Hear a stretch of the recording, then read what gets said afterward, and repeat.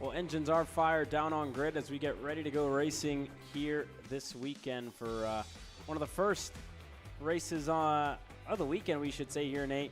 The Mini Swift class getting ready to go out for heat race number 1. They're led to the green by Iron Rock Motorsports' own Kimo Ahmad. He's starting alongside Alex Chandler, Tanner Barsh, and Aston Wyatt on row number 2. Tyler Moravietz rounding up row number 3 alongside Clayton Stiles.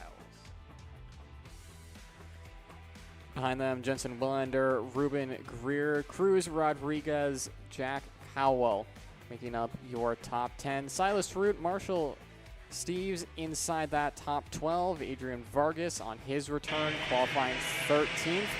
As you can see, the rest of the field making their way on the track now, Caleb. Yeah, Aitayo Elisa starting 14th, Jaden Jolivet 15th, Yomi Vargas 16th, and Nayeli Vargas starting 17th. Gavin LaGrappe starting 18th with Benton Hale in 19th. Mace Lasek, after DQ, unfortunately puts him starting at the back of the field here in this one. 20 drivers getting set to take the green flag here in Mini Swift. The first of our races on our return here this year, round number 4, the Midsummer Mashup, although we are just a little bit out of summer, if you will, here this weekend. We're getting ready to go racing. The first of our classes, this is Mini Swift. That's getting ready to take the green flag. And there's another look at your starting couple of rows. But it's all going to be rookie Mini Swift driver in Kimo Ahmad as they work their way to the commitment cone. So no tire scrubbing from this point forward as we get ready to go racing. Onto the backstretch. It's Kimo Ahmad on that inside line. Alex Chandler, Iron Rock Motorsports lockout of row number 1. We look for the green flag, and we got it. We're racing in Mini Swift, presented by the AR Academy, already side by side. We're side by side through the field, and Aston Wyatt already looking to make a couple of moves. Nothing yet there, Nate. Yeah, everyone's staying pretty much single file for the opening part of this race. I think all of them knowing that tire warm-up is going to be key, though. Big move to the inside for Chandler to retake the race lead. That is him now leading the way on this opening lap. Behind them, Ahmad, Barsh, Wyatt, who fell back a couple of spots. The CRG of Barsh moving his way up into second, and now just one more card away from getting a race lead here early on. Yeah, Tyler Moravietz in there. He slots into the 4th spot on our Kart Republic here this weekend. He looked to kind of get himself into the mix. Couldn't get that move done. As we head onto the backstretch, first time around. There goes Aston Wyatt looking out of line on Moravietz into the chicane. He's going to get some help. Clayton Stiles looking to push him through. Aston Wyatt out of shape through the grass. A close call there for the AR Academy 121. And he's not happy there. Just a little bit too much of a push. It looked like he wanted to back off. And with the drivers just right behind him, pushing him through, there was really nowhere for him to go as one driver is out of this race early. I think that might be the 199 of Silas Root, who's out of this race early here. Yeah, unfortunate for both of those drivers, but a bit lucky for Aston Wyatt to keep going after that one. Like we saw a couple of drivers getting caught up in the grass and the freshly cut grass that really just sucked people into that off-track area. And while we were talking about that, Tanner Barsh to the lead on that 151 CRG machine. So new leader here in Mini Swift in heat number 1. 4 minutes and a couple of laps to go at this point, Caleb. No moves being made within the top 5 as they're all going to settle in here a little bit and not let those leaders get too far in front. Yeah, and there you go. Aston Wyatt just slotting in the line, but everybody else, the 1-2, the Tanner Barsh, Alex Chandler. And again, we talked about how fast that section was, right? Any little movement like that can get you out of shape, as we saw there with Aston Wyatt as Moravietz. Looked like he wanted to have a go on Kimo Ahmad for the 3rd spot. They're still single file as we get into the more technical section of the racetrack. Ahmad able to keep himself ahead. And again, only 6 minutes, so at this place, really only 5 laps almost, plus 2 there in the end. So about 7 to 8 laps around this place here, Nate, throughout the heat races for these young drivers. Yeah, you don't have a lot of time to get things done, get yourself further up in the field. So you have to take a every opportunity as it comes to you. No moves being made in this top 5, and honestly, rightfully so. If you're Chandler in second, you're just going to want to be working with Barge. That's a big off there, Caleb, for Kimo Ahmad.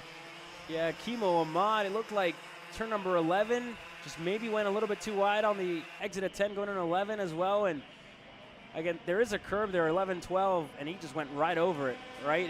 And it's as easy as that, right? You put a foot wrong, you maybe take too much speed on the exit of a corner, don't brush the brakes enough, get on the gas too early. You can find yourself going off the track, just like we saw there with the triple one. Yeah, and that's obviously the last thing that Styles is going to want to see, too, him trying to work his way into this lead battle as well. To see a driver go off in front of him, then have to clean his tires off, that's pretty much any chance for him to get up into that lead battle here in Heat 1. But, of course, we still have another heat later on today, then Heat 3 and final tomorrow. So still a long weekend to go for these drivers, but like you said in qualifying, Caleb, you want to start on the right foot, and having these small mistakes in qualifying in the opening heat, not how you want to start your weekend. Yeah, definitely not. And also, you know, while we're on the topic of racing, yesterday one of the biggest things that I noticed, and again, racing at night for us on our hand when we even did a rental kart session, but it was quite noticeable, right? Anything offline, there is a lot of marbles out there, a lot of dust, a lot of dirt that's been kicked up onto the racetrack. So that's also one of the biggest things, right? Whenever you are getting past, whenever drivers are making a move out there, anything offline is super, super slippery. And for us even to feel that in a rental kart, that's huge.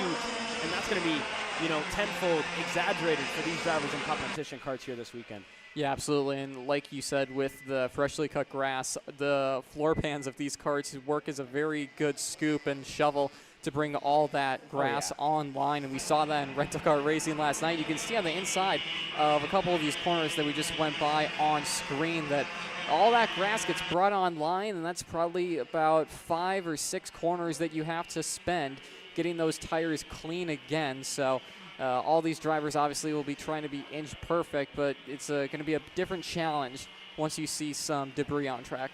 Oh, for sure. I'd have to agree here. And again, this also really shows, right, when a group of two kind of sticks their head down and they work together for that little bit, you're seeing them pull away here, right, from that second group. They were battling early. They tried one move, really, and it was Aston Wyatt trying to make a move there on what I believe was Moraviec.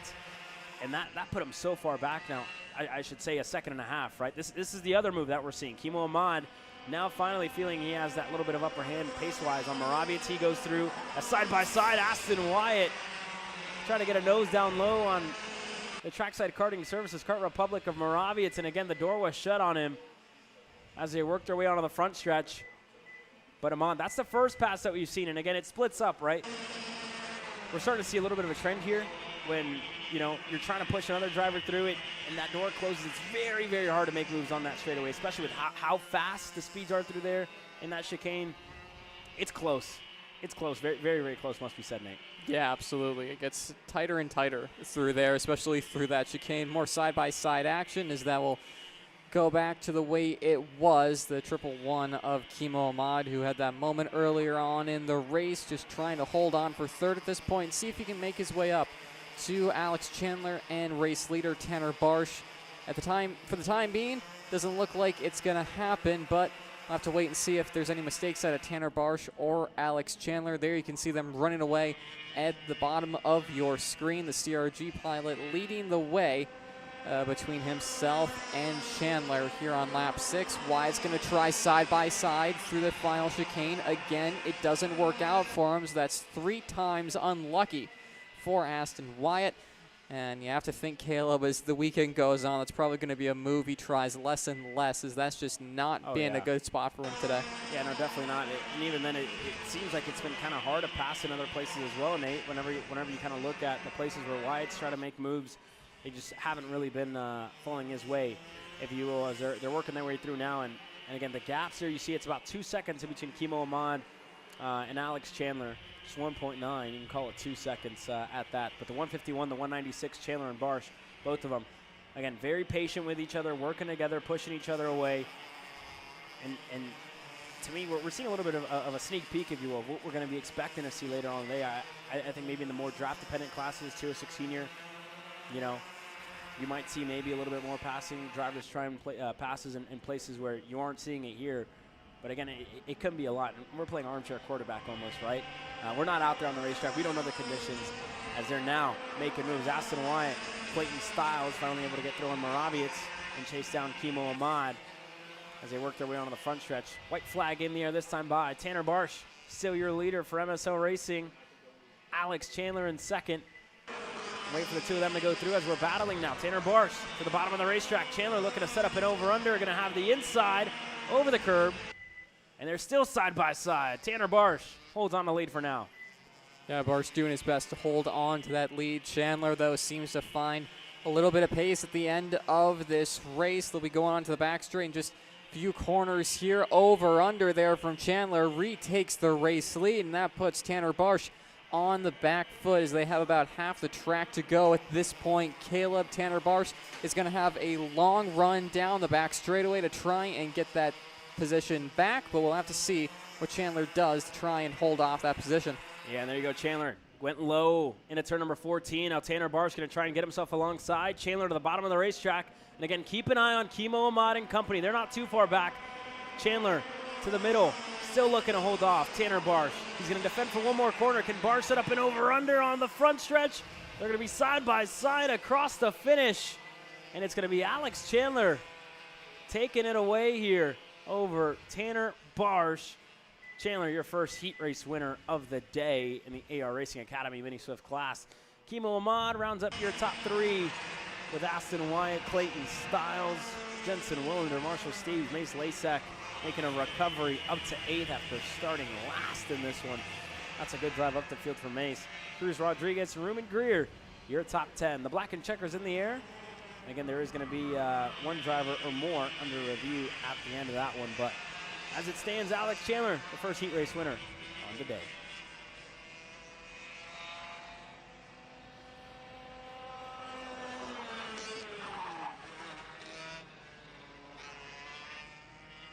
You know, I'm really starting to like this go-karting thing. Yeah, me too. Oh my gosh, can I show you this cute dress I just got? Yes, of course. Oh my goodness, it's so cute. I just love shopping. I love shopping too. Oh my god. Wait, did you guys say you like shopping? Of Yeah. course. Well, dude, I have the perfect place to do that at. ShopPayCara.com. At ShopPayCara.com, you can get free shipping on orders $200 or more. You can get anything you want. Like MXC rims, gloves, rib vests, shoes, anything that you need. All at ShopPayCara.com.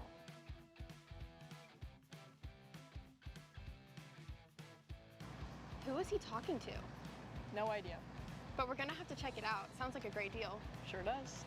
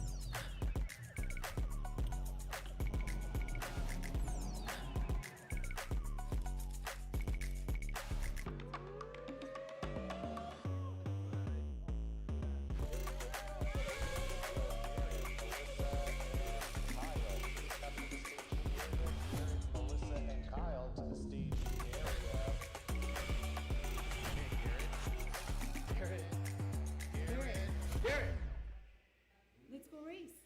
Come on, man. Cat food marketing. $9.99 a month. Dude, Caleb, wake up. Dude, we're live in 5 minutes. Let's go. Come on. What are you doing? Dude, I'm so sorry. Xander had me in a cat food marketing meeting till like 2 a.m. last night. Come on, man. Do you have anything I can drink? Dude, I got the perfect thing for you. Perico. It's a healthy energy drink alternative. Perico, non-GMO, gluten-free, kosher, magnesium, B12, B6, Yeah, it's good. B5, biotin, and zero sugar? Pericazo! Try Perico, made with natural ingredients, organic caffeine, and supports your metabolism. Try the new official energy drink of Kart Chaser.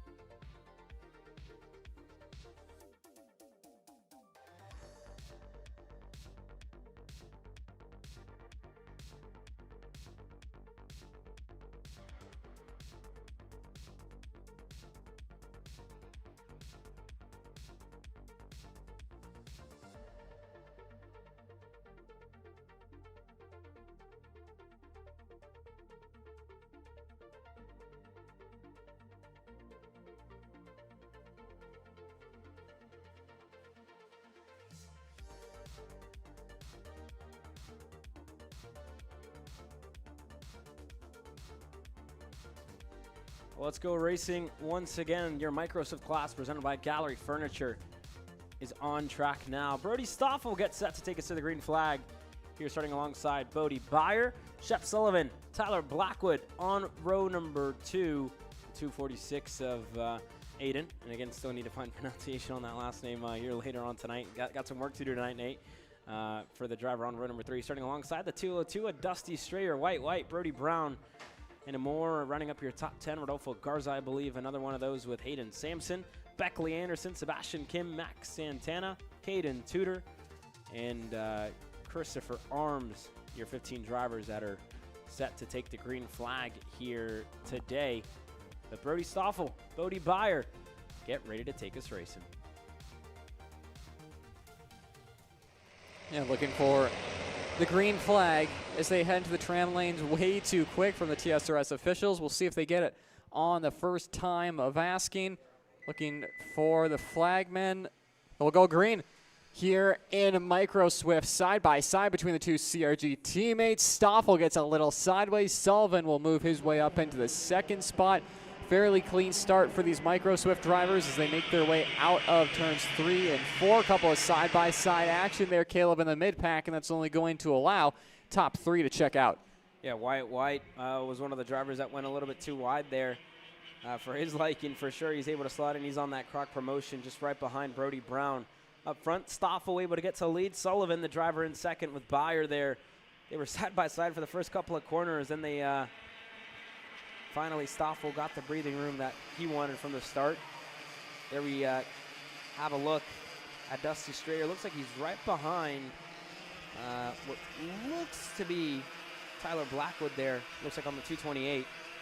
Looks like a new helmet for him here this weekend, maybe. Keeping me on my toes, that's for sure. But we're working our way through there. The 246 of Aiden finds himself in tow, and there's the move further back that we're looking for. Tyler Blackwood, Dusty Strayer able to work through on White. Yeah, so those moves continue to be made in this pack for about 4th on back. Top 3 have checked out at this point and sustained that pace. Stoffel, Sullivan, Bear, as you see them pass under screen there. Working together at this point, Kayla, which is what you have to be doing, and it's what these guys in the mid-pack are definitely not. They're still trying to squabble for position and find out who's able to get themselves back to the front of the pack. But of course, with how short these races are, Caleb, and how little laps you get around Nola Motorsports Park, if you get a bad run out of the opening couple of corners when you see the green flag, it's going to be really difficult for you to reel yourself back into those leaders. Yeah, you also can't sit around and wait, all race long as well. So, again, you got to make moves out there on the track, and they're doing just that. So, it's a process one by one, getting those points. You have 3 heat races, right, and you're starting from that same position every single heat race. So you're having to make those moves every heat race. So the quicker you can make them, the better. And again, we talked about it. You still have 4 minutes left. I feel like you can afford to make those moves, right? Lap 1, lap 2, lap 3, 4. You might be losing a little bit of time there towards the end as well, right? You need to make moves if you aren't close enough to get yourself into the mix either. So critical early stages for these drivers, right, to make up as much spots as they need. Points as well. We talked about championship here throughout the weekend. Tyler Blackwood, a driver who finds himself in that, he needs to recover, get himself back into the mix as well. But here's his battle for the back. White, Brody Brown finding themselves battling here a little bit as we work our way into turn number 8, 9, and 10. And again, they've continued to go back and forth throughout this race here, Nate. Yeah, absolutely. They started to figure out they don't want to pass each other too much or lose too much time. Just bumper to bumper, working together, trying to get themselves further up the field. But you can see there a couple of potential switchbacks happening for White and Brown. White will get by for that 7th spot. Is more battling happening further up. That's for 3rd, I believe, between Bear and Blackwood. Those two swap positions and put Blackwood on the Bennett cart up into the top 3. As Bear will stay hot on his rear bumper, try and get that move done again. Almost had it in turn 1, but ran out of room on mid to exit of turn 1. So you can see there, more battling happening further back here, Caleb, as it continues in this mid-pack. Yeah, look at this. White, Brody Brown in this mix. Hayden Sampson right there. as well as Rodolfo Garza. They're just on the edge of the top 10. These drivers have been going back and forth throughout this race. White actually started further up. And again, he's down a couple of spots here. He finds himself up one, really. But again, he started P8, got himself up to P4 just about, and fell back down to P7, unfortunately, for the 224. That being said, Tyler Blackwood with the fastest lap of the race, 69.893 for the 228. And again, he's been making some inroads, making moves when he's needed to get himself through. He's just ahead of Brody Byer, is looking for move 8 in there. Look to go on fellow Parolin, if you will, and the 202 of Dusty Strayer as they work their way onto the front stretch. Just over a minute and 2 laps to go left in this one. Over a minute until time runs out. So again, we're in the closing stages of this one. Yeah, and like you said, time running out there, Caleb, for a lot of these drivers is not a whole lot happening on track. Really just going into tandem drafting at this point for these drivers, and probably going to wait till they see 2 to go or white flag at this point.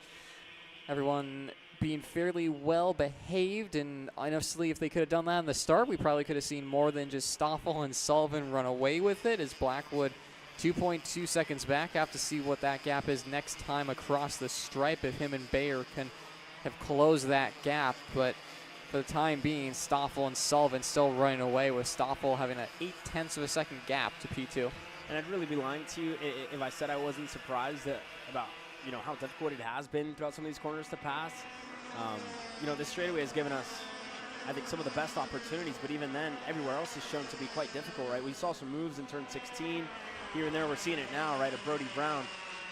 But again, it's hard to set these moves up, and you have to try for a lap, maybe 2 laps, setting it up, closing down that gap, and that's what we saw to Brody Brown, right? He was behind White for quite some time until he was able to get that move done. So that might be a trend that we're going to see here throughout the day, throughout the races, as well as Brown leading this field. White side by side, still looking to get a nose down low. So again, this group continuing to fight here. But it shows you, right? It's hard to make those moves, to make a deep lunge into some of those tight, technical, twisty corners. Yeah, it's difficult to keep momentum up, too, in that where a couple of these corners are really easy to get by. It's just you're going to lose a ton of time to the drivers in front of you, and that's what we've seen a lot so far in this first heat of the Micro Swift division for round 4 here at TSRS. Is this battle that we saw once raging just a couple laps ago has opened back up, and continue to look around the track for more tandem drafting battles that seem to be the name of the game in Micro Swift, and we'll have to see if that continues later on in the day. Just a couple more laps to go for these micros now. As you can see on track there, 2 to go from our head flagman, Caleb, as really this is the closest battle we got on track right now. Yeah, it's close. Stoffel has been able to open up his gap to about 2 seconds over Shep Sullivan out of Dallas, Texas, racing under the DKC banner and the Sullivan Racing banner as well. Tyler Blackwood finds himself 3rd, still a good ways back. He's about 2.3 back to Brody Byer, to Dusty Strayer, to the 246 of Aiden. You go back to Brody Brown as well. So again, working their way through as they work their way now. And Brody Brown, White. Again, this has really been, I think, one of the most surprising things to me, Nate, to be said. Yeah, this is really hard to say anything right now, as they're all just being patient and waiting. More battles happening further back there, Caleb. But Rodolfo Garza looking to move on Aiden Sampson, and that door just closed shut. It gets tight through there. Yeah. I mean, we saw that with Wyatt last race. It's you have such a head of momentum going into that chicane at the end there. But how about it for Brody Stoffel? Of course, this is only heat number 1. Of course, we still got 3 more races to go until you battle for a trophy, Caleb. But this is a statement to start off the weekend. 2.5 seconds in front of Sullivan, and seemingly has more in the bank. Yeah, it's just been the story of the year, right? And for him, it's been seat time, right? Staying in the seat, staying fresh, and we're seeing that here this weekend. Actually, On another note, right? Cool note for Brody. He was here racing last year in 2024. Just when he was just now starting to do as much as he was, and he actually had a flip here in heat race number 1. So to come back a year later, put 2.5 on the field, that's a statement for sure for Brody Stoffel. Is looking for a change in second. Tyler Blackwood side by side with Shep Sullivan. Blackwood gonna get it into turn number 15, and he goes around Tyler Blackwood. Was just through, and he's facing the wrong way in the grass. Brody Stoffel gonna come across the line and win this race. Shep Sullivan, Bodie Byer, your top 3, but Tyler Blackwood looking to make a move. Found himself facing the wrong way when it's all said and done, and we talked about how thick that grass was, Nate. There's no getting out of that, and we're seeing it start to bite back here just a little bit for Tyler Blackwood. That's going to hurt the average of that driver, who 1 is in the championship and 2 is looking for a good starting spot later on in the weekend in the main event. Unfortunate for the Bennick. That's going to put an early end to his heat race. Not going to be able to get going here, but Brody Stoffel takes away heat race number 1 in the Microswift class, presented by Gallery Furniture.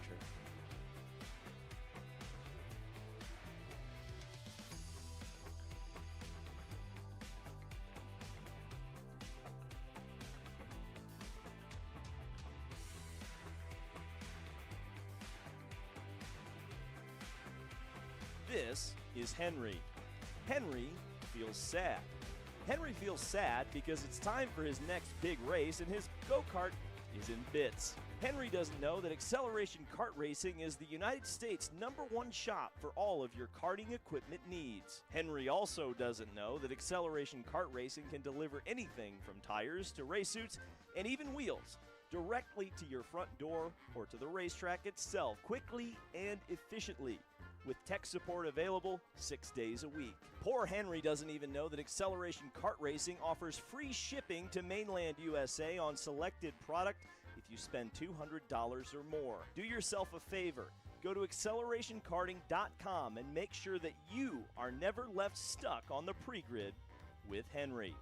Be smart and don't be like Henry. The K1 Circuit Semi-Pro League.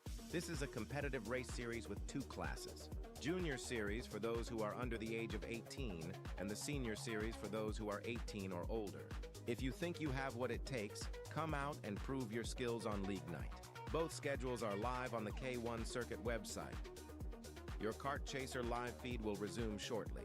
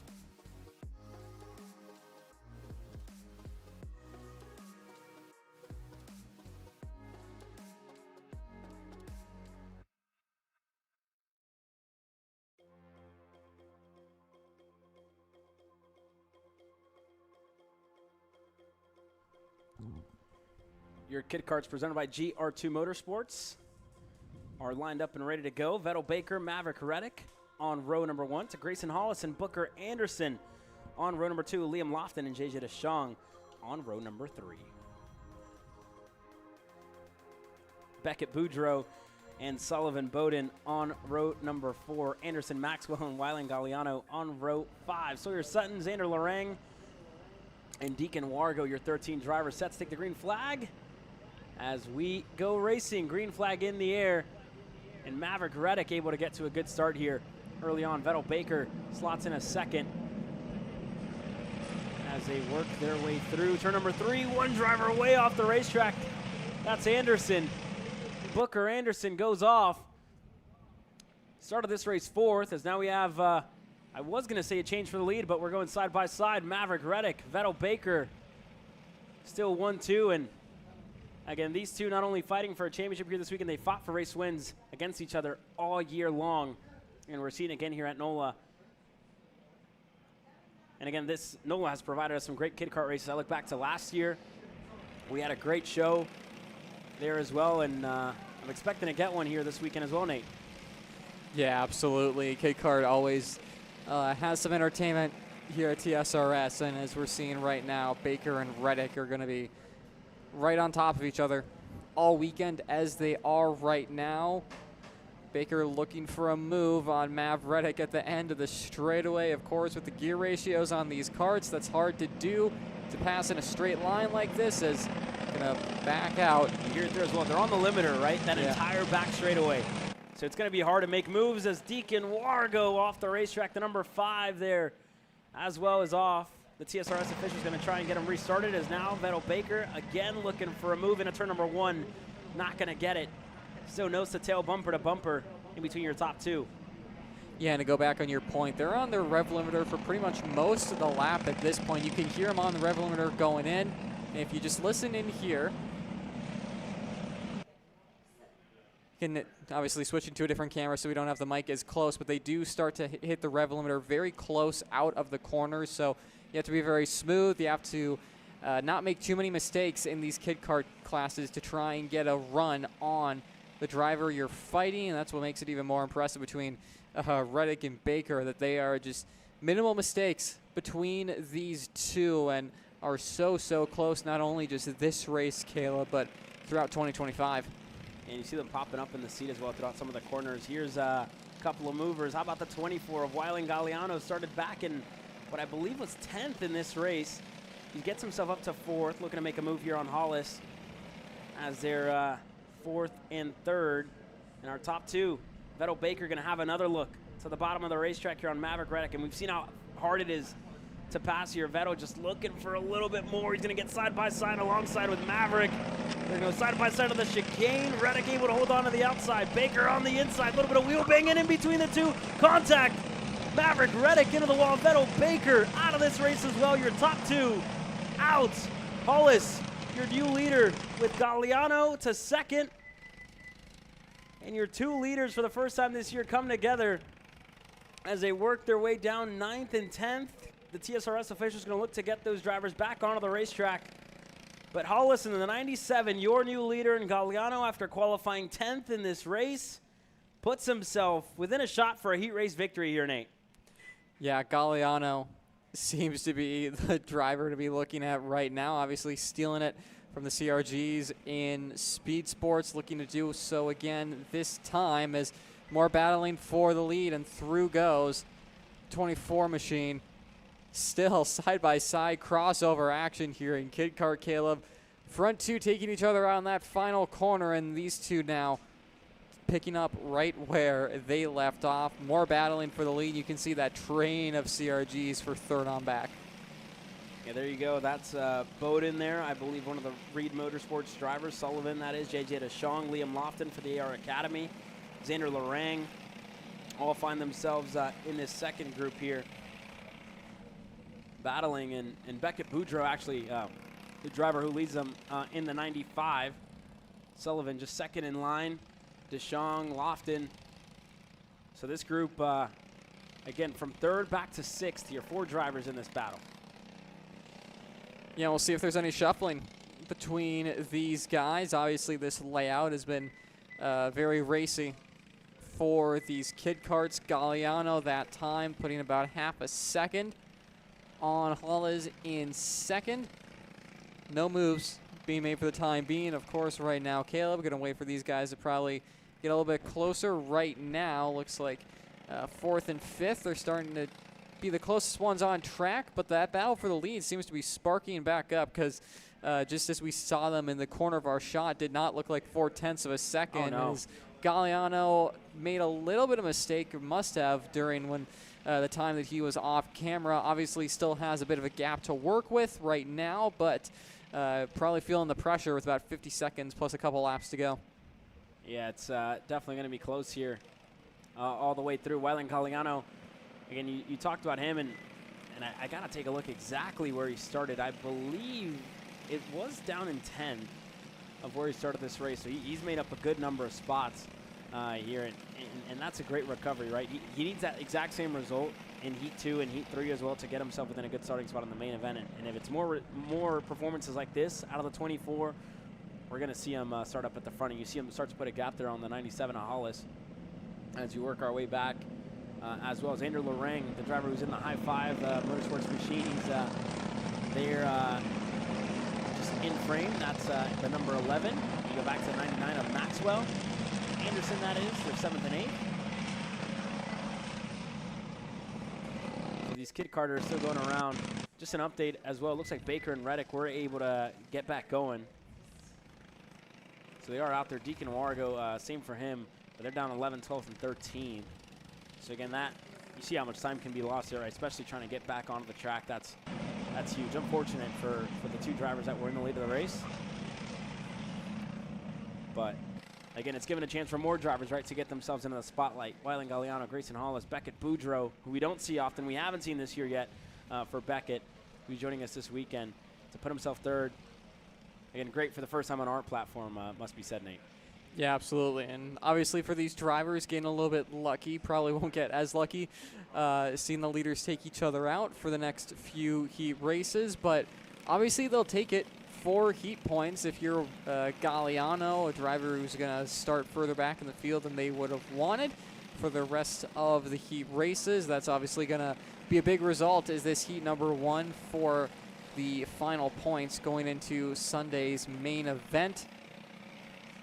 Still, you can see them there just pulling away from a train of CRGs that occupy that 2nd through 5th spot.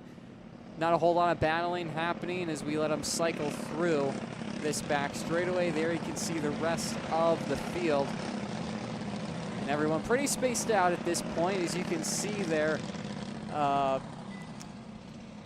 Who are the two in the back there, Caleb? I'm blanking here. That's Vettel, Baker, Booker, Anderson there. I mean, again, both those drivers are off the track. And you see the damage there on Vettel Baker's car. That front fairing heavily damaged after that incident that we saw there in turn number 16. So they're able to get going here in the last corner onto the front stretch. But yeah, again, both those drivers on your screen, they had obviously the problems early on. And again, some spotlight for the 24 opens up his gap to a 2.5 seconds. Wylan Galliano, what a drive for this kid. Again, good recovery. To make moves, to make them efficiently as well, to, you know, by the time lap 2 comes around, to be in contention for the race lead. That's great for the 24, and he's showing it out there on the racetrack. Yeah, absolutely. And even if we didn't have that battle for the lead that went wrong in turn 16, going from 10th to 3rd is still an impressive run. Obviously, he'll take those 2 extra spots and a heat race win, but he's going to have to stay consistent and stay on top of it on those opening laps like he was for the next few races until we get into the final. But still, hats off to Galliano. It's been a good run so far. No, for sure, and we're getting close to the end here in this Kid Kart race. I believe we're about to get 2.6 in the air. 2 laps to go left in this one, and again, everybody third on back. Still close to each other. And we talked about the difficulty to pass here as well, Nate, right? I think you're seeing it, especially with the gears here, which I need to get confirmation, but I believe they are restricted here in the Kid Kart class, so it's a little hard for them. And again, just kind of taking a look out of our out of our booth here, out of the windows, you see mechanics, drivers, coaches kind of telling these drivers to open up the corners. With how wide they are and how small these karts are, you see a lot of messages on the microns here as well, right? When they kind of talk about it, right? White, tight, wide, taking those corners, open up, go tight for the apex, obviously, and then have a wide exit as well. And these are all little nuances, little things that these drivers will learn as they get older, as they get into those bigger karts, and they'll start to understand a little more as well throughout the years. But this is the perfect way to start, right? And we talk about the skid kart class a whole lot, but they always give us great racing action. And again, being in this series for quite some time, I believe year 4 now of being here, watching the racing, you know, kind of seeing the progression of these drivers. We're now drivers in 2022 on my first year, you know, covering this. They're now national race winners, national champions, right, that continue to return, continue to come back here week after week. And again, these are the stars of the future, like we like to say, right, in the skid kart class. Is Galliano now, white flag in the air for him next time by, and you see the gap he's been able to set on the field. What a drive out of the 24. Absolutely, going through the final couple of corners now. We'll see the white flag when he comes out of turn 16. I think we've pretty much hit the nail on the head for this one. Checkered flag, actually, yeah. So it's going to be a win for Galliano. And I was about to say that I've really run out of ways to say he's pretty much dominated this one, and he's done everything he's needed to. And there's confirmation, checkered flag in the air for Galliano. 3.3 seconds to the good and a heat race win. It's going to be good for heat points going into Sunday. But for Reddick, Baker, not the way you want to start off. Baker will recover to 9th, Reddick 12th, and we'll have to wait later on today for them to resume that battle. Yeah, we'll take a look at it. Quick commercial break from our side. We'll be right back with more racing action. You're watching round number 4 of the Texas Sprint Racing Series live on Kart Chaser.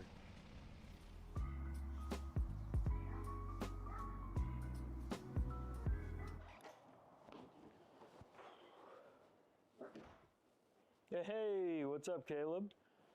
What's up, Brandon? You sound defeated. A long day at the office? Yeah, got stuck at a cat food marketing meeting for like 3 hours. I don't know a thing about cat food, and I don't even work in marketing. And then I got sent on a coffee run like I was some sort of intern. Then at the end of the day, when I went to go get gas, I just realized everything is so darn expensive nowadays, man. Yeah, you got that right. Like, do you have any idea how much we're spending on Netflix? It's like $20 a month. Do you know how much we're spending on cable? That's like $50 a month. But you know what isn't expensive? Tell me. Kart Chaser Premium. For only $9.99 a month, you can watch all the American karting action live from coast to coast. Subscribe and become a member today.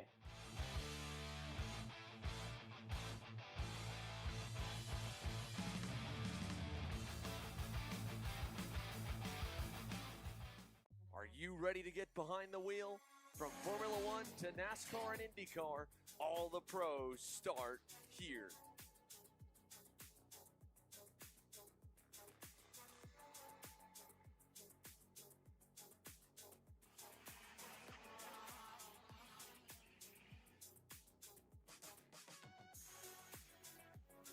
For more information, check us out online at mcckarting.com or call us and go racing today.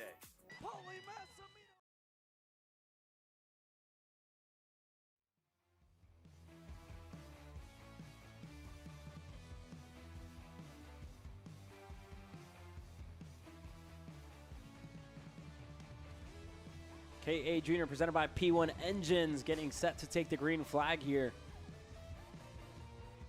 And again, this KA Junior class, Nate, competitive as always, with a good number of drivers from all over the country joining us here this weekend to take part at the beautiful Nola Motorsports. Fastest of them all, though, was Royce Vega. He's starting on row number 1 alongside Tyrone Kemper Jr., Derek Wargo, and Nathan Golseth on row number 2. Yeah, behind them, Gage Bailey, David Ibarra, Marco Romero, Nico Orbezo, Jackson Baldus, Mason Berry. Rounding out your top 10, you can see the rest of the grid file through there, Caleb, as they'll be filing through the final couple of corners here. Yeah, there you go. Luke Cruz, Oscar Gus Wonderlay on row number 6.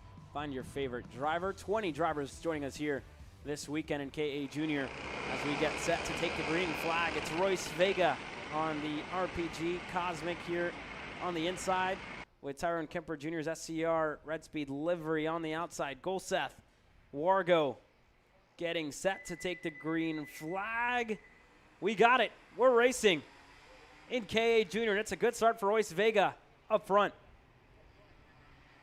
And Vega getting a good jump there, like you said. A couple of kart lengths between himself and Kemper as third on back is left to fight for positions. One of the CRGs going wide, another one of the Gillards going wide there as well, and into the runoff area as front two have already checked out from the rest of the pack. And how many times we said that today, Caleb, even on just a couple races in for us, as you can see Vega starting to build that gap with the help of Tyrone Kemper Jr., Nate Gulseth in that third spot with Wargo in fourth, and then Ibarra and Bailey are going to have to try and lead the charge up to those front four to try and get themselves higher up the grid. Yeah, Mason Berry, the driver in the Gillard that you were talking about, the GWR Gillard that we saw just have a little bit of an off-track excursion. As a change for the lead now, Tyrone Kemper Jr. to the lead. And again, Royce Vega just brushing the brakes before they even get into the chicane there. To just let Tyrone Kemper slot in the line, not waste all too much time. And they're able to stay 1-2 with a good gap back to Nathan Golseth. Derek Wargo, Ibarra in the 806 gets himself up to fifth with Gage Bailey just right behind him. That's our most recent race winner. And you look back to Crescent as there was a pass there. Gage Bailey able to go up to fifth. Yeah, good race for Bailey thus far. Orbezo starting to fall down the order, not the way he would have wanted to start the race, but looking further back, Nathan Golseth is very quick at this early stage of the race. Seems like he is closing down on those leaders that are just in front of frame here. There you can see that Golseth and Wargo have really closed in the gap between Vega and Kemper Jr. As you can see, Vega leading the way at the moment on that RPG Cosmic, with Wargo and Golseth now joining the fray. And who's to say that we won't see Bailey in this battle as well in a few moments here if these guys start to go at it. Yeah, Vega was able to get himself back to the lead of the race, and you saw, I think Kemper might have had a thought about it, and again, just has to be careful where he wants to go. Turn number one, that's going to be the answer. Nathan Golseth looking to follow through. He's through for second. We're still side by side as Derek Wargo gets both of them with an over-under move.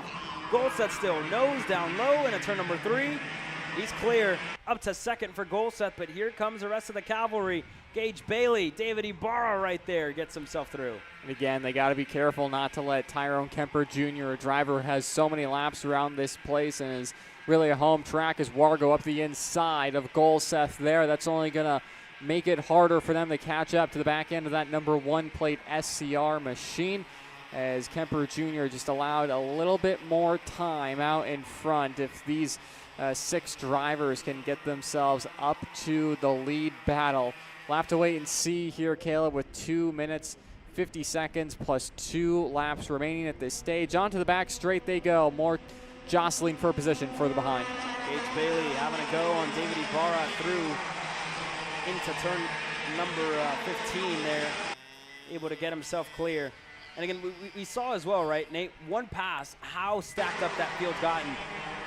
And again, it's going to be, you know, I think hard to pull away for one driver to really try and pull away from the rest of the field, and that's why I think it's so critical, right, for second on back, third on back, fourth on back to stay in line, right, because it's the long game, right? That's kind of what you're playing here throughout these heat races as well. We know Kemper has, we saw it all last year in 2024 when we were here at Nola Motorsports Park. Tyrone Kemper was able to run away in almost every single heat race and get himself out to the front on what was his rookie, really, year in the junior class last year. Now a sophomore in the division, able to get a championship on his rookie season. Now we'll see what he can do on his second time around as they continue to work their way through. Bailey, Orbezo, Ibarra still there. But this is huge. This back straightaway, this is really where Derek Wargo and company are going to be able to close down that gap to Tyrone Kemper Jr. And you see it right there, right? How much that gap closed, Nate. Yeah, absolutely. It's starting to come down for Kemper Jr. The question becomes, if Wargo gets to the back end, does he try and work with them and leave Golseth and Vega in the dust? That's obviously not going to happen, because Golseth goes for a move, unable to get that job done in turn 3, moves himself down to 4th. And that's going to be a little bit more than 2/10 between the leader and P2 next time across the stripe if it continues like this. with a minute plus 2 laps to go. These guys got to start working together if they want to make themselves known to Tyrone Kemper Jr. at the lead of this race, who probably should have fallen under fire a couple times, as David Ibarra getting up the inside of Bailey. And it's also a matter of who wants to get there first, right? And I think Golseth showed that in the move that he tried there on Derek Wargo. You know, they see they're closing down the gap, but by Golseth, if he would have made that move stick, then he would have been the first driver there. As now a move to the bottom of the racetrack for Derek Wargo. Royce Vega not going to spend too much time getting himself clear for second, and that's going to get him stacked up here a little more, and that should give Tyrone Kemper vice versa, right? A little bit of more breathing room as they continue to pass. Derek Wargo on the inside of turn number 1, side by side for third. Golseth, Ibarra, all still trading for position. This is going to stack him up. Say goodbye to Tyrone Kemper Jr. There's no catching him as Derek Wargo now off the racetrack. The hometown kid finding himself off after battling for second, looking to hold on a position. Finds himself in the grass and out of contention here. But like I said before, say goodbye to Tyrone Kemper. There's no catching him here with 2 laps to go. Yeah, that is race over for the win. But that move between Vega and Wargo there, going down the back straight last lap, it looked like there was potentially a reactionary move from Wargo. Vega didn't seem happy about it and taking matters into his own hands potentially and putting Wargo off the track there. But that's up for TSRS officials to decide that one. As you can see there, a big push in from Vega's front bumper as Ibarra going in defensive is potential penalty there as well. Yeah, there is no pushbacks here at TSRS to note for home, but it looks like there is a penalty coming the way of Royce Vega as they're looking for a move for third. Ibarra looking to hold Golseth back. Gage Bailey right there. Nico Orbezo as well, but again, this group has been very close to each other on the racetrack throughout this race, and it's really allowed, right, Tyrone Kemper to pull away. And again, just flashbacks to what we saw in 2024 out of Kemper Jr. He's shown that to us again here in 2025 when we came, or when we're here at Nola Motorsports Park, as Bailey's still looking to go at it with fellow teammate under the tent with Trackside Karting Services. Himself and Nathan Golseth with, again, Orbezo not too far back. Bailey finally having a go on Golseth. They're going to trade the 4th spot. Yeah, battling happening here as everyone files back into line. Is a little bit further up the track. Everyone kind of has a little bit of a gap, is confirmed. Vega getting a penalty for that move on the comp card of Wargo. So we'll have to see if anything more comes of that too, if there's any reactionary driving penalties for Wargo. 2 laps to go this time by, as everyone's really starting to spread out here, Caleb. As they're working their way through there, Tyrone Kemper Jr., that gap is a 1.5 seconds now. Royce Vega still in second to Ibarra to Bailey. Again, we've seen these drivers kind of mix their positions. Now it's just a matter of how many points can you get at the end of the heat races. Best average position as well when it gets down to it. So making up as many spots in this last couple laps when we hit the white flag next time by, that's critical, right? As now off the racetrack, Derek Wargo out of this race early in the 888. The 824, Luke Cruz out as well in the TB Kart USA. And it looks like that right side pod of Luke Cruz heavily damaged. So unfortunate for those drivers as we look back into the backstretch. Royce Vega moves to the bottom. Ibarra goes even lower looking for a move. He gets clear. David Ibarra through for second. As now Gage Bailey gives a bumper to Royce Vega in a 16. He gets clear as well. These junior drivers leaving nothing out there on the racetrack for us, Nate.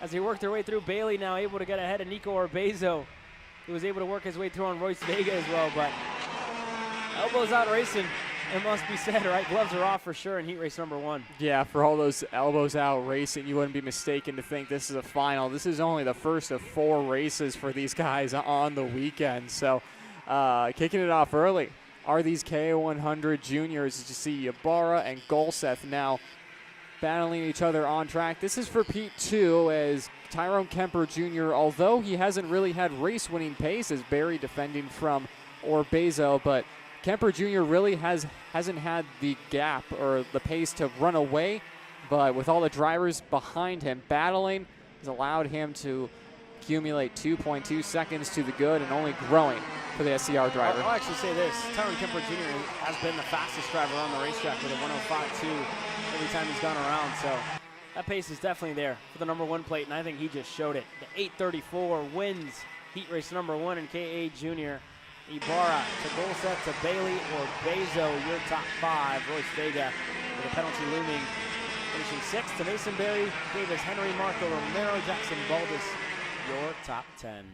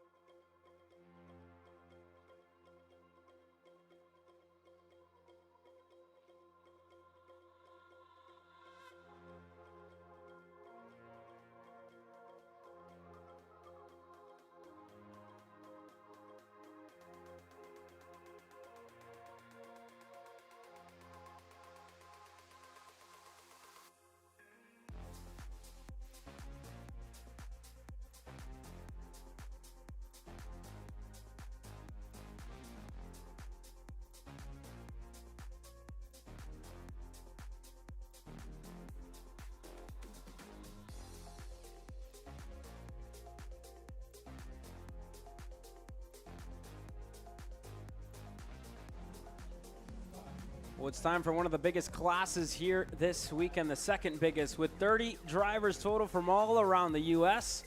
to take the green flag. This is 206 Senior, presented by Slipstream Racing. Let's run you down your starting lineup. PPK, Coyote, walks out row number 1 with Jackson Young and Christopher McKeithen. Sawyer Roussel and Cameron Reed in all. Louisiana, row number 2. Behind them, Carter Kilgo and Bryce Frank round out row 3. Jacob Oliver, Josie Chambers on row 4. Jeff Dolian and Reagan Seville, your top 10 here in 206 Senior. You go back to your next couple of rows with Paul Braden and Gabriel McLeod on row number 6. Jensen Harrell, Rafael Kraus, first weekend on the TB cart on row number 7. Paul Nakin, Addy Bamrue on row number 8. To Shelby Ramirez, Braden Domain on row number 9. Cole Killian, Chuck Jensen on row number 10.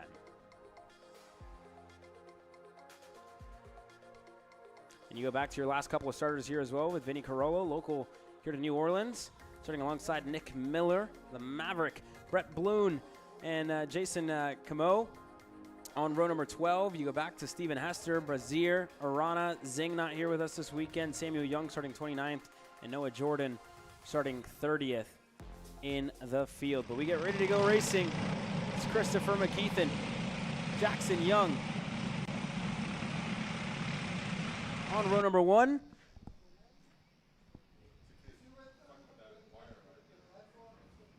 Green flag in the air. Now we're racing. Jackson Young with a good start, able to get himself on the inside. Side by side, Sawyer Roussel to the lead of the race. Yeah, big move for Sawyer Roussel to get to that lead that early. Drivers going around and more chaos ensuing here in the opening moments of 206 Senior, allowing Sawyer Roussel and Cameron Reed to get to an early jump so far. And the rest of this field are going to have to get in line to catch back up. Bryce Frank Excuse me, that's not Bryce Frank. Carter Kilgo also in third at this point, making their way back on to what is the rental cart layout and into a technical part of the section when the PPK Coyotes making their way up into third spot as well there, Caleb. So Jackson Young there able to get that move for third over Carter Kilgo, and everybody else going to slot in the line. Jacob Oliver puts himself up to fifth at the start of this race, and you got to look a little bit ways back as well. Like you were saying, Bryce Frank, the next driver leading that second group with Josie Chambers, Reagan Seville now looking for a move. Chambers on the inside. Frank not going to fight it all too much. Going to give them headway, let them go through as they work their way into turn 15. One driver dropped a tire there. That could have been Kilgo. He lost a good amount of time over Jackson Young as your top two. Continue to hold that gap. Roussel, Reed have been content to work with each other so far this weekend. And everybody else looking for a little bit of a pushing partner. Seville has it in Chambers. Frank has his in McKeithen. And Kilgo again with that mistake. That stacked up that second group a little bit more. Gave Seville that chance to get that little bit closer, Nate. Yeah, McKeithen dropping all the way down to 9th. That was a bad start for the PPK Coyote driver. Is going to have an uphill battle in this short Heat 1 with only just 4 minutes and 2 laps remaining at this point. They go by fast. Do these heat races as Reagan Seville up the inside of Chambers, the GFC pilot, move himself up a position and try and get himself further up the grid and up into this pack of 3 in front, and then out in front of those two, Sawyer Roussel, Cameron Reed continuing to lead the way 1-2 and building that gap to the field behind. Yeah, here we go. Everybody going to stay single file this time around. Going to try and close down the gap to the likes of Sawyer Roussel, Cameron Reed, as they work their way onto the front stretch now. And there goes the move. Carter Kilgo looking on the inside of Jacob Oliver. He gets it. Carter Kilgo's clear for fourth. Everybody else further back. McKeithen finally getting himself into this mix. Bryce Frank, on the other hand, the reigning champ, hasn't been able to make all too much headway. He finds himself down in 9th with Jeff Dolian just right behind him.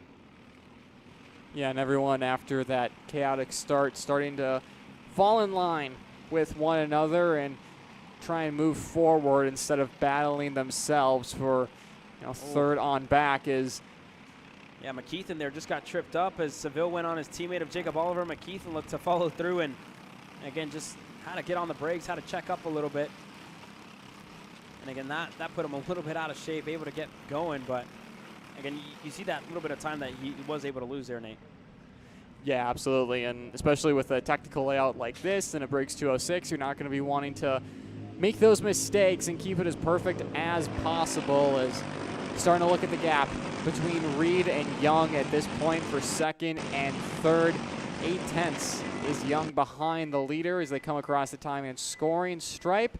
That is going to increase. So the driver's third on back. We're going to have to try and find something to close that gap between Reed and Roussel. No moves being made for the time being in pretty much any position for the top 10. So we'll have to see if third, fourth, and fifth have something in the bank to try and challenge for the win, or if we're going to see some passing for position to reshuffle that order. Yeah, as we're side by side, Reagan Seville looking to set up a crossover on Kilgo. That didn't work out all too well there for Seville, but again puts himself still in line.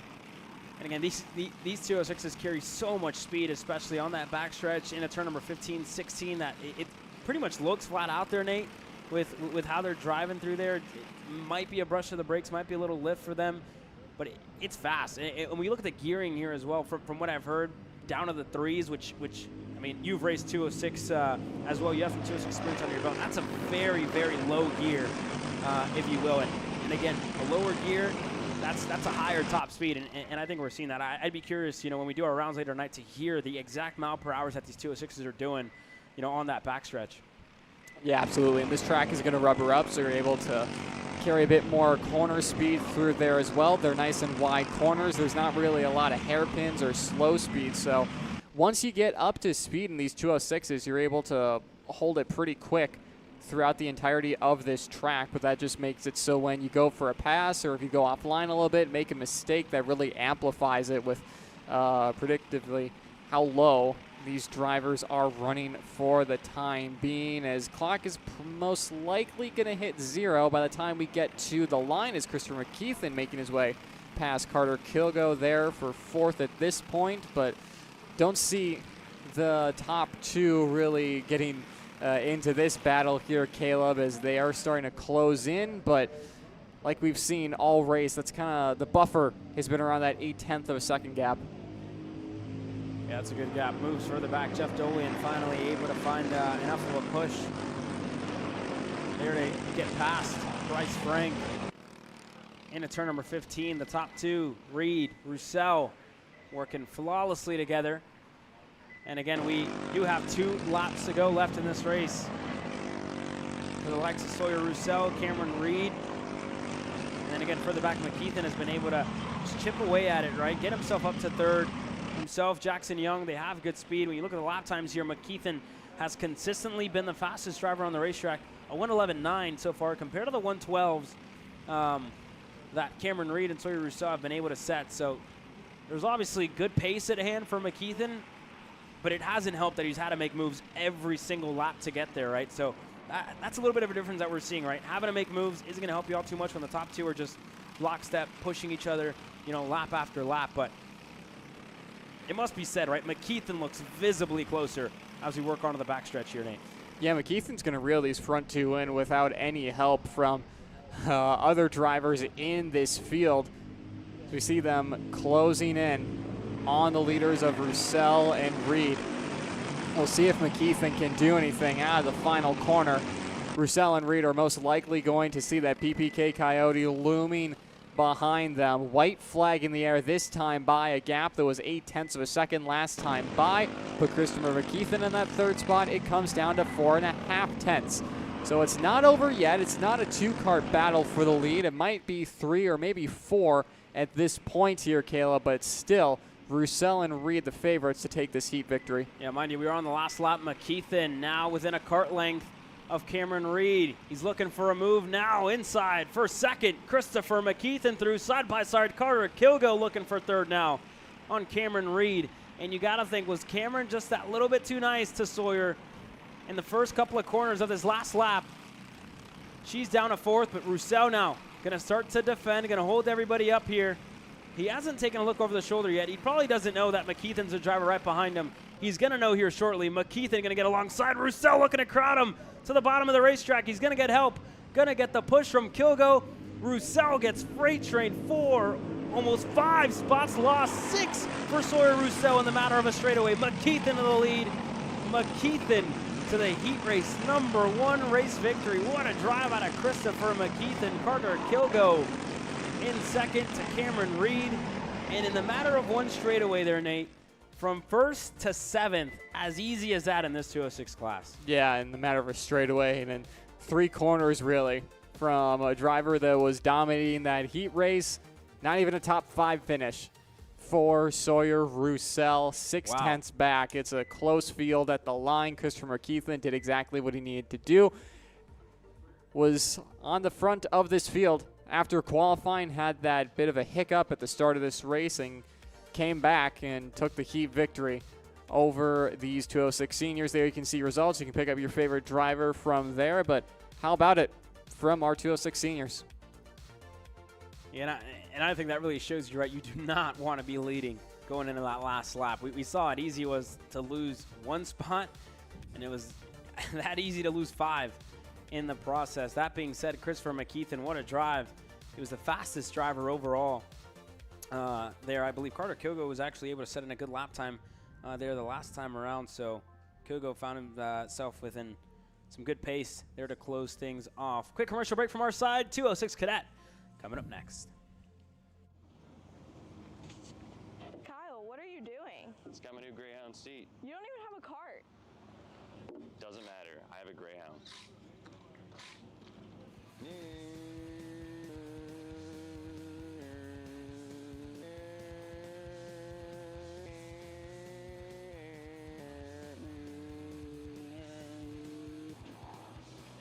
the is Kyle Cuthbertson?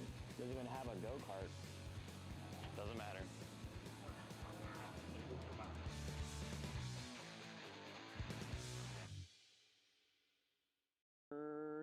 Cuthbertson through on Turney. Turney in the dirt. Cat food marketing.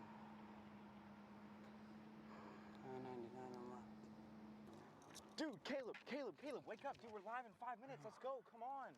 What are you doing? Dude, I'm so sorry. Xander had me in a cat food marketing meeting till like 2 a.m. last night. Come on, man. Do you have anything I can drink? Dude, I got the perfect thing for you. Perico. It's a healthy energy drink alternative. Perico, non-GMO, gluten-free, kosher, magnesium, B12, B6, Yeah, it's good. B5, biotin, and 0 sugar? Pericazo! Try Perico, made with natural ingredients, organic caffeine, and supports your metabolism. Try the new official energy drink of Kart Chaser.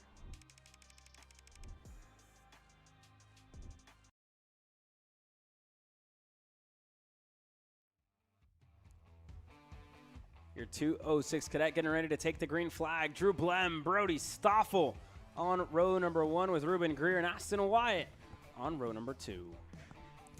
Further back, Dusty Strayer inside that top 5. Mikey Todd in 6th. There's one card off there, Caleb. Yeah, Gonna one get an driver off ID. just behind our results here, and that looks like the 201 maybe. CRG of Mace Lasek. I'm not all too sure. 261. Just getting official confirmation on that of the driver that was involved. That's Nola Newby. But we get ready to go racing here. Next time around, yellow flag in the air. No start, no start, no start the first time of asking. Gives us more time to run you down your starting grid order, but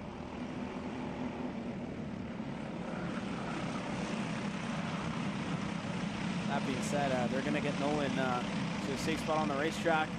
Looks like he's not going to be joining us here for the first of the heat races in the 206 cadet class, unfortunately, here, Nate. Yeah, unfortunate to start your weekend off like that, but still, a lot of racing action left to go. They'll take the cut through so they don't have to do the entirety of that race. Drivers having their hands in the air as one driver I think Mikey stalling. Todd, yeah, Mikey Todd might have been stalling there. We'll take a look back at it, and I think, yeah, Mikey Todd in the 299, it looked like he had his hand in the air, asking for a little bit of a pull there, and he's able to get going now, but that's going to get the heart rate pumping for sure for Mikey in the 299, and we'll see if he can get the green flag in time. Green flag in the air, so we're racing in 206 cadet. Side by side, 3 wide almost for the lead. Stoffel gets shuffled wide. Dusty Strayer out of nowhere in the Paralyn to the point of the field. We're side by side for second. Drew Blem, another change up front. It looks like Yomi Vargas comes out with the lead of the race. Yeah, a chaotic start to that one. It's been the theme of the day. A chaotic opening couple of corners and then drivers trying to fight their way back to the lead. There's one of the Charles Leclerc cars, the 212. We get an ID on that one, Caleb, as we watch the on-track action. Nicholas McCarthy there, the driver that started 14th in this race, out of the race early, but what a start so far. 3, almost 4 wide there to start things off. And again, your 2 front runners, they got shuffled way down the order here, Nate. Yeah, absolutely not the way they would have wanted to start their races off. They'll head their way onto the back straight for the first time in anger for these 206 cadets, and everyone's staying in line. As I say that, battle for the lead here as we'll have 3 carts get through. Wow. That's a big freight train, Caleb. Yeah, Wyatt actually just popped up and over the curb, and I believe that's actually Adrian Vargas in the lead of this race. And indeed, how about Adrian, right? First race back, first race after that accident he had early on in the year. Again, he was with us announcing this very race in Amarillo, and now he's out there in the lead of the race, Nate. What a comeback for Adrian Vargas when all things said and done. What a drive out of the 233 here this weekend. In second, now pass for the lead. Lasek looking to go. He gets it. Mace Lasek to the front, and again, Mace started almost last in this one. Yeah, and all of that just a result of the chaos that we saw on the opening couple of laps. They're not done racing yet there, Caleb. They go by our commentary position. Still battling for the lead, and the top 10 is all within shot. More battling happening here. It gets really tight, the apex of 10 there, Caleb. What a race so far. Race of the day for sure. Might even be the race of the weekend for our 206 cadets. Vargas still leads with Lasek in second. And again, Drew Blem, the pole sitter, finally able to get himself up to third. Vargas going to go low. Sadly for him, not going to have a push. Might get it from his cousin Yomi on the backstretch, side by side. As Vargas looking to hold on to the lead of the race, we're still side by side. Yomi looking to brush the brakes. She gets on it, through for fourth. But everybody else is getting stacked up as we work our way on the front stretch. Mace Lasek, your leader, from starting almost dead last in this race after a DQ in qualifying, I believe, a wrong set of tires. Puts himself from last to first. What a drive with 2 minutes to go. Yeah, absolutely. And if he can hold on to that, that might be one of the drives of the weekend, but not done yet because Vargas is right there on the rear bumper as well, and so is pretty much the top 9 or so. 1.6 seconds separate first from ninth at this stage of the race, and doesn't seem like we're going to have any runaway winners as of yet. Lasek tapping the back of his helmet's not going to find the help. Vargas through for the lead. 3 wide there, Caleb. Styles having to go for the wayside there through the grass. Hand in the air. He's not happy about that one, but luckily for him, he made his way through, and there you see Brody Stoffel as well trying to make his way back up the field. Dusty Strayer out of nowhere getting himself to third as we're side by side for the lead of the race. Drew Blem going to go right on by on Adrian Vargas on that front stretch. There's Stoffel. We haven't seen him since the start of the race where he got shuffled wide. And again, he finds himself back into the mix here, but what a race up to this point on the front stretch. Drew Blem back up to the front after starting on the pole position. Aston Wyatt as well, getting himself up to fifth. He's able to go through on Yomi Vargas. But again, this top 5, they've been going at it all race long, and really there's passes in every single corner where we've seen other classes, right, struggle to make moves. They've made it look easy. Yeah, absolutely. Hopefully we see more of this all weekend long from the 206 cadets, and hopefully from the rest of the classes are taking notes on this one. At the moment, though, Blem's starting to build a gap out in front. It was just under 1/10 of a second last time across the stripe. This time it's going to grow. Top 5 staying in lockstep as Styles takes a position away from Vargas there. Yomi Vargas, the driver, that was right there. She was in 5th at the start of the lap. She got passed by Aston Wyatt. She just got passed for the 6th spot. So she's down in 7th, and she might even get challenged here. Brody Stoffel is right behind her as we are on this backstretch. But we're getting close to the end here. 2 laps to go. This time behind your top 5. Very close to move. Mace Lasek into turn 16, able to get through on Dusty Strayer. 2-6 in the air. 2 laps to go for Drew Blem and Adrian Vargas. It's only going to open up the gap between first and second. I say that as they are right on the back end of this battle for the lead. Blem obviously not getting the memo. Those two probably could have ran away with it a little bit, at least until the final lap at this point, but now starting the battling early and making it about, top 8 battle for the lead at this point, led by Blem, tail-ended by Stoffel, almost 3 wide going on back there. Aston Wyatt in there as well. They're all going to make it through somehow. Everyone's made it through these battles post-lap 1, but that really opens the gap between 3rd and 4th right now. Stoffel, though, making a position out of that, but the winner at this point is going to come between Blem, Vargas, and Lasek because Strayer, Wyatt, Styles, Vargas, and Stoffel pretty much out of this one. Yeah, Blem, it looks like he has the upper hand as far as gearing goes. Vargas has struggled on the other hand, where Blem's just been that little bit quicker. On the backstretch, though, Vargas inches his way closer here. Having a look, maybe. White flag in the air this time by. We're going to get it. 1 lap to go left in 206 Cadet, presented by Speed Concepts Racing. And your top 3, nose to tail, is Lasek looking for a move into turn number 1. It's not going to stick. Side by side up for the lead. Clayton Styles up to 3rd, the driver who won in Amarillo. Again, he's had to work for it here in heat race number 1, up to 3rd. And again, after getting shuffled to the wayside in the first couple laps, back up to the top 3. What a drive out of this kid in the 2:01 there. Clayton Styles able to put on a passing clinic here in Nola.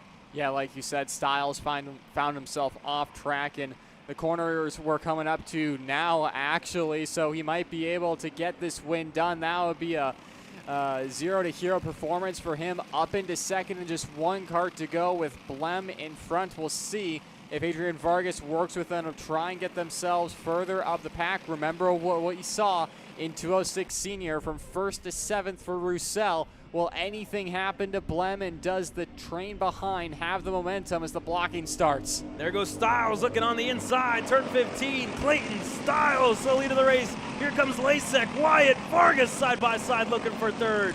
But Clayton Styles, what a drive out of the 237.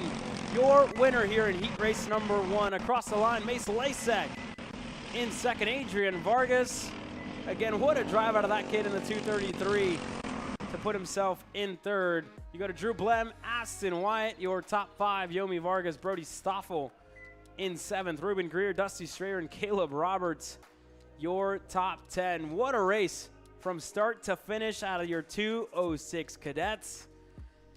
And I think I have my eyes on, I think, one of the classes that's going to deliver us some of the best racing that we're going to see all weekend long there, Nate. What a drive. And as well, it was rough racing. It was elbows out racing, but there was no major incidents inside of that top 5 as we saw there, Nate.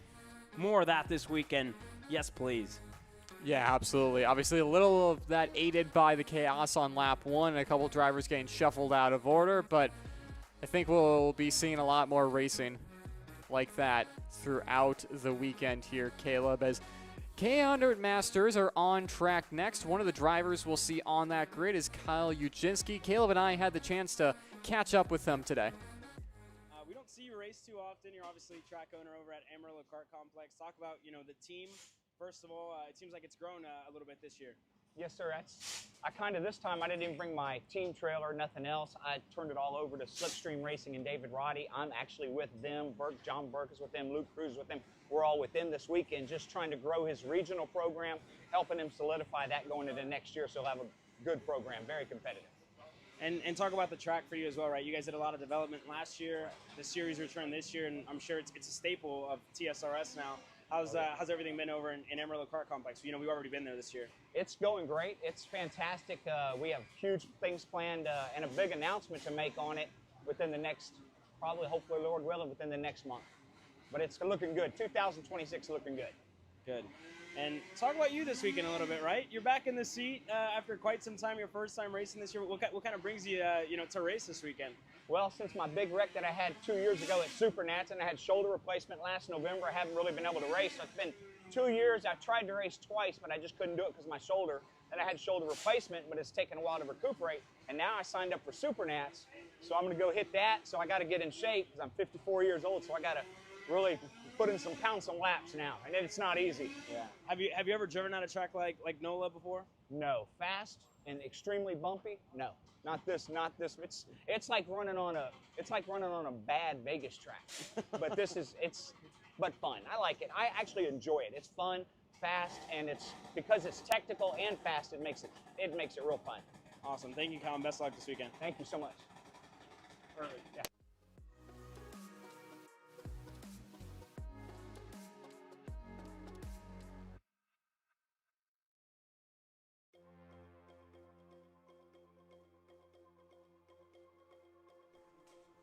Well, there you guys have it from Kyle Uczynski, who's getting ready to go out there on the racetrack. Lead man for TB Kart USA, and as well, he talked about the partnership across the regional side of things with the Slipstream Racing team with David Roddy at the helm of that. Again, they've been growing that package as well week in, week out, and we're excited to see them as well hit the racetrack. We've obviously been at Amarillo already, spoke to him on that, and again, big announcement, which I don't know what it is. I'm curious to hear about it now, right, in our very own state of Texas over near the Panhandle.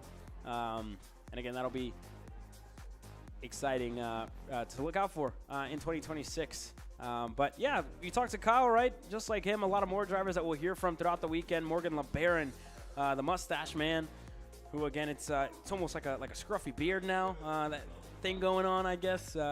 Nate, you got something going on as well this weekend. Tell me a little bit about it, right? I'm not a beard man, dude. I gotta get paid to talk about go-karts. Facial hair, not my forte. Yeah, I mean, start of the year it was. End of the year for me, a little too hot out for all that, especially here in Louisiana. This is the only thing bigger than the mosquitoes out here is going to be the racing action this weekend. I tell you what, but Yeah, that being said, you don't want to be out here all too long whenever the sun does go down. Must be said there, Nate. Again, we experienced that last night a little bit here a little bit too late, being this close, I guess, to the ocean, to the Mississippi. Mosquitoes unforgiving here, as well as this racetrack, right? You find yourself going off, going to be unforgiving. That being said, though, back to the racing action here. Shane Burkett, Pierce Baldus going to lead us to the green flag on row number 1. Brent Harper, Dex Nakin on row number 2. Daniel Howie and Miguel Muir on row number 3. Or LeBron, Randall Rogers, Kyle Ujinski, who we just talked to, and Janae Din, your top 10 for our K100 Master drivers. Let the grid cycle. Neil Faulkner, another one of those drivers on the grid. You can see him passing by on one of the TV cards, and Curtis Terry on row 6. Anthony Harwin, Kyle Piepenbrock, Rod Lake, Greg Welch, not with us this weekend. I believe Rod not with us either. So it should be still in the double digits, must be said. A good showing for the KE Masters here this weekend, and we'll keep an eye on it. But for Shane Burkett, looking to get himself a good result here on home soil, pitted out with Tyrone Kemper Jr. here this weekend. With Tyrone Kemper Sr., I should say, here this weekend. A good environment, right? Very lively paddock here this weekend at Nola Motorsports Park. So we'll see the same on the racetrack here as we get ready to get going into the tram lines for your KA Masters, presented by High Five Performance. Shane Burkett on the inside, Pierce Baldus on the outside, green flag in the air, and a good start for Shane Burkett. Brent Harper as well up to second. Pierce Baldus already side by side, looking to go back after not having the best of starts there into turn number 1. Contact for Morgan LeBaron, Miguel Muir off, Kyle Uchinski's off, Randall Rogers, one more is off there as well. But an unfortunate start for 5 drivers here in this one that find themselves out of contention. The biggest one, Miguel Muir, who leads the championship coming into the weekend, Nate. That is huge as far as championship goes. Again, there are points for these heat races, so unfortunate there for Miguel Muir, but for Shane Burkett, putting himself within a good gap over Brent Harper now for the lead of the race. Yeah, Miguel Muir left Crescent, Texas, a little bit disappointed in that weekend, and starting off this weekend disappointed as well, and he's going to have a lot of fighting to do throughout the rest of the heat races to try and get himself further up and get some good championship points going into the final round at DKC. But they'll be finishing up lap number 1 with Burkett leading the way by a bit of a margin over the rest of the field. Of course, Harper getting his way by into second, as Baldus moving down into that 4th spot. As you can see them all in frame there. Top 5 not too far away from each other there, Caleb, on the opening stanza of this race. But we'll have to see if this bumpy and grueling track starts to get to the Masters early on this weekend. Yeah, we'll take a look at it here for sure, as Shane Burkett now getting a little bit of pressure from Brent Harper, Dex Nakin right there as well in the 4.69. Pierce Baldus finds himself in 4th with your top 5 with Daniel Howie. And again, first weekend for him with High Five Performance Texas. They find themselves locking up this top 5. But already we've seen how easy it is, right, to build a gap 1 and for it to close just like that. Harper, we'll see when he decides to make a move here on Shane Burkett. Yeah, we'll see when that happens, if they decide to be a little patient. But I think with all these drivers in the pack, you can't really afford to be patient at this stage of the race. A little bit of a checkup there for 3rd on back is side by side for the win between Burkett and Harper. Nothing happening there for the time being. Baldus gets closer in 4th. Howie in 5th is going to need a little bit of luck to get drawn back into this one as things stand. But still, Burkett leading the way.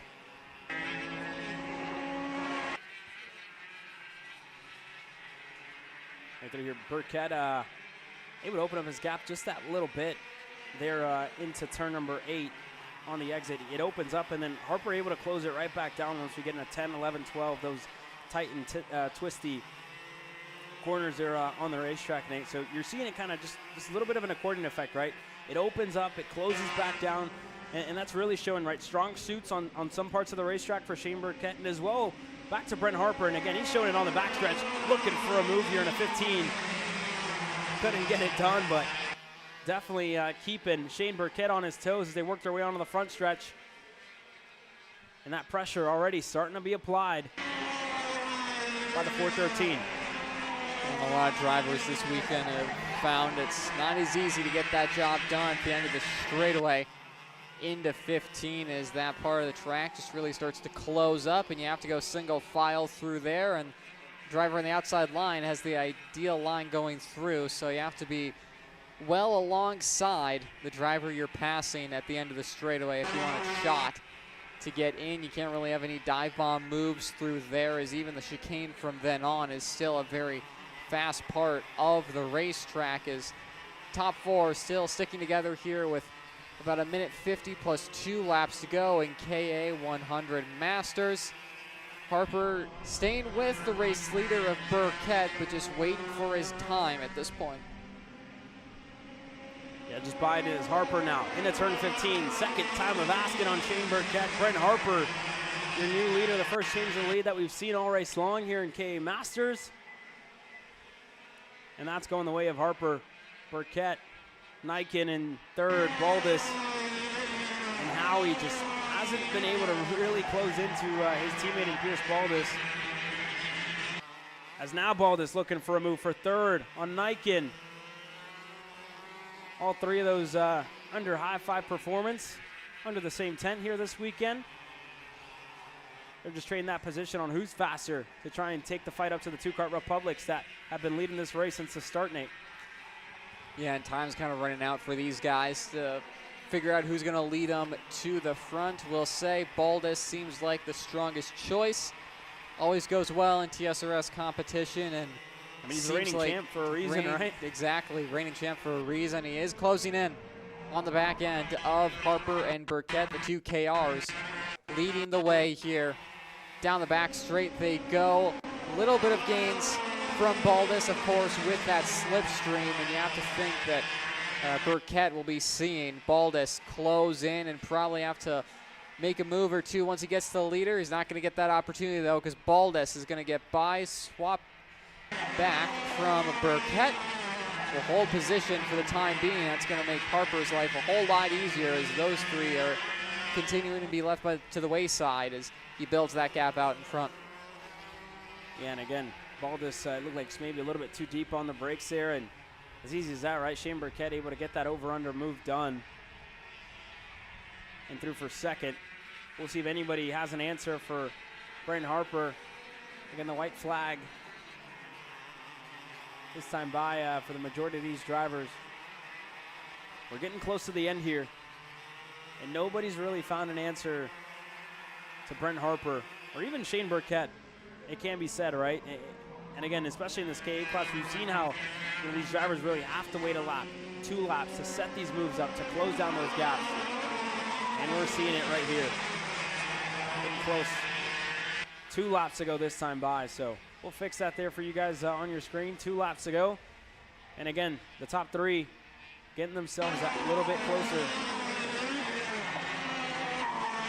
And Baldus in on that battle for the lead now, Caleb, getting the 2 KRs a run for their money, bringing his high five performance teammates into it, actually, as Harper and Burkett have starting to fall off at this stage of the race. Baldus does hold fastest lap of the race. The 2 race leaders going at it to no avail. That's only going to make Burkett and Harper slow each other down, but just seems like these guys have their areas on the track where they're much quicker than each other, that being the 2 KRs out in front, the OTKs behind. Just like you said, Caleb, just has that accordion effect throughout the race. They get to a couple tenths away from each other, they lose a few kart lengths, so on and so forth. So we'll have to see if that accordion closes up on this final lap. Down the back straight for the penultimate time into the chicane and onto the front straight one more time around to close out Heat 1 here, Caleb. Yeah, last lap. We'll see if anybody has an answer here for Brent Harper or Burkett.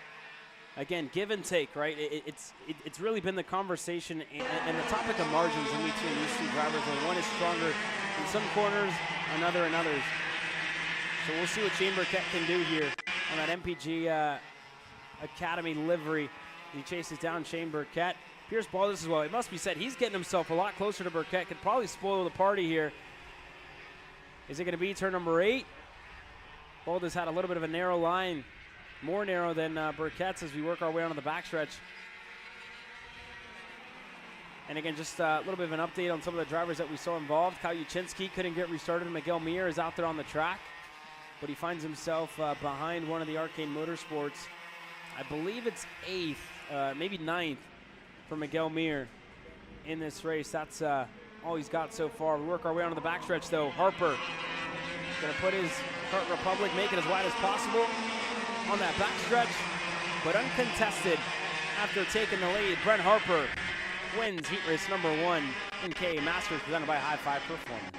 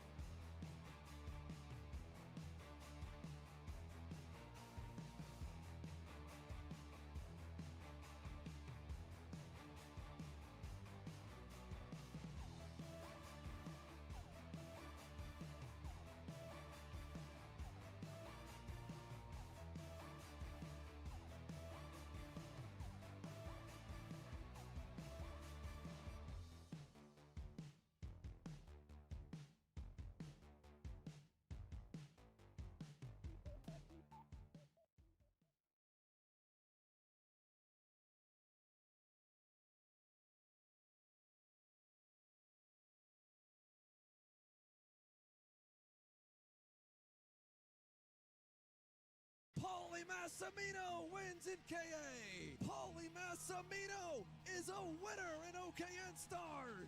Take your driving to the next level with one-on-one coaching from 2024 OKN Stars champion Paulie Massimino. Kart rental options are available if you'd like to keep yours at home, and drivers in all classes are welcome, from Briggs 206 to Mini to KA100 and X30. With in-depth data analysis, onboard video footage review, and lead follow on-track sessions, each private coaching session will see you end as a more complete driver than when you started. Book your coaching session now.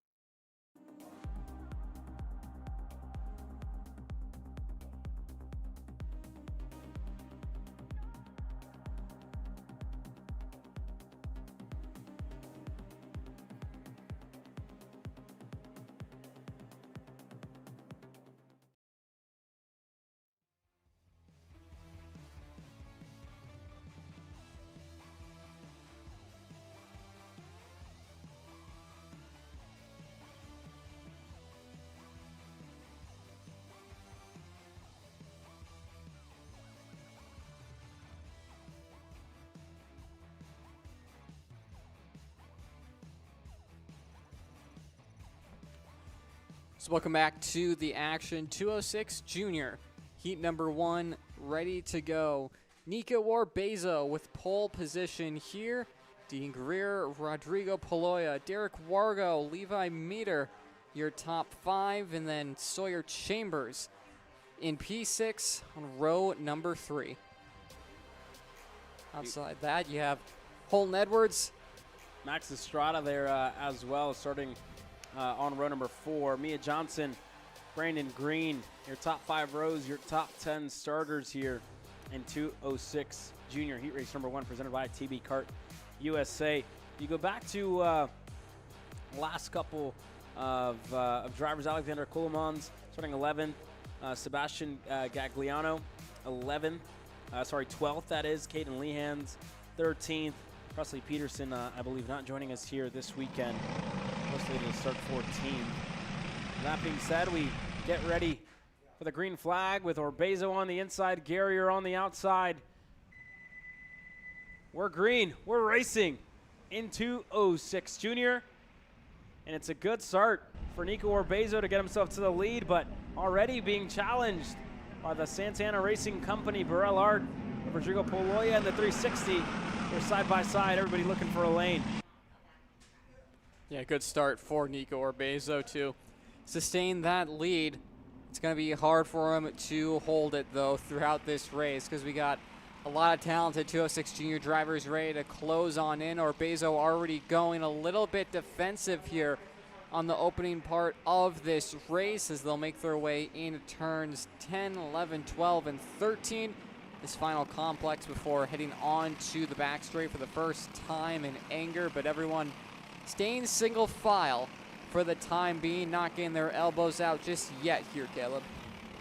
Yeah, not yet as we work our way through onto the backstretch the first time. And again, did receive confirmation Nico Orbezo has been racing, has been doing some 206 Junior racing action over at TKL, another one of the Texas series that there is, and he's been active on that sense.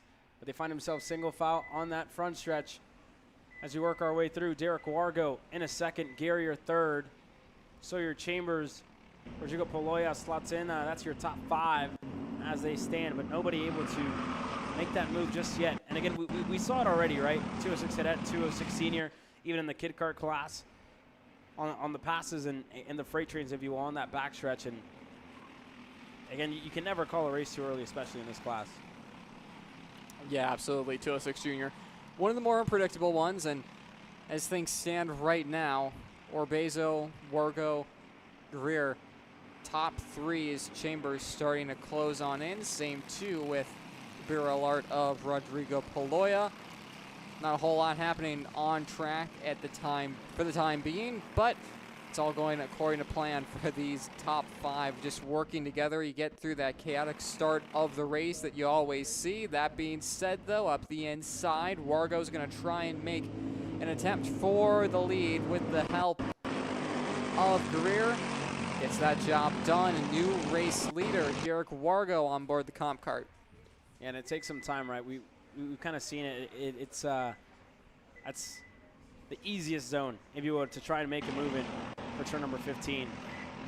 So that was the best place to pass for Derek Wargo. And again, looking to bounce back after what was an unfortunate first heat race for him on the KA Junior side of things. Looking to bounce back here in the 206 Junior class as Guerrier right behind him on the Kubica machine. Chambers to Orbezo to Poloya.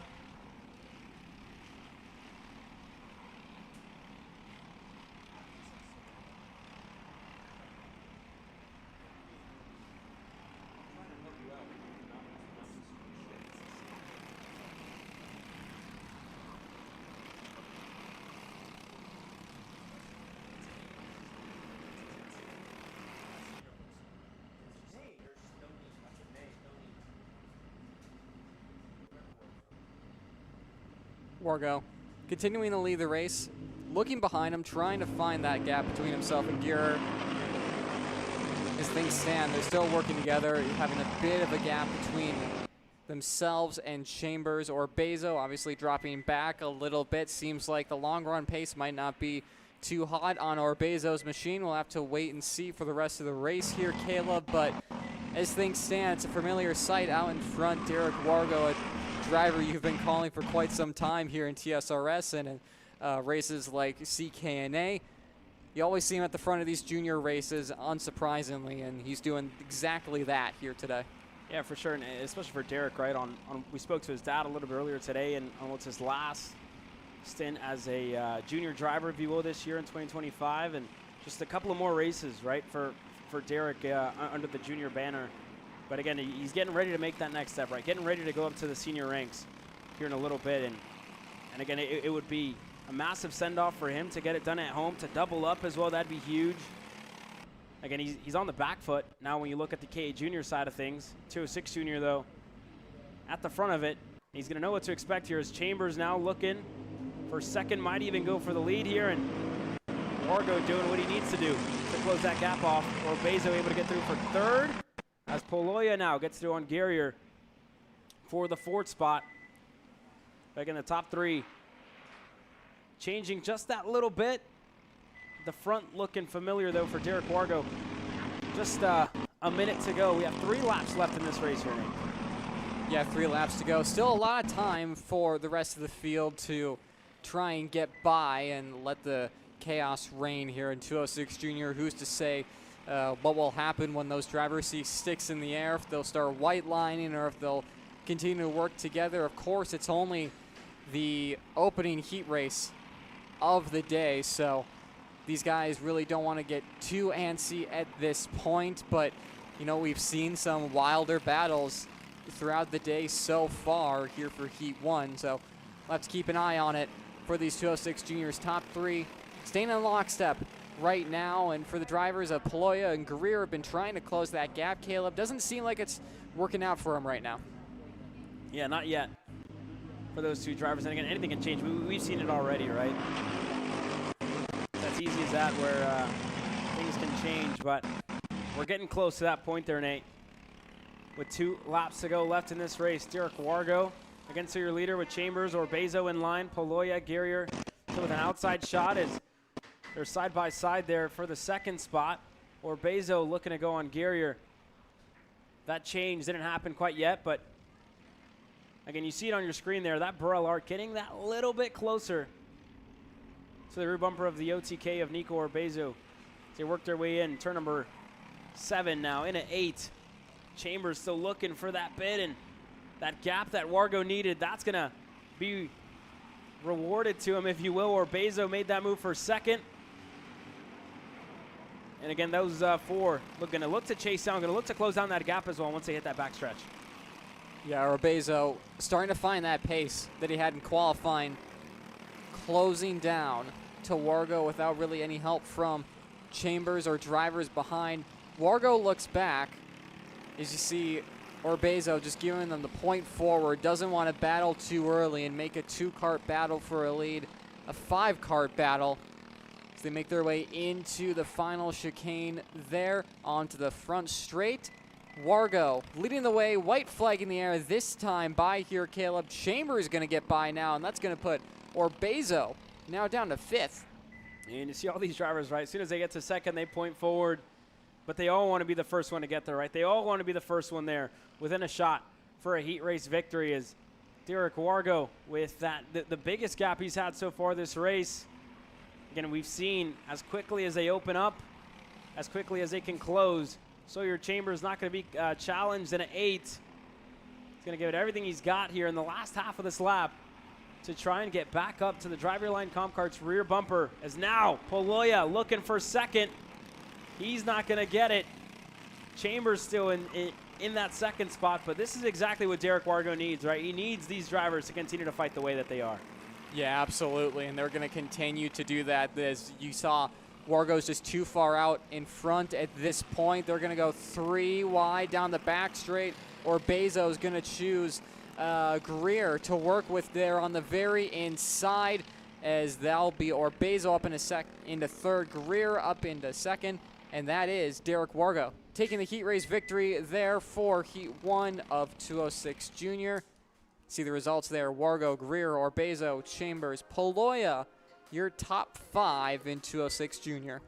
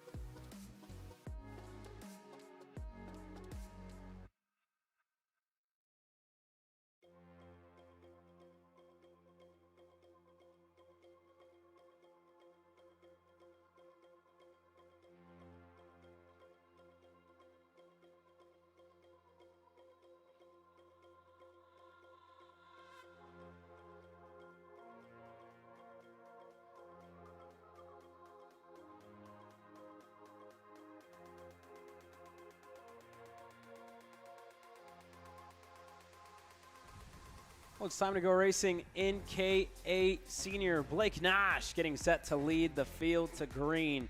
He's starting alongside Red Speed Racing Texas's own Jose Carlos Hernandez. Aiden Rudolph starting alongside Sawyer Roussel with Peyton Phillips and Landon Skinner on row number 3. Behind them, Preston Pico in P7, Adrian Cruz, Santiago Duran, and Fabio Orsolon in his return to the seat, qualifying P10. There you go for Fabio, now team owner, putting himself inside of the top 10 against some of the senior drivers. Here's a couple of rows down. Joey Domey, Hamza Ambar, Justin Music, Addy Bamrou, and more getting set to take the green flag. Derek Proctor as well joining us here this weekend in the KA Senior side of things. But again, a quick look on drivers that are out on the outside of the top 10. Looking in, Dallas Dunlap, a driver we've seen put himself into the mix inside of the top 10 so far this year. Jesus Vasquez Jr. as well. Connor Coursey, John Burke as one driver maybe with issues here. And I think indeed that looks to be the 935, one of the red speeds with issues getting going here. And again, we'll put a name to that driver here. It looks to be David Aya there, the driver who unfortunately has issues here. It looks like he won't get started, but on the front stretch, Blake Nash starting on the inside with Jose Carlos to his outside, green flag in the air. We're racing in KA Senior, and already a little bit of contact in between the top two. Nash to the lead. Aiden Rudolph follows him through for second.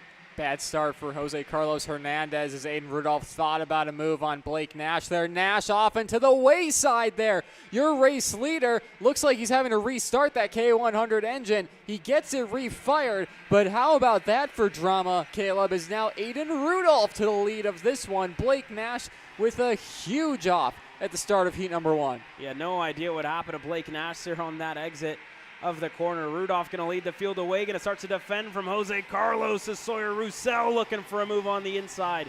You see everybody just slipping and sliding, looking for a little bit of grip here in the opening lap of this race. Yeah, absolutely. Peyton Phillips going for a move there. P3 for him, putting Sawyer Roussel to the wayside as Landon Skinner up to P3. Now the GFC pilot starting to block a little bit. That's going to allow Jesus Vasquez Jr. to get himself into this now. As you can see them all start to file their way through, and there is Blake Nash at the very back of this field on that Arcane Motorsports machine. Has a lot to do to try and get himself further up, as now Jesus Vasquez Jr. getting by Sawyer Roussel and Peyton Phillips. 2 for 1 and a turn number 1 for Jesus Vasquez Jr. able to get himself up into the fourth spot. Peyton Phillips is just right behind him. Adrian Cruz goes way off the racetrack. Preston Pico follows him through. And that's a good number of heavy hitters already in this race here, Nate, finding themselves with a couple of off-track excursions to start things off. But it's just a frenzy in that mid-pack. Everybody taking whatever they can, whenever they can, as they work their way through the top two, breaking away. Don't expect those two to fight all too much. Landon Skinner sits there in third with Roussel, which is now Vasquez, past the two of them into turn number 1. What a drive so far for Jesus Vasquez, from 12th already up to 4th. Absolutely, and he wants more at this point of the race. You'll see if Peyton Phillips works with him, but you know, for a driver that's worked his way all the way from about the mid-pack to the top 5, you have to think Peyton Phillips will be willing to work with Jesus Vasquez Jr. Onto the front straight they go, and out of turns 1, 2, and 3 now. Leader still is Rudolph. You see him up there with Jose Carlos Hernandez. Landon Skinner starting to close in on that battle, but we're focused on 4th on back here, because this is where it's all kicking off with Jesus Vasquez Jr. leading the way over Peyton Phillips. Sawyer Roussel, in that 6th spot.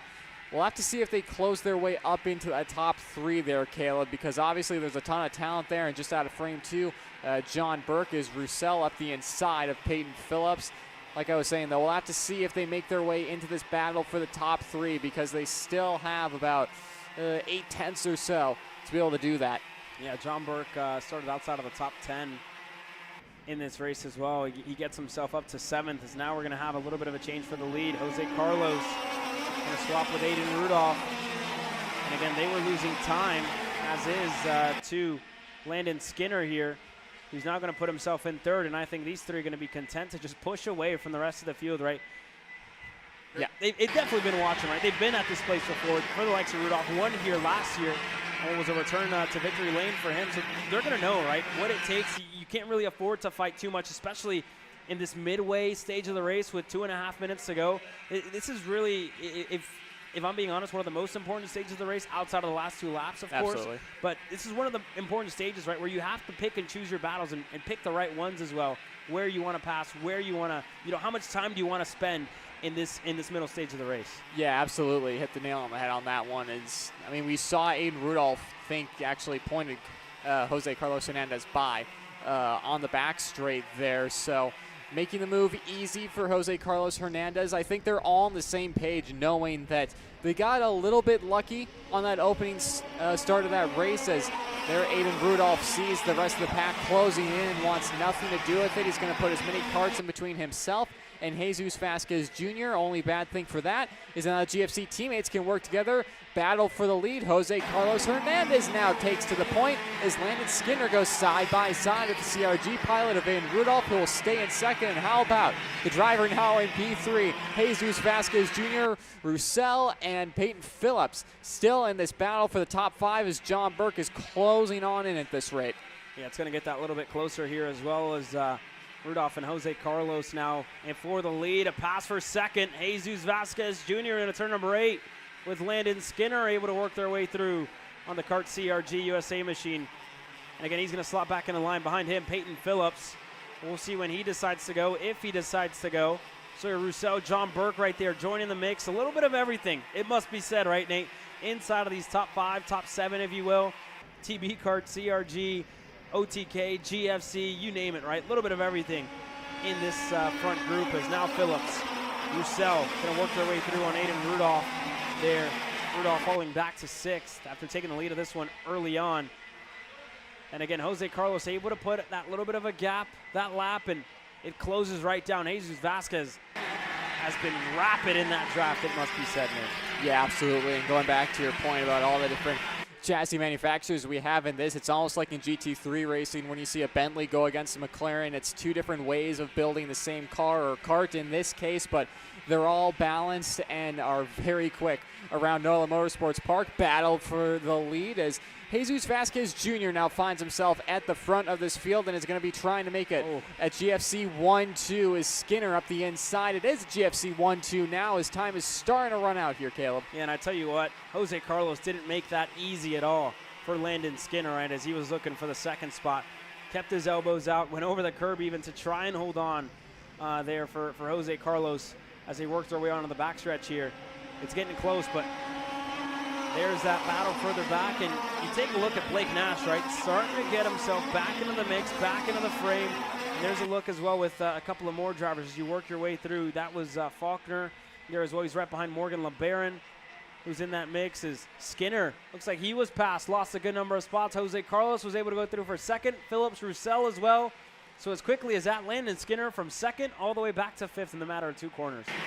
Yeah, it can all change that quickly in KA Senior, especially around a track this tight and technical. There you can see Blake Nash, who is a driver that was probably in the final 5 or so cars at the end of lap 1 and has moved himself back into the top 10. So it's a good recovery drive for him. Yes, he's going to lose some heat points when we get to calculating the starting grid for Sunday's main event, but obviously he's shown not only in this race but throughout the entirety of 2025 that he is a force to be reckoned with in KA 100 competition. So keep an eye on Blake Nash for the rest of the weekend. But back out in front, Vasquez Jr., Carlos Hernandez, and Phillips still have a score to settle for this race win here, Caleb, with just a couple laps to go. Yeah, pressure's being applied now for Jesus Vasquez Jr. White flag in the air.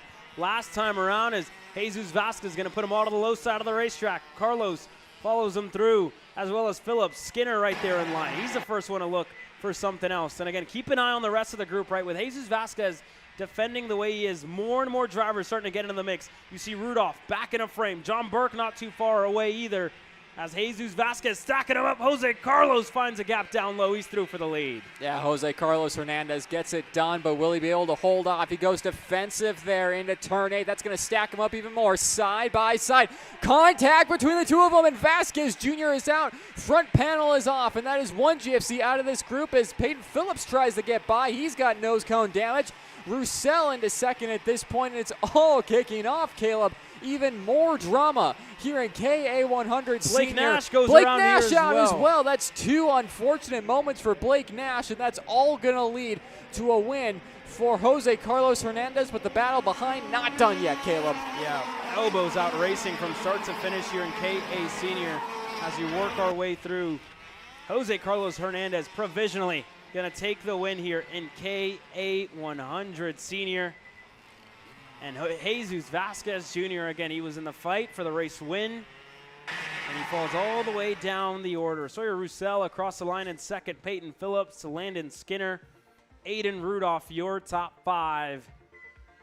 What a race in KA Senior. I think elbows out racing for sure. It must be said there, Nate, but yeah, close racing. And again, you got to look back to Amarillo, right? Jose Carlos Hernandez, Jesus Vasquez incident there on that last lap.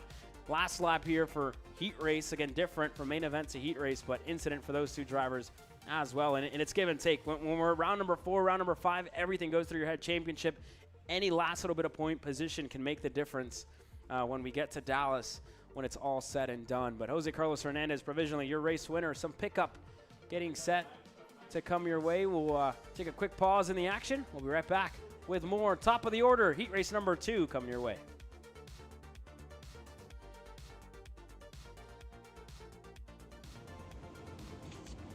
Kyle, what are you doing? It's got my new Greyhound seat. You don't even have a cart. Doesn't matter. I have a Greyhound.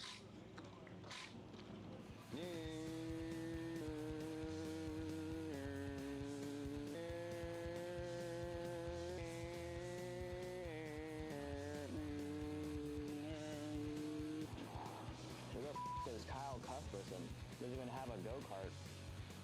Doesn't matter.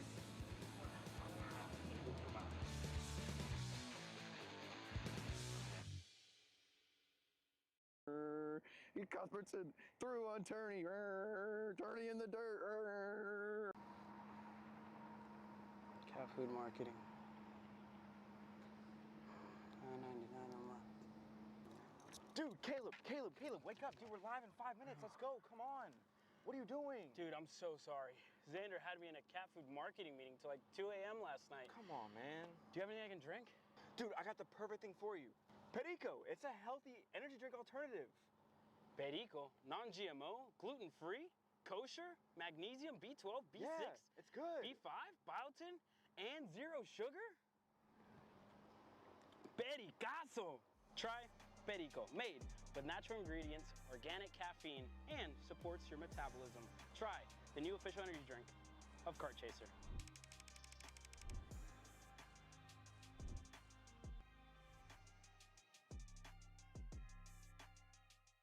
Are you stuck with your kart racing? Not sure the ideal kart setup? Or going to a track for the first time? Well, Kart Class has the answers for you. Our online portal has a wealth of experience and knowledge to help your kart racing.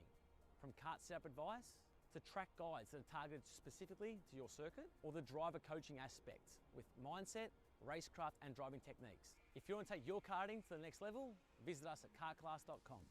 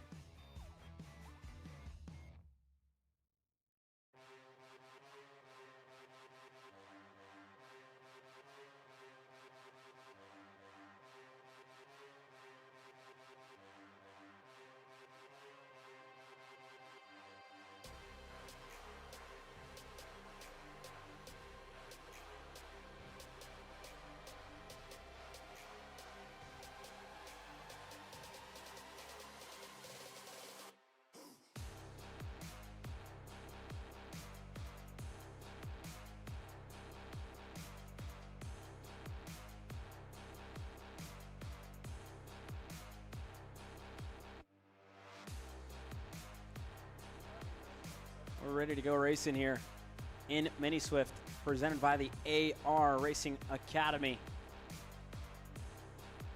And again, same starting grid to what we saw in heat race number 1.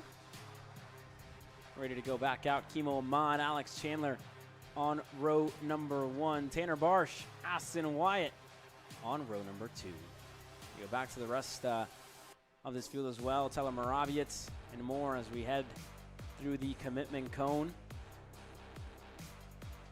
And again, this race we saw 5 drivers able to pull away from the rest of the field. We'll see if that's the same story in heat race number 2. Last time we're going to see them on the Saturday afternoon No here green. in New Orleans, and no green the first time of asking. Go around one more time. And unsure there, Caleb, what happened there. Probably just a bit too quick for head flagman's liking. Make sure everyone getting a fair and even start through those tram lines, so they'll take the cut through. And they will try again. Yeah, Alex Chandler at the end of heat race number 1 was able to get the win over Tanner Barsh. Ahmad was able to put himself third to Wyatt to Styles. That was your top 5 at the end of the first of their heat races. As they get ready to get going here in heat race number 2, again called off that first start. We'll see if they can get it second time of asking.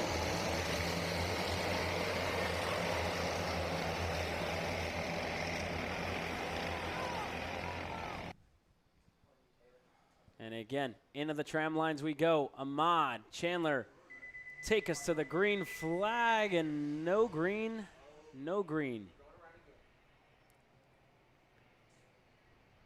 So going around again here, Caleb, believe might invert the front row. It's kind of the universal rule after 2 failed attempts. Not too sure what TSRS policy is on that one, but we'll have to we'll see. We'll see for wait sure. and see there. Time is running, though.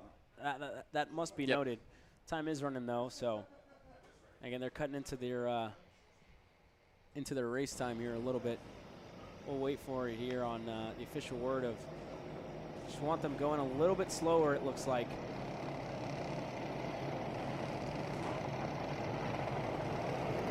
So here we go again for your front 2 rows. Ahmad, Chandler, hands in the air. This one looks a little bit better.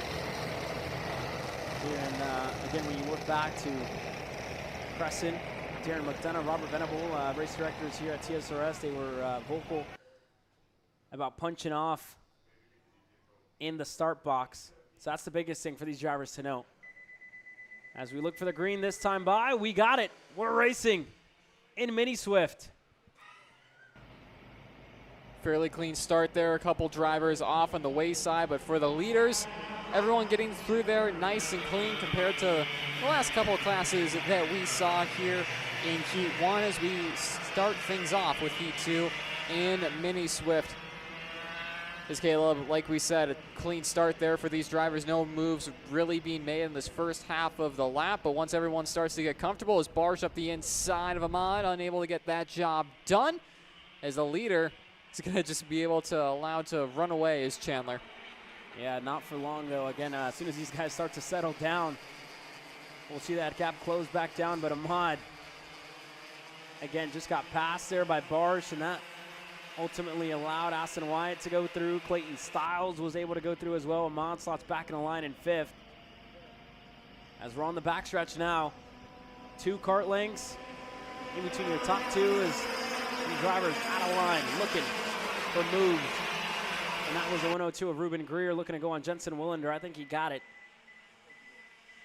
And indeed, Ruben Greer up to 7th. That was on Jack Cowell for the 7th spot. Cowell slotted back to 8th after having a good drive in that opening lap. 3 spots gained, now down to 2 after getting passed. Yeah, as the drivers behind the leader of Alex Chandler starting to close back up. As you can see there, Aston Wyatt, Tanner Barsh closing things back up to that leader of Alex Chandler.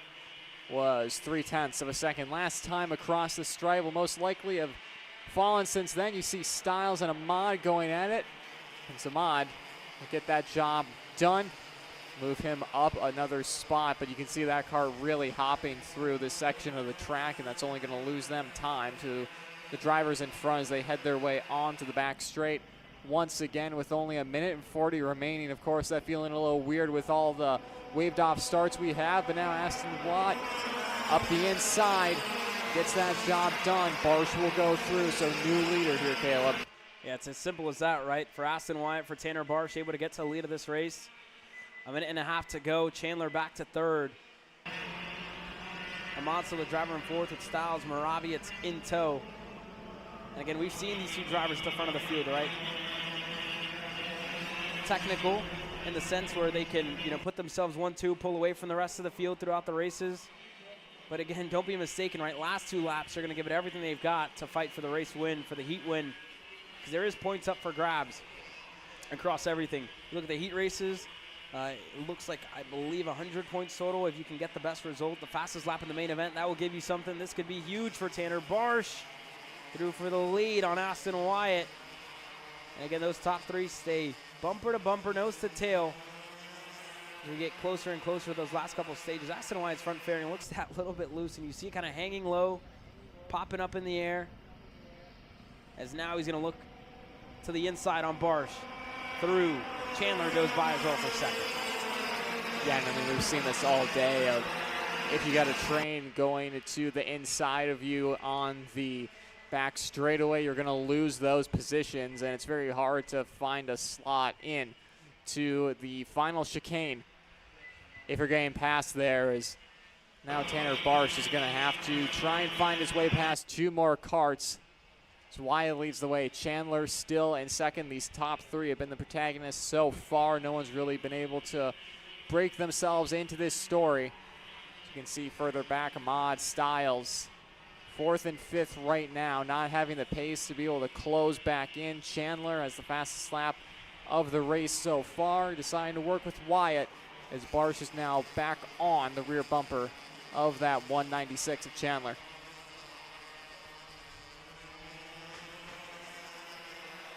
Yeah, not many changes out of these 3, right? Outside of the changes for the lead, if you will, but it's been the same 3 so far this year in 2025. Tanner Barsh was able to get the first win on the year, and I guess you could say the 3rd win on the year when we went over to Crescent. Colton Schniegenberg, the driver who's second in this championship, is actually over in Italy this weekend, finishing up the ACI championship, but finds himself in the mix here this weekend for Aston Wyatt. We haven't seen him on the top step here in Mini Swift yet in 2025 at TSRS. He's been close a couple of times, a 2nd place finish out at Crescent. And again, looking to finally get that win in 2025. We'll see if this is it for Aston. That being said, Chandler as well, looking for a little bit more of the same. Only 1 podium on the year, and he comes into the weekend 3rd in the championship points. And again, after that good result in heat race number 1, Nate, heat race number 2, he's definitely one of the favorites for the pole position tomorrow in the main event. Got to get through heat race number 3 as well. That's tomorrow. Got to get through this heat race as well as we're getting closer and closer to the end here, Nate. Yeah, absolutely. Still got to not get too ahead of yourself. If you're those drivers, more defending going on further back is Ahmad starting to defend. A bit of a swerve there, and Styles in that as well, side by side. Ahmad going to lose that spot. He'll go side by side with Styles for that 4th spot. There is pass for the lead. Alex Chandler now takes the point of this race. Barsh not too far back here, Caleb. Still not done yet, as we've seen. You can have a lot of shakeups on that back straightaway on the final lap, and more than likely we're going to see it again. Yeah, here we go. Aston Wyatt already looking for a lane. Looked high as Chandler puts his cart to the bottom of the racetrack now. Barsh going to look for an over-under here. Turn number 8. Does he have a run? He's got it on Aston Wyatt side by side. Barsh looking for 2nd. He's got it on the exit for a 2nd. Wyatt goes right on through, and here comes Tyler Moraviet's in company. Amon right there as well. Clayton, Styles, so your top 6 starting to get closer to each other as we got about half a lap to go here. Half a lap to go. They'll go down the back straightaway here. Caleb Chandler goes low. Wyatt is going to try and work with Barsh around the outside, and it does. Wyatt seems like he's got this one in the bag here, Caleb, as they all go low in the final corner. Here we go. Checkered flag in the air. Aston Wyatt, heat race number 2, goes his way. Across the line in second for Tanner Barsh. Alex Chandler, your top 3. Tyler Moravietz putting himself into the mix there on the last lap to round up in the 4th spot. Clayton Stiles, that's your top 5. Pole sitter Kimo Amai got shuffled down to 6th. We'll keep an eye on that rookie in the 111 tomorrow. See some of these drivers return later on today in 206 Cadet. For some of them, that's the end of their Saturday afternoon. Tomorrow, heat race number 3, and the main event is where we will see the majority of them hit the racetrack once again. And there's another look. Mace Lasek, your top 10 to Jensen Willander, Rodriguez Greer. And like we said, Ahmad there in the 6th spot. Your top 10 unofficial results in heat race number 2. And Winnie Swift, all thanks to the Alton Rudolph Racing Academy.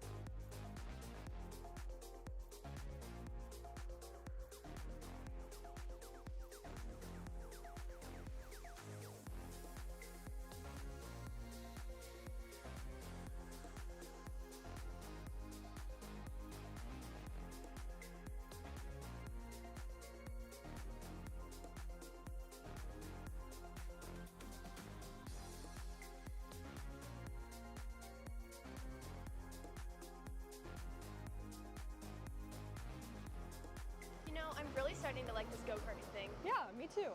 Oh my gosh, can I show you this cute dress I just got? Yes, of course. Oh my goodness, it's so cute. I just love shopping. I love shopping too. Oh my god. Wait, do you guys say you like shopping? Of Well, course. dude, I have the perfect place to do that at. ShopPayCara.com. At ShopPayCara.com, you can get free shipping on orders $200 or more. You can get anything you want, like MXC rims, gloves, rib vests, shoes, anything that you need, all at ShopPayCara.com.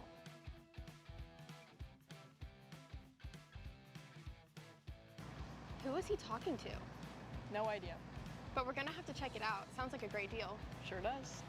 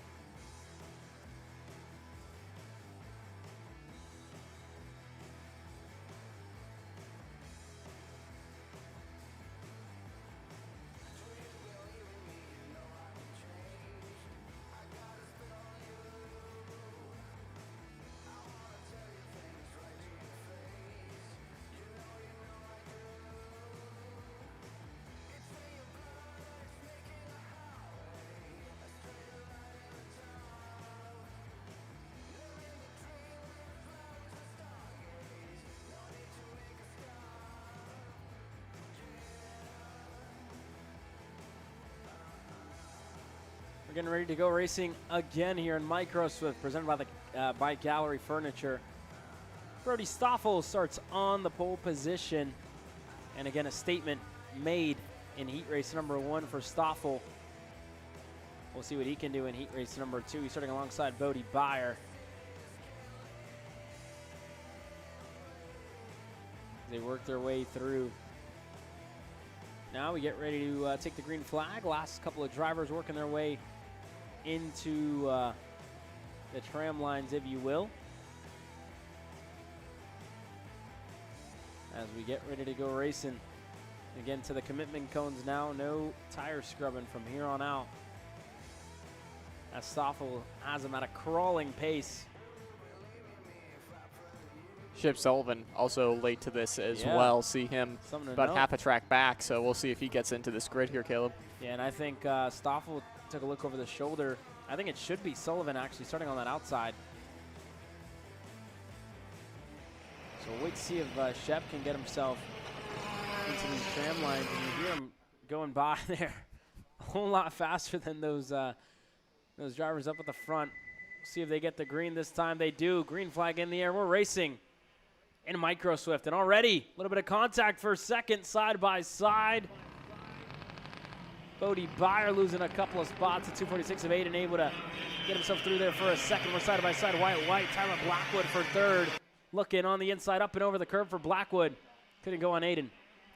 Yeah, Chip Sullivan, who was late to grid, made up 3 positions in turn 1 alone. I think he's up 4 or 5 at this point, so we'll have to keep an eye on what Sullivan can do through this grid. But out in front, unsurprisingly, Brody Stoffel already has a couple second advantage to the rest of the field. So these guys probably have to be fighting for second. Is problems for one driver here, Caleb. White in the Croc promotion. Unfortunate for the 224.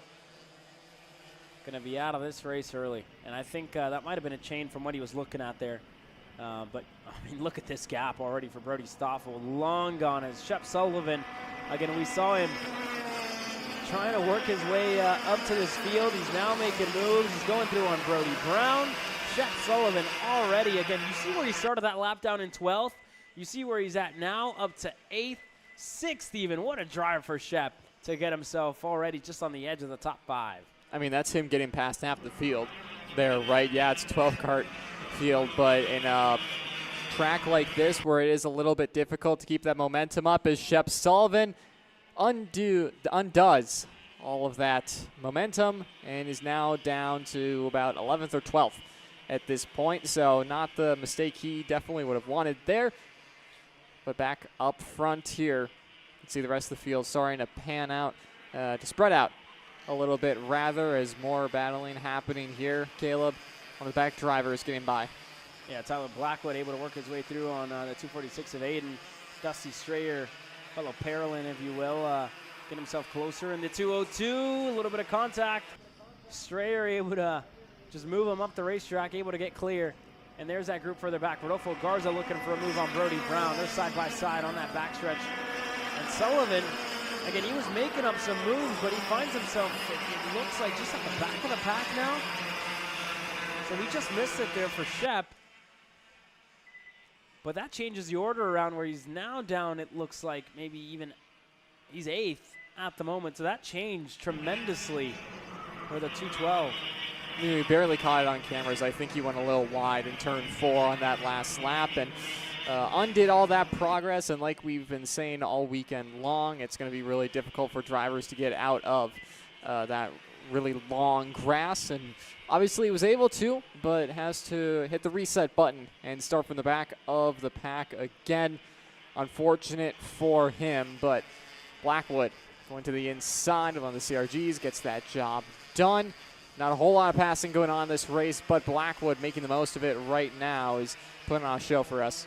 I mean, we just saw a pass there, Nate, right, from Tyler Blackwood on Bodie Beyer. So these two, and again, just the gaps here. Stoffel continuously able to go that 8/10 quicker, and these drivers love to prove you wrong, right? As soon as you say not much passing to keep you on the edge of your seat, keep you interested, as Dusty Strayer now going for a move on Bodie Beyer for third.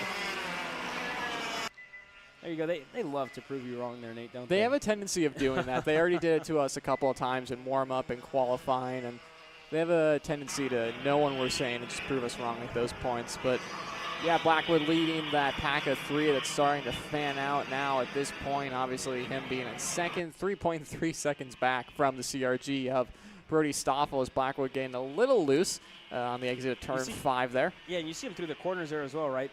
Puts the cart into the corner, and you see that the rear just kind of slide out the same thing, right? In those just fast couple of sectors, which is actually, I think, 5 and 6, right? You do the right-hander, then the left-hander, and you see that rear just kind of slide out a little bit there for Tyler Blackwood.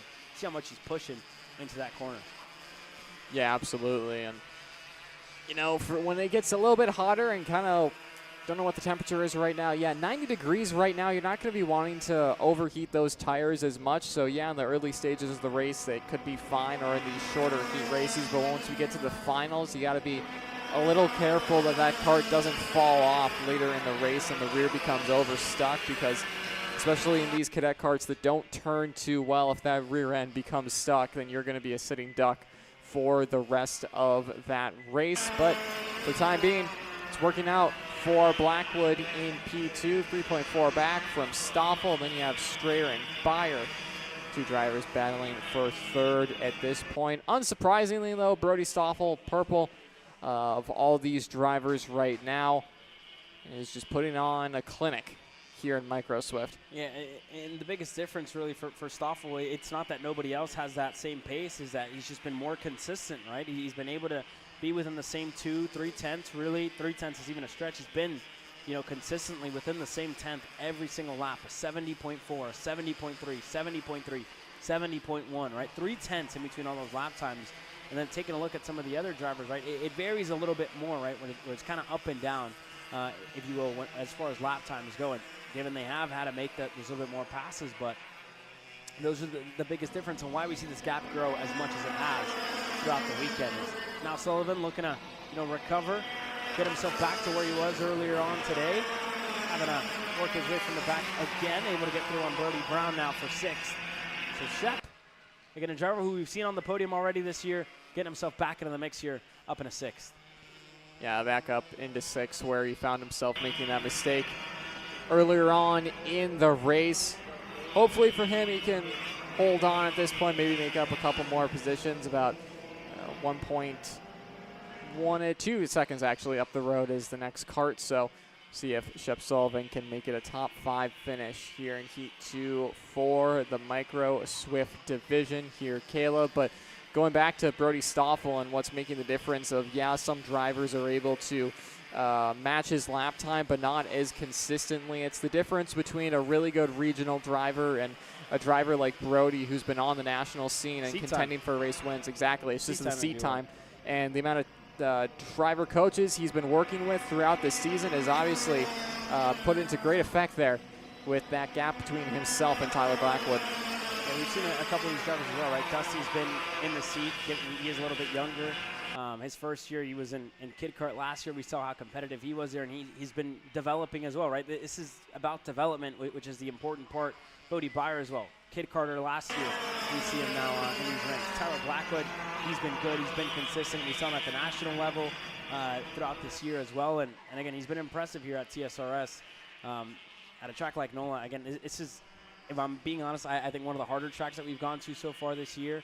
With you know, technicality, the gear, everything has to be perfect, right, to go fast at this place, and any little thing can really be 2-3 tenths even. So luckily for them, they have a day to reset. Heat race tomorrow, a long main event as well. 15 minutes plus 2 laps tomorrow afternoon for these Micro Swift drivers. But again, we're getting close to the end here. The 229 still out in front. Everybody else, single file. Again, the only DNF that we do have, it has been Wyatt White.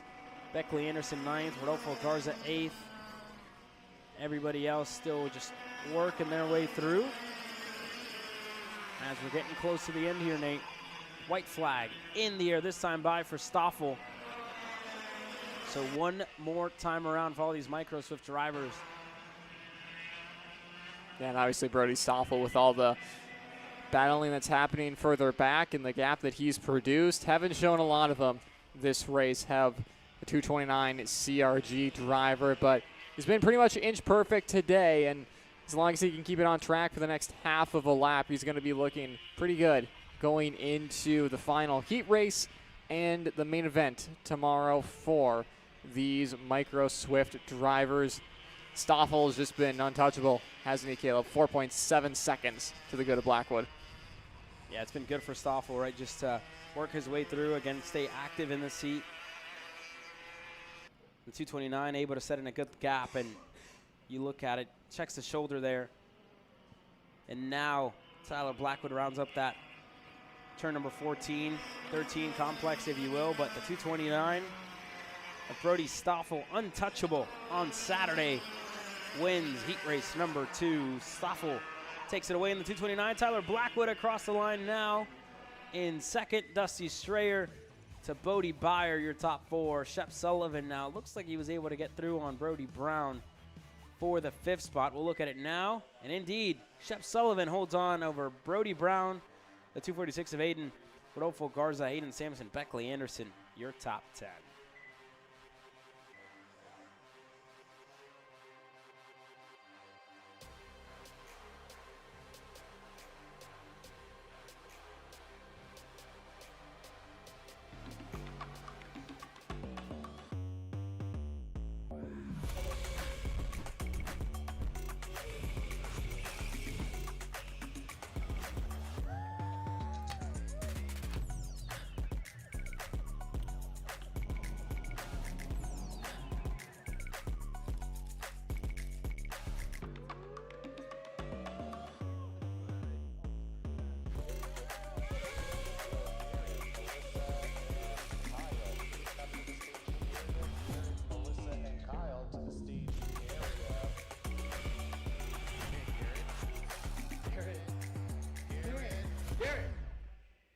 Let's go race.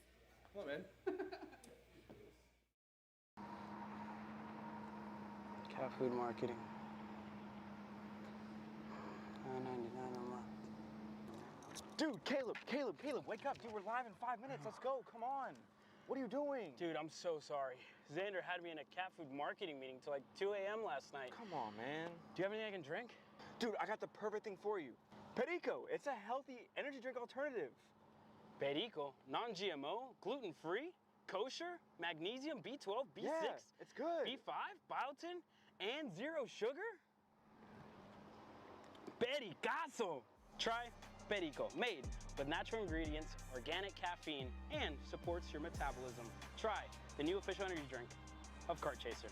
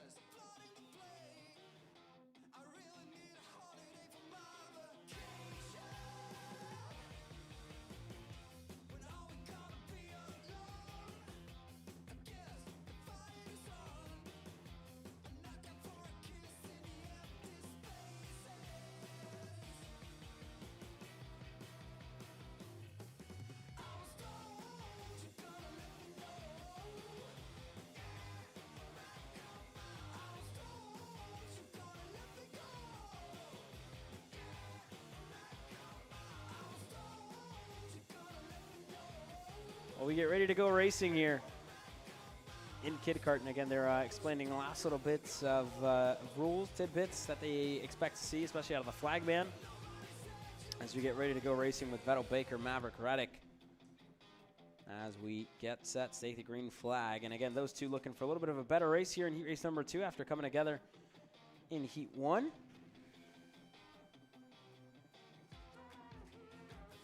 Wait for them to get going. And I think there might be some issue here with Reddick's kart. Looks like they're trying to get the something on the engine. That cord looks a little bit easy to pull there.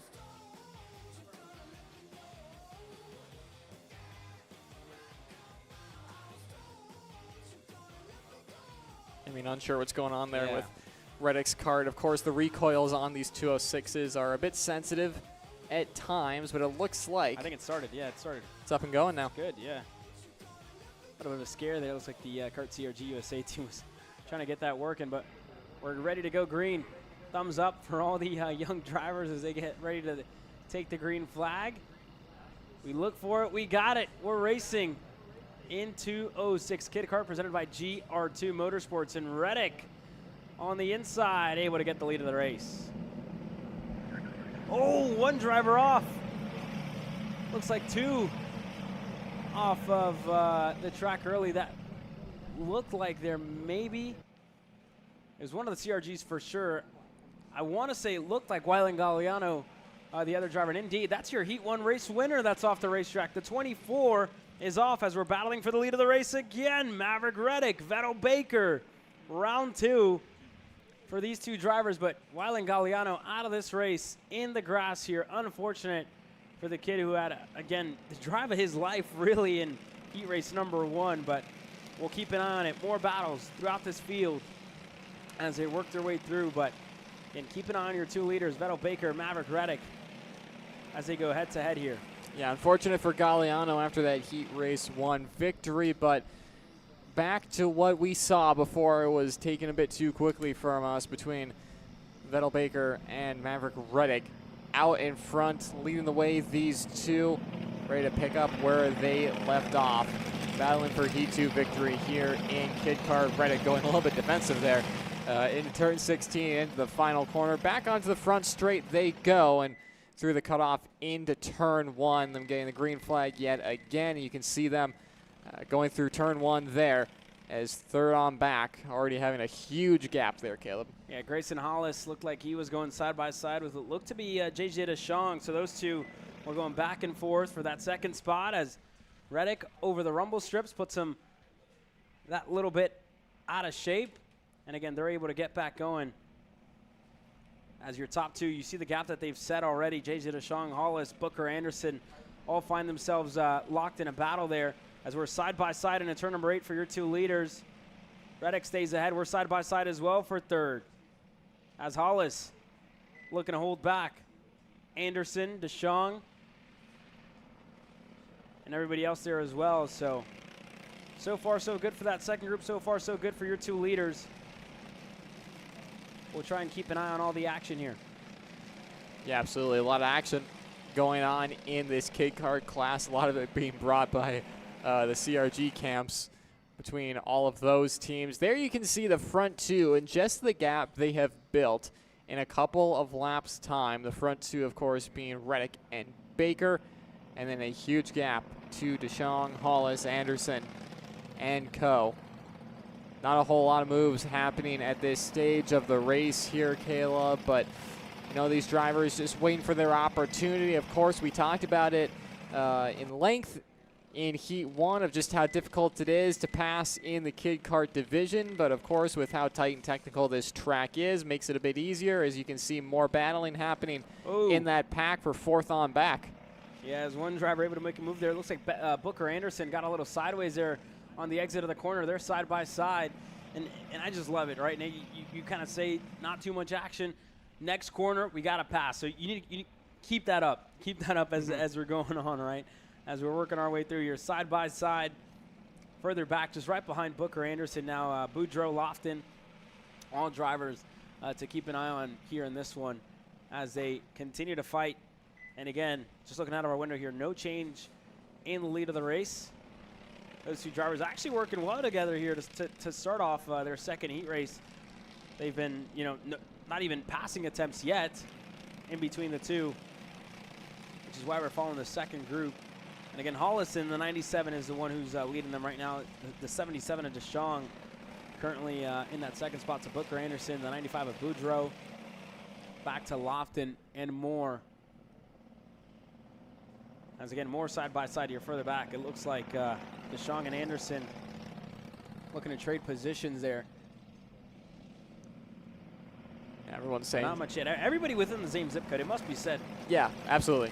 I mean, it is pretty cool to see for drivers this young in their career as battling happening for the lead yet again. Baker now to the lead, gets past Reddick, and now this battle will resume from what we saw in heat number 1. They've been on each other's bumpers pretty much all race, Caleb, and all race in heat 1 as well before their incident in the final corner. But like we were saying, cool to see all these drivers so closely contesting one another, especially for how young in their career they are. You have to think if they continue with it into the cadet and junior ranks that we're going to have a lot of talented drivers, like you've been saying, future of our sport on track now. But Maverick Reddick now having a kart in front of him for the first time this weekend has to be the one that's chasing instead of one that's chased. Yeah, first time this weekend, right, for Mav to put himself in that second spot. For Vettel as well. I mean, with a couple of good results for the 22 throughout the year. Most recent race winner, we saw him win out in Crescent. So again, these two have shown really, really good pace. And as well, you also find these two kind of messing around, playing on their Nintendo Switches, if you will, building Legos through races on the downtime, staying inside, staying in the trailers, while the parents, mechanics, go to work on their karts as well, which is always a good thing, right? It's meant for these kids to have fun, to be out here at the racetrack, to enjoy their time. And they're doing just that, right? You see them running around the paddock later on tonight as well. So good to see, families and these kids having a good time here as well, Nate. Yeah, I mean, absolutely. It's more than likely that these guys can have an on-track incident as more passing happening further back here, but it's more than likely they can have an on-track incident, come off track, and just go back at it to being friends and whatnot, not get too wound up in it like you'll see in the higher divisions or when, like in junior or senior, these guys are just here to have fun, and guys and girls are here to have fun, and it's great to see. A couple more laps to go, though, to end off their day for the Kid Karts. So they'll be making their way onto the back straight, will our leaders, but this battle for third on back continues to rage on as they head on to what is the rental car track. Yeah, we're side by side here throughout this back section of the racetrack here. Continuing to fight as the 97 of Hollis able to hold on to that lead. There's JJ DeShong. Boudreaux right in that mix as well with Booker Anderson just right behind him. Liam Lofton as well as Maxwell, the 99. They're all single file as they work their way through. And again, you'll see these drivers just fall out of line, have a look, get back in the line. But I mean, the amount of drivers just even looking for a little bit of a gap to look at the next corner, right? You look from one side of the steering wheel to the other side, try to peek your head high. This is huge. I mean, these drivers have been right with each other, right? Yeah, all race, and just have not let up on each other. Cool to see such a train, but out in front here, Caleb, it's still Baker and Reddick leading the way. No moves being made. Have to say, though, that Vettel Baker has put a bit of a gap on Mav Reddick, about 2/10 between them. Yeah, 2/10 in a K or 206 junior or senior, not going to be too much, but in these kid karts, that's quite a mountain to climb in order to get back to the race lead here, Caleb, as they're heading on to the back section of the track. A few more corners to go until they head on to the back straight for the final time. Yeah, here we go. That second group starting a battle here as they're side by side. DeShong, Boudreaux, Hollis, all looking for a lane to get a move done. They're side by side. Booker Anderson in that mix as well. What a display out of these kid karts, right? Keep us on our toes here. But yeah, Hollis Grayson Hall. It's the first time we've seen him this year. As now a pass for Beckett, looking on the inside into turn 14. He couldn't get it. As we get to the white flag last time around, side by side for the lead of the race here. Yeah, more battling happening further back as well. Leaders are starting to compress ever so slightly as well as the rest of the pack coming out of the final couple of corners for the penultimate time. Still, that train continues out in front still. No moves being made. A couple drivers going defensive in that second pack there, Caleb. And you have to think in Heat 3 in the final tomorrow, it's going to be a fun one to watch if we can have a couple of more drivers added into that pack behind, including Galliano, who, of course, had that incident at the start of this race. Yeah, we're going to see him for sure tomorrow on Sunday with the pace. I mean, again, he had it at hand in that first heat race. We're definitely going to see it in heat race number 2 as we follow along. Last little bit of this lap as we go into turn number 11. For your 2 race leaders, Vettel Baker of Maverick Reddick. And again, that second group, it's hard to kind of take our eyes off of them because they are still just very close together. Booker, Anderson, Lofton, Anderson, Maxwell, Deschamps, Boudreaux. And again, this is one of the biggest passing opportunities on the track. We'll see if Mav can close down on this backstretch. He's getting closer. Not sure if it's going to be close enough. As you take a look, as there was contact here further back, the 95 gets collected. That's Beckett Boudreaux. One more. Looks like he's right there, and that's another one of the drivers not happy with each other for sure, but across the line now, Vettel Baker going to win that race. Maverick Reddick across the line in second. And what an end here to this Kid Kart race. Looks like Weiland was able to get through. I'm not sure if those two were able to get separated. I think they were. So checkered flag in the air. Vettel Baker going to be your race winner. JJ Deschamps was the other driver involved in that incident. But what an end to the race. KA Jr. getting set to come out next.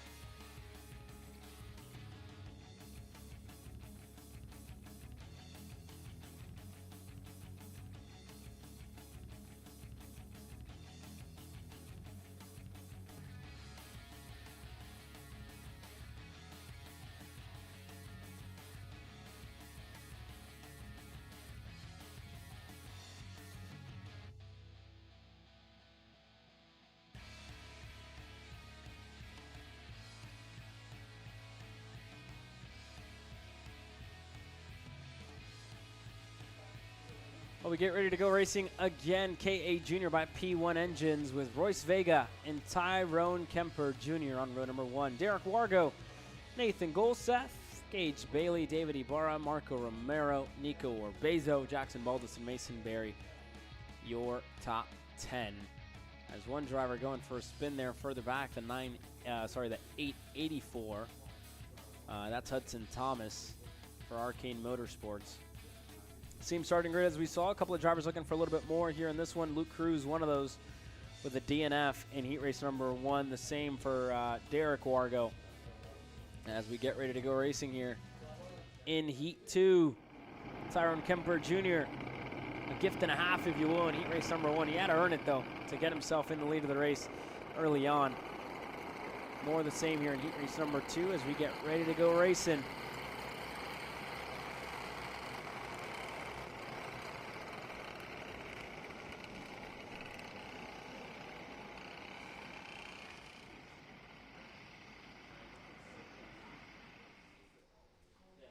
So into the tram lines they go. Nice and slow here for KA100 Jr. looking for the green flag, and the first time of asking, they'll get it. They are away into turn 1. They'll go side by side for the lead, and Vega will quickly take that away from Kemper Jr. Wargo into second as well, falling under fire. He will not, as Golseth trying to get his way past Kemper Jr. up and over the curb, unable to get that job done, as the top 4 are already starting to separate a little bit, but you have to think, Caleb, as this lap goes on, we'll have a better representation of who's got the pace in this one, if anyone can really break away from the rest of the pack. Yeah, and here we go. That front group, Royce Vega finding himself within a good gap to start things off over Derek Wargo, Tyrone Kemper Jr., Nathan Golseth up and over the curbs, getting himself that little bit closer to the bumper of the number 1 plate as we work our way onto the backstretch, this time by. It's still Vega lead, and Golseth now going to try and get by Tyrone Kemper Jr. That's for 30. Barr is going to go with him, and that's putting Kemper Jr. now down into that 5th spot, and really on the back foot now, as it seems like more drivers will be trying to get by the number 1 plate, the SCR machine. Still out in front, though, Vega and Wargo leading 1-2, and now Golseth and Ibarra are tasked with trying to hunt down the leaders at this early point in the race. We'll see Derek Wargo in the 2nd spot here. He's been able to keep Royce Vega at an arm's length, as now David Ibarra looked for 3rd. He got it. Golseth looking to stop the bleeding there, slotting a 4th. He was able to. It's now Tyrone Kemper looking for a move. Golseth going to put himself to the bottom of the racetrack, trying to hold up Gage Bailey, Nico Orbezo, Jackson Baldus, who's getting himself inside of the top 10 here in this race. So already you see drivers, right? They don't want to find themselves going backwards. That's for sure here. And they want to stop that as soon as possible, as we saw there with Nate Golseth. Yeah, absolutely. And for him to just stop the bleeding as quickly as he could, like you said, Caleb, able to hold on to that position. You have to get a little bit elbows out just to make sure you don't lose too much. And you can see there's a angry pack behind that will be trying to get by Nate Golseth, but I think they should be on the same page there of trying to work their way forward towards the top 3 to potentially get a heat race victory and some very cherished points going into the main event tomorrow afternoon. Of course, final race of the day for these K100 juniors. Still have heat 3 tomorrow morning, so be sure not to miss that one and tune in for that. But you can see in the here and now, David Ibarra is starting to close in on P2 driver Derek Wargo. Royce Vega also, Caleb, not allowing these guys to leave them, not allowing them to build that gap or to lose time. He's not really able to stretch it out. As you can see, Wargo, a couple mistakes there. Ibarra right on the back end. Yeah, working our way through here, and Vega's just really shown that pace, right? Has really been able to kind of put himself at the right place at that just the right time. They've been able to hold on to that gap as well, and here comes the help, if you will, right, from Tyrone Kemper Jr., from Golseth, from Bailey, We'll see if they can have, if they can find a response really to the 833, right? That's been so consistent out on his own. And that's been another one of the biggest talking points that I've heard here this weekend, right, Nate, of, you know, drivers being fast in a draft and then being fast on their own. Those are two separate things. And finding that balance, I think, is important. To me, if you're fast on your own, you're going to be fast with a draft. That's just plain simple. So we're seeing that with Royce Vegas. Fast on his own. He's going to be fast if anybody else does get up there to him.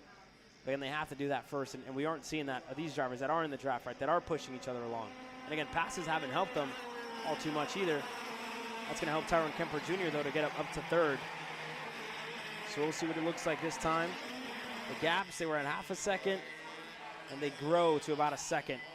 And it's due to battling, right, for the likes of Royce Vega, just been able to extend his gap.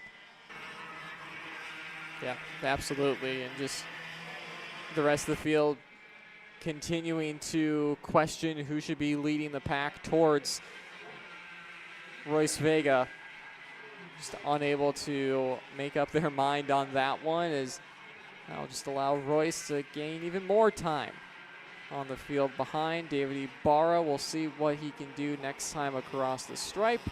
About a second or so in between P1 and P2 at the moment, so we'll have to see if the CRG pilot's able to bring the rest of the field closer to the leader. That being said, though, 40 seconds plus 2 laps remaining. Should be about 3 or so laps at this point here, Caleb.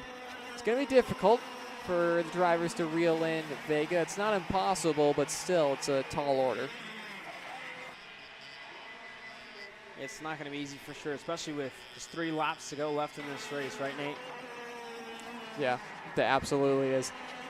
Might see Ibarra and Kemper go at it a little bit as Kemper got his way by. Ibarra is willing to push here and see if they can make their way forward. It's 0.8 of a second now, and it seems like Kemper Jr. has a little bit of pace in his back pocket at this late stage of the race, so we'll have to see what the number 1 plate can do about that. Making their way onto the back straight.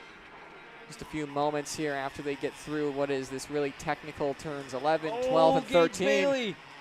Looks like that motor cut off for Gage Bailey.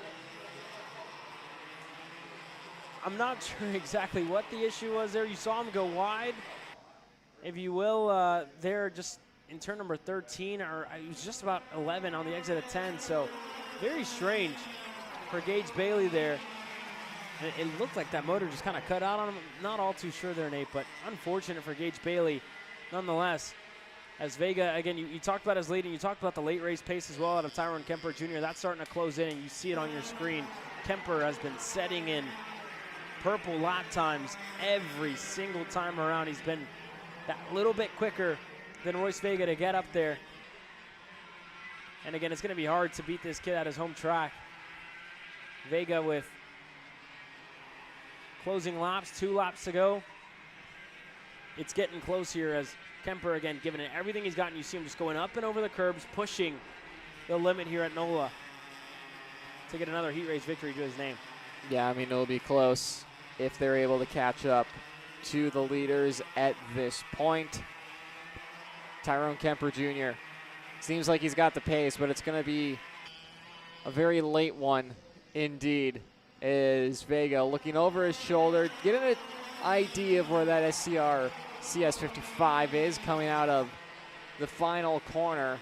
Royce Vega will see the white flag, and it's now 3/10 between the leader of Royce Vega and Tyrone Kemper Jr. with the help of David Ibarra. Might see a move here, Caleb, this lap. Not too sure, but Kemper Jr. is going to have to be perfect, and Vega will most likely be going defensive down this back straightaway.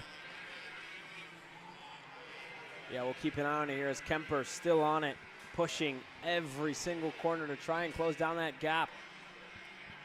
And again, he knows, right, the chances of making a move are slimmer and slimmer. Every single corner, that backstretch is going to be the biggest help, the biggest lifeline, if you will, to Tyrone Kemper Jr. to go back-to-back here in heat racing action. As we get to the backstretch now, Vega looks like that gap maybe just a little bit too big for Kemper to try and close down, to try and make a move, and you see it through there, 2-3 car lengths And that's just enough for Royce Vega to come across the line with heat race number 2. Tyrone Kemper Jr. across the line in second. David Ibarra, your top 3.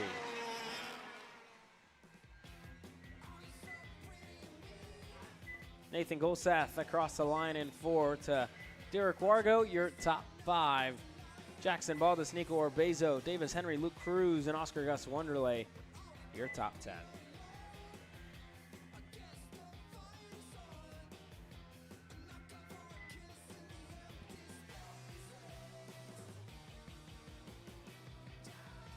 Fortunately for Gage Bailey, again, taking a look at where he finished off this race.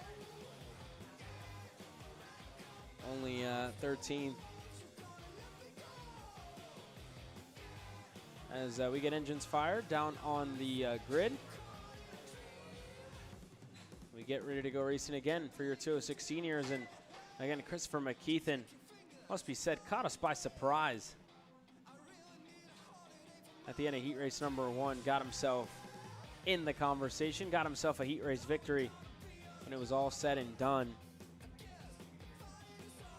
That was a good drive by him as the rest of our drivers, the rest of our field works their way into the pits. Your 206 seniors get ready to head out onto the racetrack. We'll keep an eye. Jackson Young, McKeithen, again, they started on row number 1. They had to drive their way through the field, it must be said there, Nate, after getting slotted down the order. Sawyer Roussel, Cameron Reed, two of the drivers that we saw in the mix. Same for Carter Kilgo-Frank, unfortunately, a backward slide for him. Never really recovered from it. As Oliver and Chambers starts there on row number 4. Reagan Seville, Jeff Dolian, and more getting set to hit the racetrack here. And again, you'll see a lot of these drivers, a lot of the same faces next week. We'll go to Cup Karts North America for their 9th edition of the CKNA Grand Nationals. Likes of McKeithen will be there. I'm sure the likes of Frank Reed and more going to take part of the biggest 206 race in North America. The biggest race in North America, really, right, with 500 plus going down there. Going up there, I should say, to Indianapolis, Indiana. As we get ready to go green. 206 senior on the track now.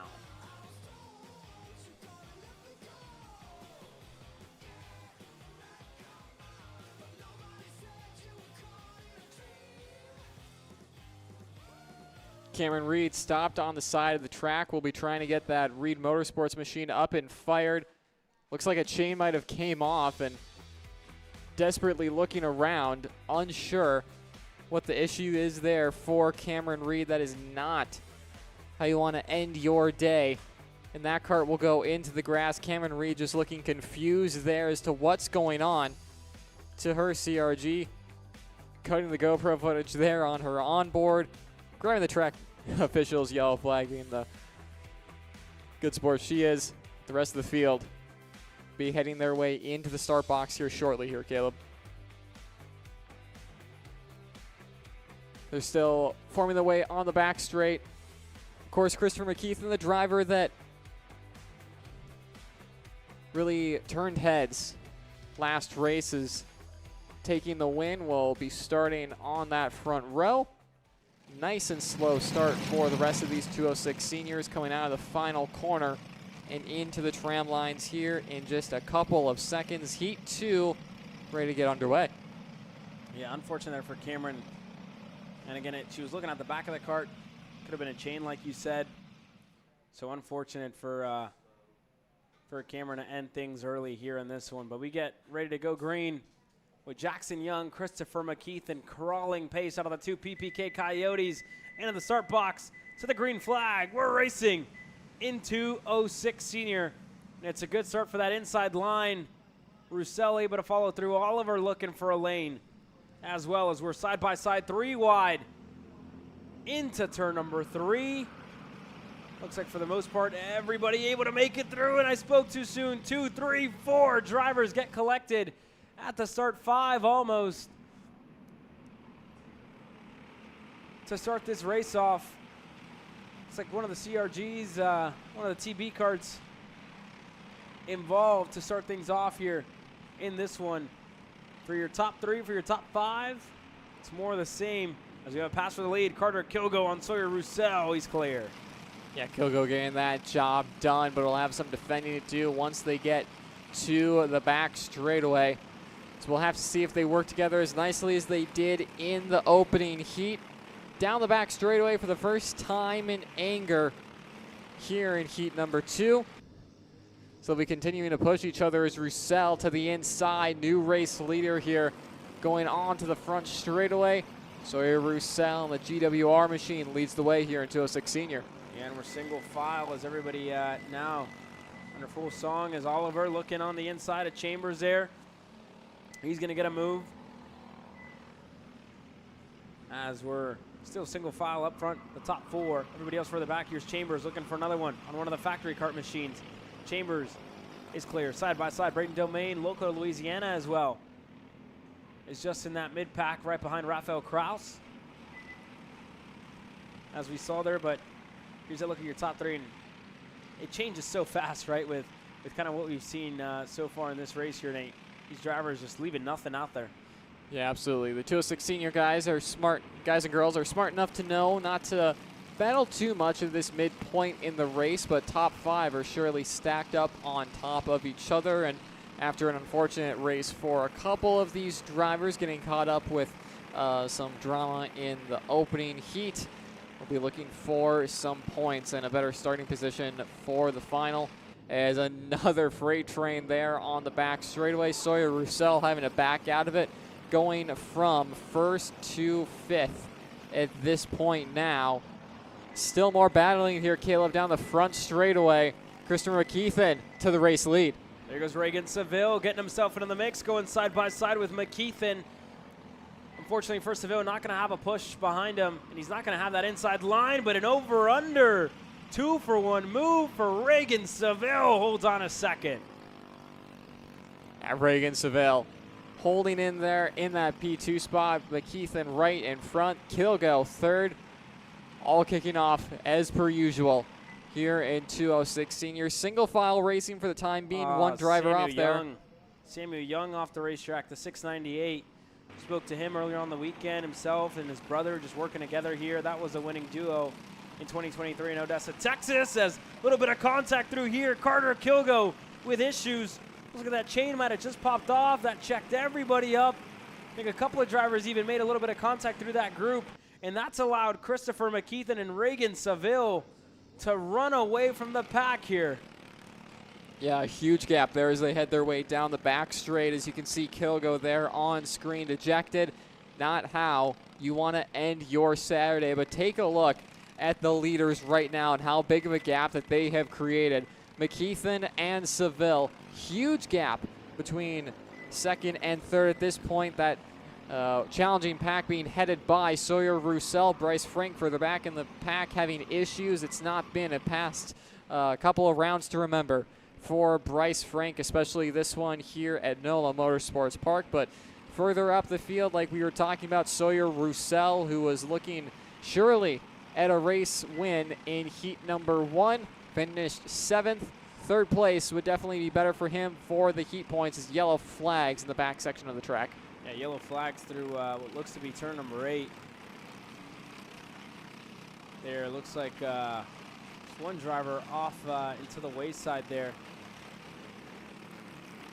Not sure that's the MGM of maybe Jensen Harrell, another one of the drivers that finds himself off the racetrack there. That looks to be in a turn 9, where he's they're able to get that clear now. But again, your top 2, they've stayed the same with Christopher McKeithen, with Reagan Seville, Sawyer Roussel, Jeff Dolian, and Jacob Oliver in that 2nd group. No passes there. Chambers was finally able to get ahead on Addy Bamrou. That time by for 6. That's just a little bit of a look to what we have here. McLeod in the 673. That's a driver in the factory kart. We've seen him get his elbows out throughout this race as well. But again, that is all kind of the separation that we're seeing in this race, all stemmed out from what we saw earlier on, right? With that issue for Kilgo, that checked everybody up and really allowed McKeithen and Seville to run away. And again, Kilgo was in that third spot, so it looked like it was a chain. That might have been the third one that actually came off. And it's not surprising, Nate, that we're seeing this many issues. We saw it with Reed. Allegedly, we saw it with Cameron. We saw it with Kilgo. Looks like another one of the Reed Motorsports CRG machines to the wayside here in turn 1.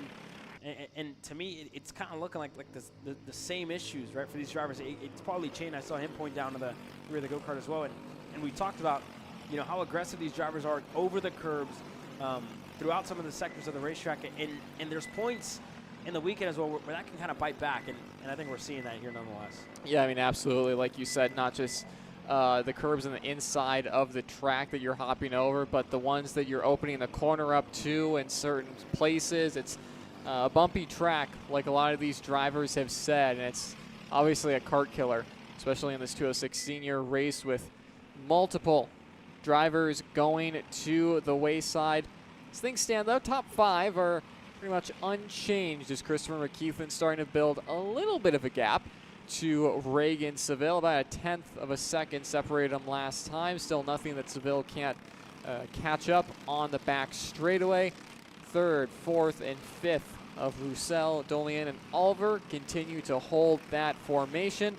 So they'll be hoping that the front 2 start to battle. And if they do hold like that, they should be able to bring themselves into a potential race win. White flag in the air this time by, though, for 206 senior. One more lap to go. This is where it gets interesting, Caleb. If the front 2 decide to battle it out, or if they want some good heat points going into tomorrow and hold on. But the pack behind Roussel going mega defensive there into turn 1, so it's pretty much going to be settled between McKeithen and Seville at this point. Yeah, Sawyer's showing his hand, right? Knows that the battle for the race win, potentially just too far out of reach. They're going side by side there for 3rd as Dolian looking a nose down low. Oliver going to push Roussel through. And again, it's really just a heads-up battle, right? 1v1 in between Seville, McKeithen up front. And then again, you go back to 3rd. Roussel just making that GWR as wide as possible throughout some of these corners. Trying to keep them at bay. We'll see what it looks like on that backstretch.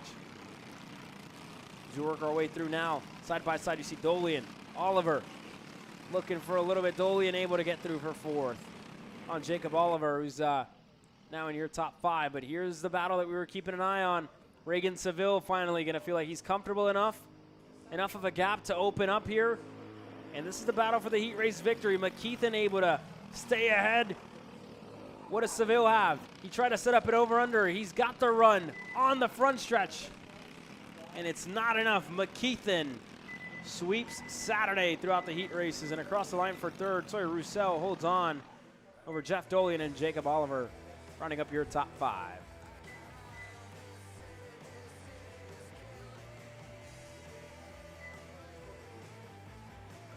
There's a look at your top 10 with Josie Chambers, Gabriel McLeod, Addy Bamrou, Cole Killian, and Chuck Jensen. Unfortunately for Samuel Young, we saw him in the grass here in this one. But on a lighter note, we were able to catch up with him and what it means to him to be here this weekend. They're actually pitted out of their van, and we had a good conversation with him, Nate, and let's listen in to what he had to say. All right, Sam, you're I guess the usual, if you will, at TSRS, Yep. but a lot of people don't know your story, and you and your brother are here this weekend. Usually you and your dad, you guys are put out of your minivan, just 10x10 pop-up tent. Tell me a little bit about it. So my dad's in Indy this weekend, actually, so it's just me and my brother. But yeah, we're just trying to make the best with what we got, and we're going to try to put on a good show today, and hopefully get a good result. So we'll see. We'll see how it goes. Yeah, and you're usually always up there, right? When I look back, we were in Odessa 2023. You were a race winner for the first time in the regional series. Just kind of talk a little about that, right? Always being at the front without that big team support. Yeah. Well, actually, that was my first big season of TSRS, so that was my first full season, and we did get a good win there, so that was a nice memory. But I really just started in sim racing, and I haven't been doing go-karting that long at this level, so yeah, that 2023 season where I got my first win was really my first proper season of TSRS. So we're going to see if I can try to build on that this weekend for sure. So yeah, and now being 3 years in, right? It's been a while since you've really gotten back to that top step. Yep. what would it mean to you to get back there this year? It'd be huge, especially, when I did win, it was with my brother and no parents, so same situation this weekend, so we'll see. There you go. I could be the secret sauce, right? Yep. Both of you guys working together, just having a good time out here. Yep. There you go. Well, good luck, Sam. Thank you. I appreciate it.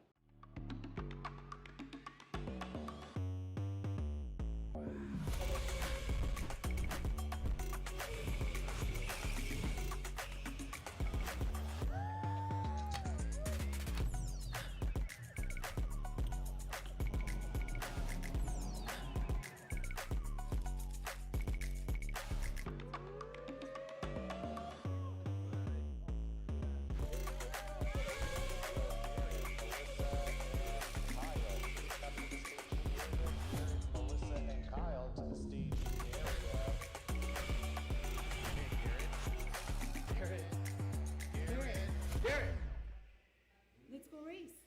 Come on, man. Cat food marketing. $9.99 a month. Dude, Caleb, wake up. Dude, we're live in 5 minutes. Let's go. Come on. What are you doing? Dude, I'm so sorry. Xander had me in a cat food marketing meeting till like 2 a.m. last night. Come on, man. Do you have anything I can drink? Dude, I got the perfect thing for you. Perico. It's a healthy energy drink alternative. Perico, non-GMO, gluten-free, kosher, magnesium, B12, B6, Yeah, it's good. B5, biotin, and zero sugar? Pericazo! Try Perico, made with natural ingredients, organic caffeine, and supports your metabolism. Try the new official energy drink of Kart Chaser.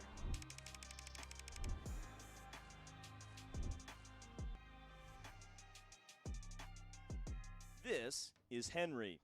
Henry feels sad.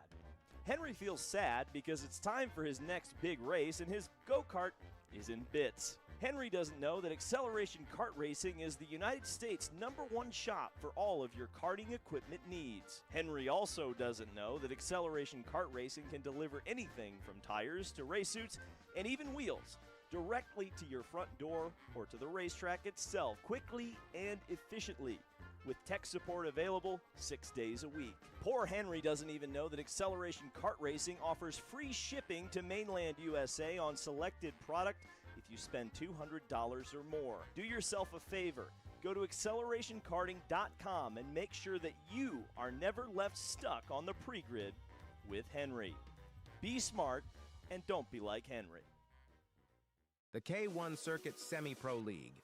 This is a competitive race series with 2 classes. Junior Series for those who are under the age of 18, and the Senior Series for those who are 18 or older. If you think you have what it takes, come out and prove your skills on League Night. Both schedules are live on the K1 Circuit website. Your Kart Chaser live feed will resume shortly.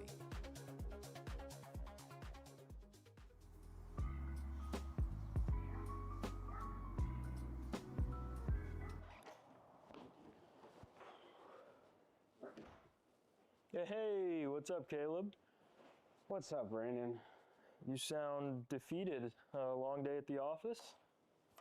Yeah, got stuck at a cat food marketing meeting for like 3 hours. I don't know a thing about cat food, and I don't even work in marketing. And then I got sent on a coffee run like I was some sort of intern. Then at the end of the day, when I went to go get gas, I just realized everything is so darn expensive nowadays, man. Yeah, you got that right. Like, do you have any idea how much we're spending on Netflix? That's like $20 a month. Do you know how much we're spending on cable? That's like $50 a month. But you know what isn't expensive? Tell me. Kart Chaser Premium. For only $9.99 a month, you can watch all the American karting action live from coast to coast. Subscribe and become a member today.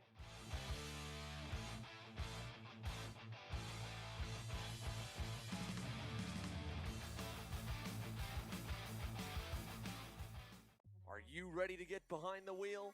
From Formula One to NASCAR and IndyCar, all the pros start here.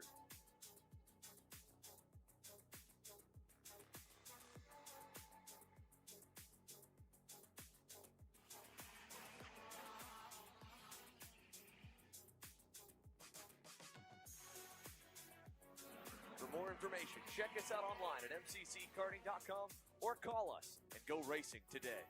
Paulie Massimino wins the Wisconsin Grand Prix! James Overbeck on start number 2 gets win number 1 in OKN Stars. On track or off, Brandon Jarsekrak Racing delivers elite performance. Led by 4-time Pro National Champion Brandon Jarsekrak, our team masters driver coaching, data-driven analysis, and mechanical precision at every national event. Contact us today at BrandonJarsekrakRacing.com. Florida Kart Racers, you asked for it and we're going to bring it. Introducing Florida Karting Championship, FLKC, a brand new racing series coming to Florida in 2026.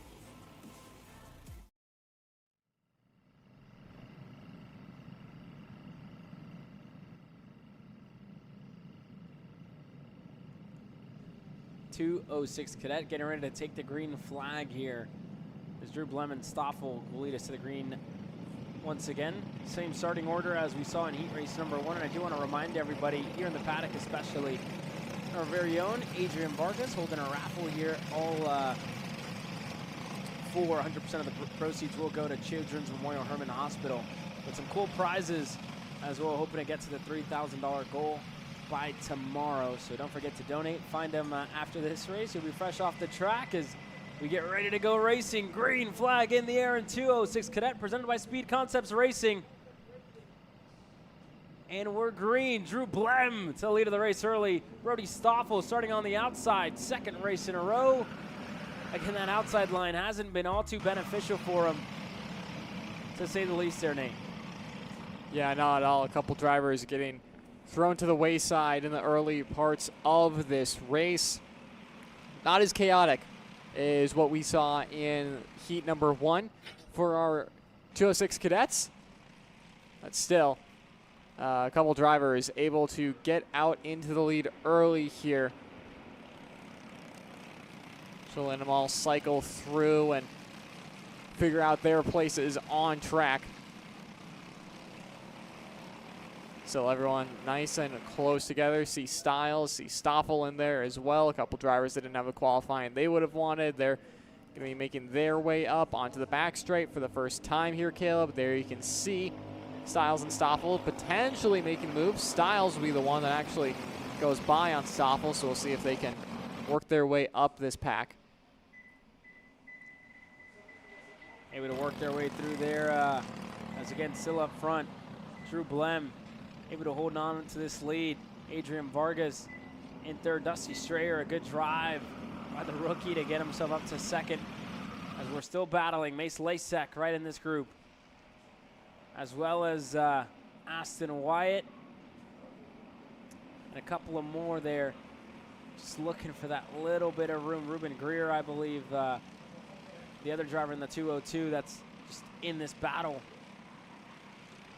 But again, what a turnaround from what we saw in heat race number 1. And I think the helped that out a lot as well, Nate, to what we're now seeing here in this second heat race. A little bit more calm, a little bit more tame. And I think that's all due to the start, right? Just that little bit more conservative start, if you will, right? Drivers not trying to make moves. Try not to win the race in turn number 1, if you will. Yeah, absolutely. That's what we saw in heat 1 this time. A little bit more calm for these drivers as Brody Stoffel trying to get by Aston Wyatt, unable to do so at the end of the straightaway into the chicane that time by, but be looking for it later on in the lap. That being said, though, top 6 are right on each other at this stage of the race, and honestly all the way back until about 9th, the 207 of Vargas, the tail end of this train.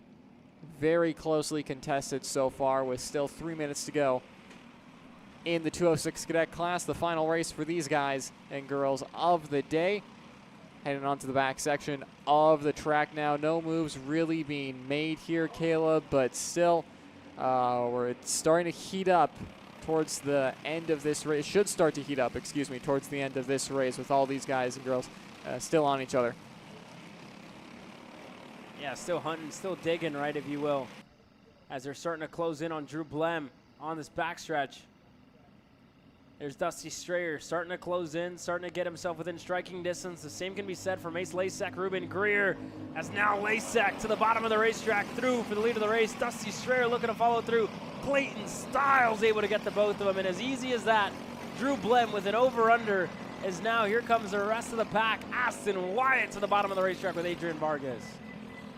As some bold moves being made, and of course coming with that is a big gap to the leaders at this point. They're still not done battling. Wyatt up the inside gets that job done up into third, but there you can see Lasek and Greer starting to check out from the rest of the field. There you can see third on back. Brody Stoffel really struggling today to make up moves in the 206 categories, but the lead is still battling here. Lasek and Greer continuing to go at it. Yeah, and again, Stoffel started on that front row on the outside, and we've seen that one lap pace be there, right?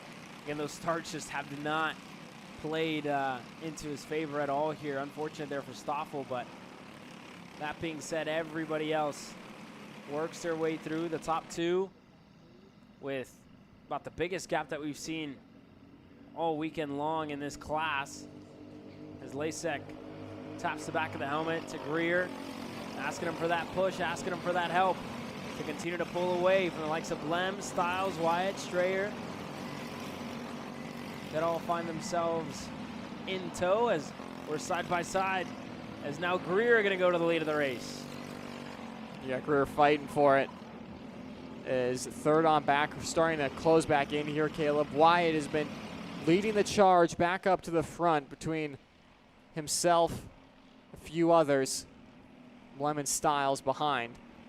So you can see Brody Stoffel and his progress that hasn't been unable to really get his way up the field as efficiently as he would have liked. Still 2 more races to go for these guys tomorrow, and a long time to get that done. Stiles up the inside of Blem, gets that maneuver completed. Puts Stiles up into, that would be P4 at this point.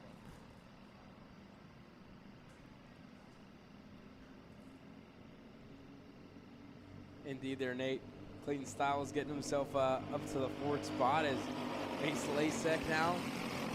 He had a peak on that backstretch as we got into turn number 15, as Aston Wyatt looked like he was a little bit out of shape there.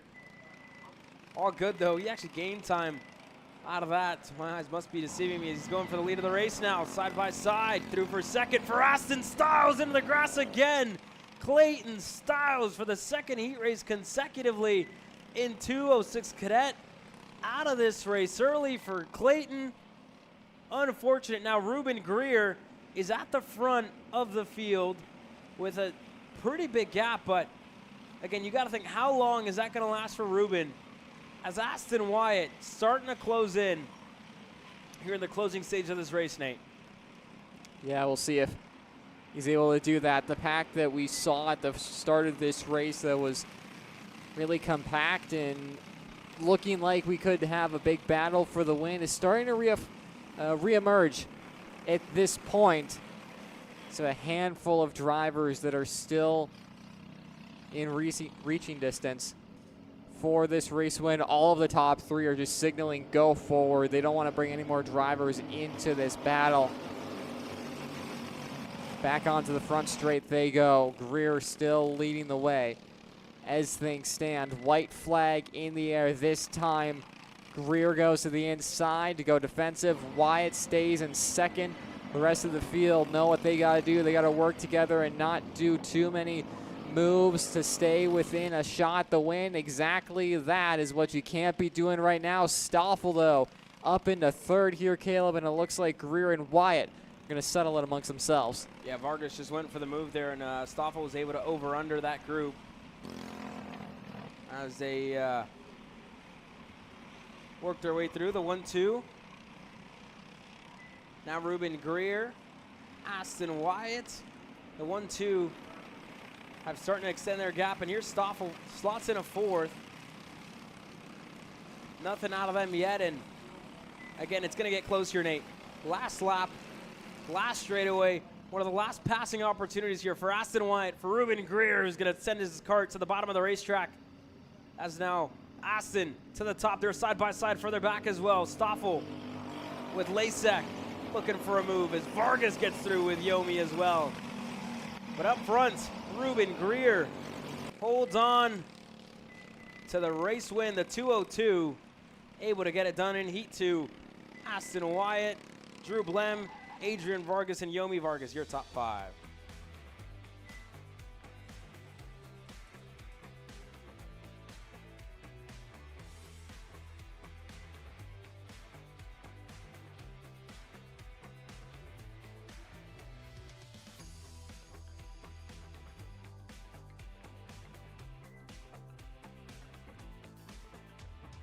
There you have a look down at the rest of your field. Clayton Stiles, unfortunately, coming across the line in 19th. K Masters coming up next. One of the drivers who we also talked to this weekend on his return to the seat, Morgan LeBaron. Had a conversation with him this morning on what's been new endeavors. This is what he had to say. All right, Morgan, good morning. Good morning. Haven't said that too often, right, to you recently.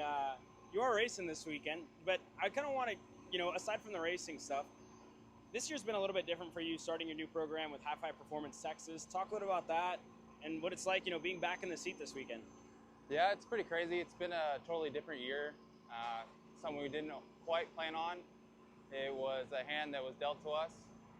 Been really excited about it. So we started High Five Texas right before Amarillo TSRS, and it's kind of just blown up. It's taken my love of this sport and got to look at it in a whole different light. So we've been concentrating on our cadet program, and we're planning on blowing that up next year. We're gonna run all of TSRS, and we're gonna do 2 national series next year. Depends on the schedule. Being back in the seat, that's a little wild. We're doing double duty this weekend, so we're running Masters and Senior, and I'm feeling it this morning. Yeah, so how was yesterday, right? Having to knock that rust off after being out of the seat for, last time we saw you race here was 2023. I think you did a race with us last year. Yeah, we did it's been a while. In Amarillo, yeah. And we were good. It's you can tell it's been a little bit. We overdrove in the beginning of yesterday. We got down to top 1 or 2 in Masters and probably top 20 in Senior. It's taken a couple of sessions to really knock off that rust and truly drive like we know how to. How we preach at these kids how to drive a go-kart, right? Slow your hands down, calm down, relax. So tell them I'm yelling at myself. So it's nice to be back in the seat, though. I really missed it. Yeah, and you've been coaching for a while, right? And these kids are finally getting to see you go out there and drive. So what do you kind of tell them, right? Right, they get to see everything I'm preaching at them, but I also, I can't be making the same mistakes that I'm yelling at these kids for, because they're gonna get right on me and be like, "What are you doing? What are you doing?" So that part's cool. I love the coaching aspect of it, though, and that's the cool thing about even if I'm doing 2 classes, we're still going over the data with the kids. We're still watching the video, but now they're gonna poke fun at me because we're looking at my video too. Cool. Well, enjoy it and good luck this weekend. Thank you, brother. I appreciate it. From the top. Okay.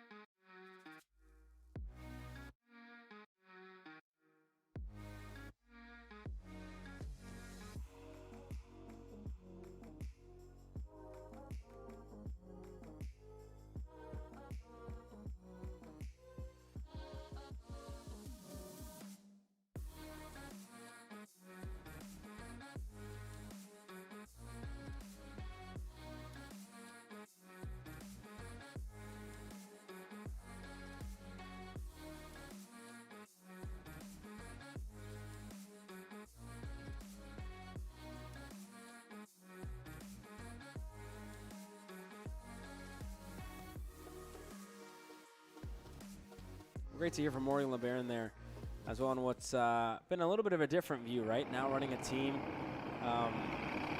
under High Five Performance as well, adding a little bit of his insight. As well, coaching that next generation is one of the biggest things we talked about. Showing him, getting himself back on the seat, showing him, I still got it. I can still do it, and he's about to show him, hopefully right now in this KA100 Masters class as they get set to go green. A couple of them weren't able to get going, as we do have a red flag here, it looks like, out. Not sure for what exactly, but red flag out on the track. So we'll get more information where we can get it.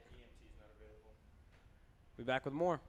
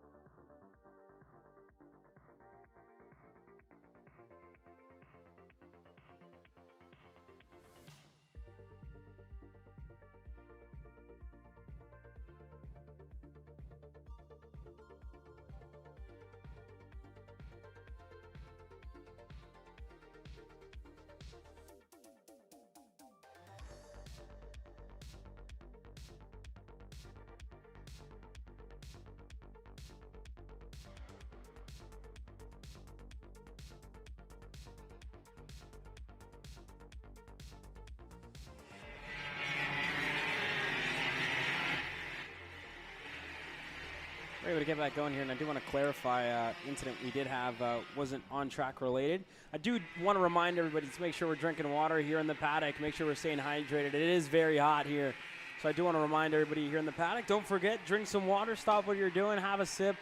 So, yeah, first things first, but everybody is all right, which is the important part, and ready to go back racing the last 3 sessions of the day with KA 100 Masters.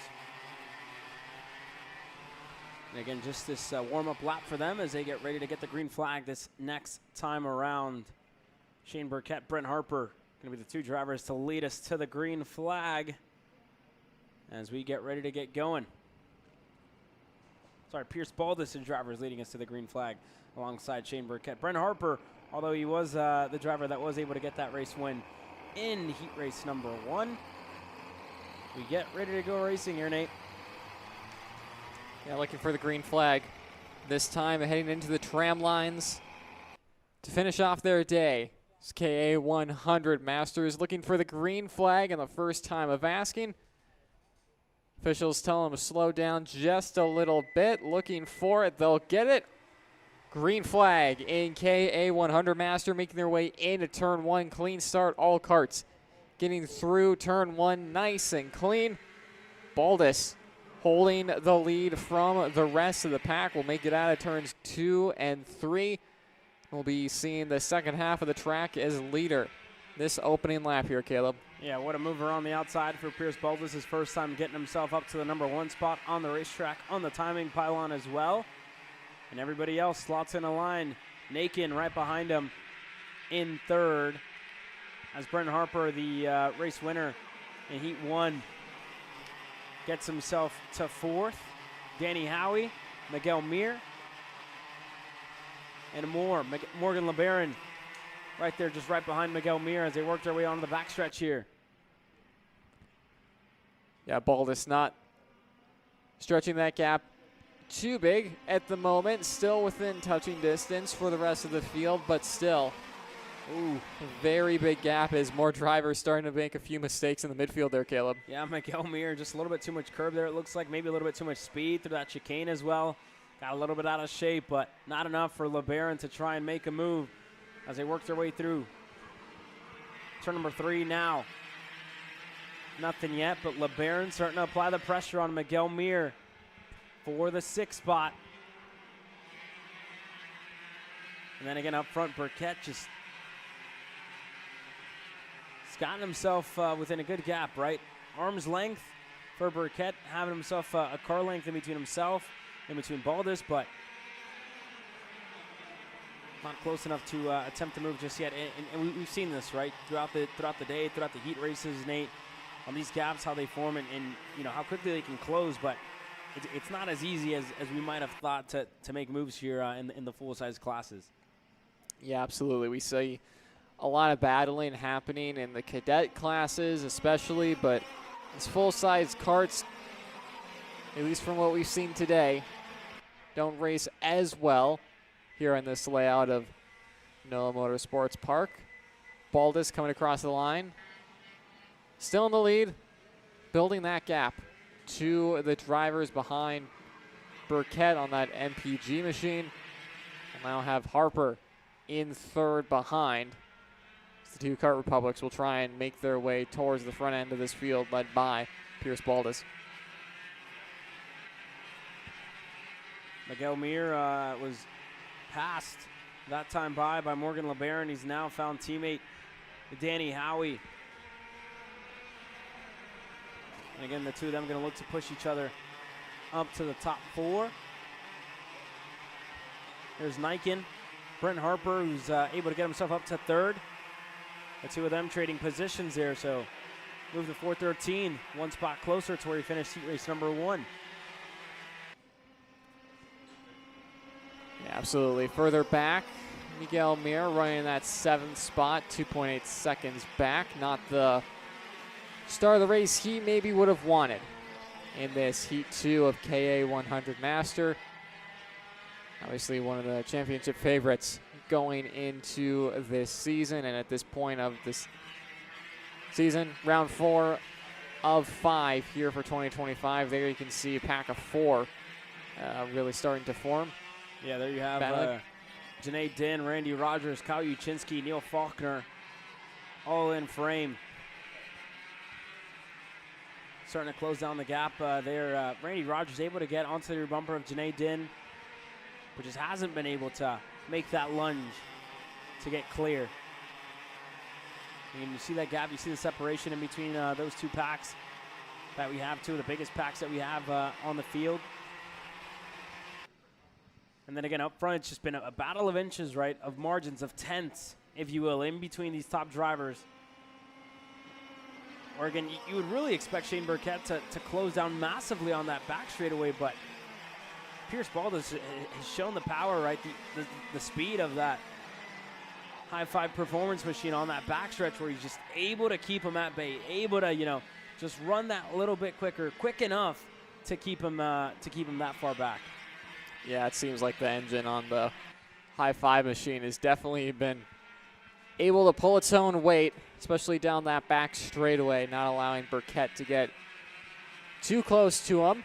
Obviously, still within touching distance, and if Burkett really wants to give Baldus a cent and a half into one of these tighter corners, it might be able to get done and put Burkett into the lead, but as things stand, still Pierce Baldus, 476 high five driver, leading the way out in front. Harper is kind of fallen off this battle for the lead, but Burkett's looking strong. Down the back straight they go yet again. We'll see if Burkett's able to close up, and just not anything there, and that's testament to whatever engine builder made Baldus's pieces. That is gear, period, right? That's true, huge. too. Gear could be one of the biggest factors here this weekend, and again, we still got to do our rounds later on tonight, but I'd be curious to hear Pierce Baldus and, change made here for this heat race.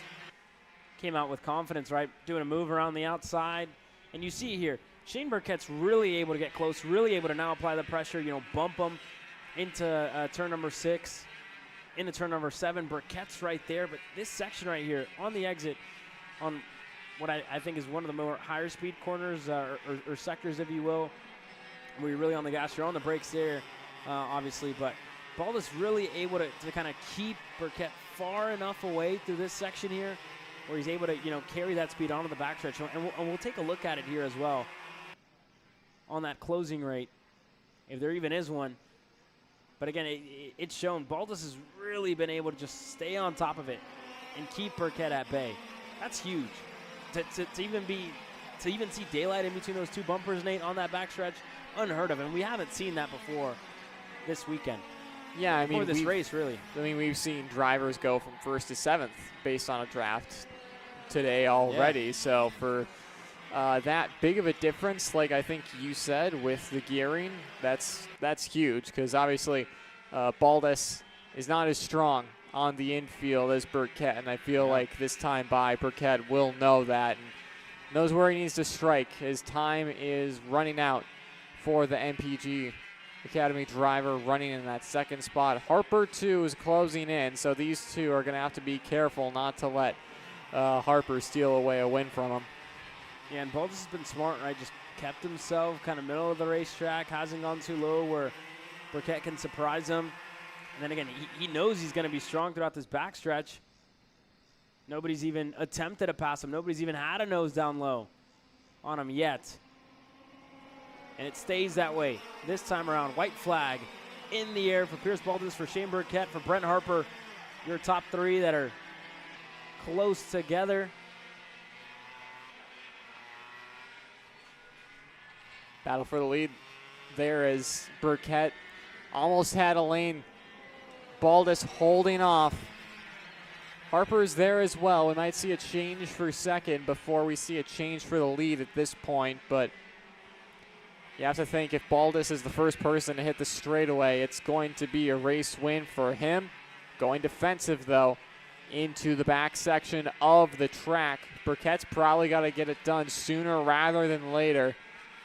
Potentially into here, no. And Baldus knows that he's not as fast on the infield section here, Caleb. And I think with that gap and the straightaway coming up, should be victory going the way of Pierce Baldus. And there's Niken as well, not too far back in the fourth spot. As they look to close in on this backstretch. Baldus to the middle of the racetrack. And again, Burkett not even close. Harper looked to go for second. That door closes, but Pierce Baldus made changes after Heat 1 and responds in Heat 2. Pierce Baldus wins the second of the heat races. Shane Burkett in third. Brent Harper to Dax Niken. Morgan LeBaron, your top 5. Daniel Howie, Miguel Mir, Janae Din, Randy Rogers, Neil Faulkner, your top 10.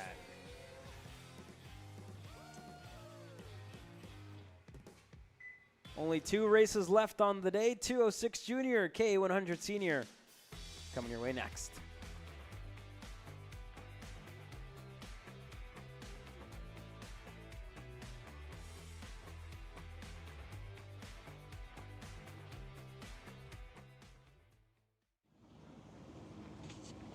Kyle, what are you doing? It's got my new Greyhound seat. You don't even have a cart.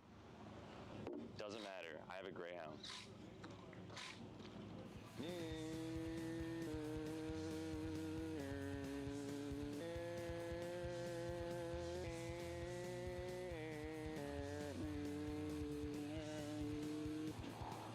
the f is Kyle Cuthbertson? Doesn't even have a go-kart. Doesn't matter.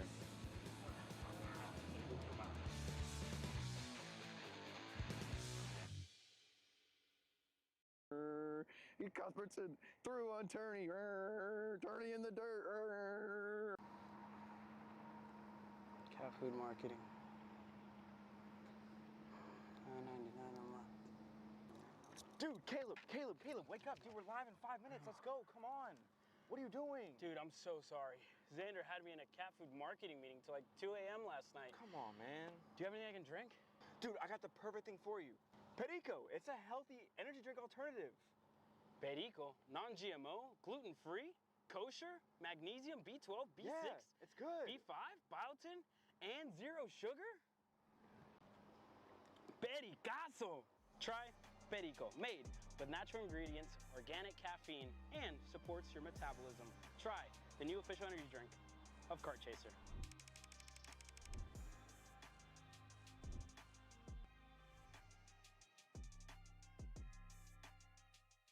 Are you stuck with your kart racing? Not sure the ideal kart setup? Or going to a track for the first time?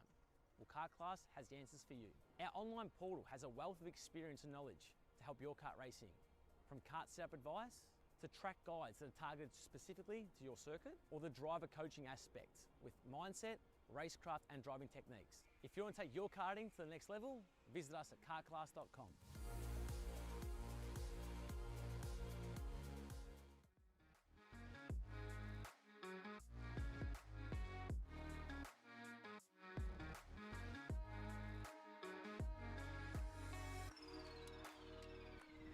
.206 Junior ready to hit the racetrack for the final time. Nico Orbezo and Dean Greer on the front row. Rodrigo Paloya, Derek Wargo, Levi Mead are your top 5. You can see the rest of your drivers in this grid. You can pick out your favorite one as they head into the tram lines for hopefully the final time of the day.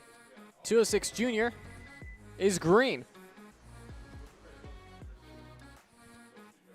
Nico Orbezo getting a good jump there, about 2 or 3 kart lengths between himself and P2 at this early stage of the race. 3 wide already for P2. That's only going to allow Orbezo to go further off into the distance. At this point, one driver off, one of the TB karts, having a ton of debris on that and bringing a ton of grass onto the track as well there, Caleb. Yeah, Edwards in the 372, way off the racetrack here on the opening lap, but for Nico Orbezo, the Iron Rock Motorsports Tony Kart to the lead of the race, with Guerrier slotting in a second, Paloya just right behind them in third, and it almost looked like Rodrigo wanted to, like he had a thought about it for sure. There to pass for second. Gonna hold on just that little bit longer. Sawyer just right behind him in the fourth spot as they work their way through. Derek Wargo inside of your top 5 as we have movers further back, side by side. Looks like Mia Johnson looking for a move. and she gets it. A couple of spots made for Mia. Brandon Green looking to go by as well, side by side in between two of the TB carts. Brandon able to get clear there on Estrada. There's all that going on. More battling happening inside the top 5. Chambers now up into that 3rd spot. Wargo will stay in 5th. That'll be Paloya and Chambers swapping positions, as it'll now be Chambers trying to lead the way up into the battle for the win. Dean Greer, Nico Orbezo leading the way as things stand. And now Wargo moving his way up into that 4th spot, allowing a little bit of room in between himself and Chambers at this point in the race, about 2.5-ish kart lengths between them. Of course, with the draft here, Caleb, especially down this back straightaway, that should get closed up probably in a few seconds' time here. Just how powerful the slipstream here is at Nola Motorsports Park. And we look back, everybody just single file. The likes of Chambers, Wargo, Meter, as now Wargo looking for 3rd, side by side.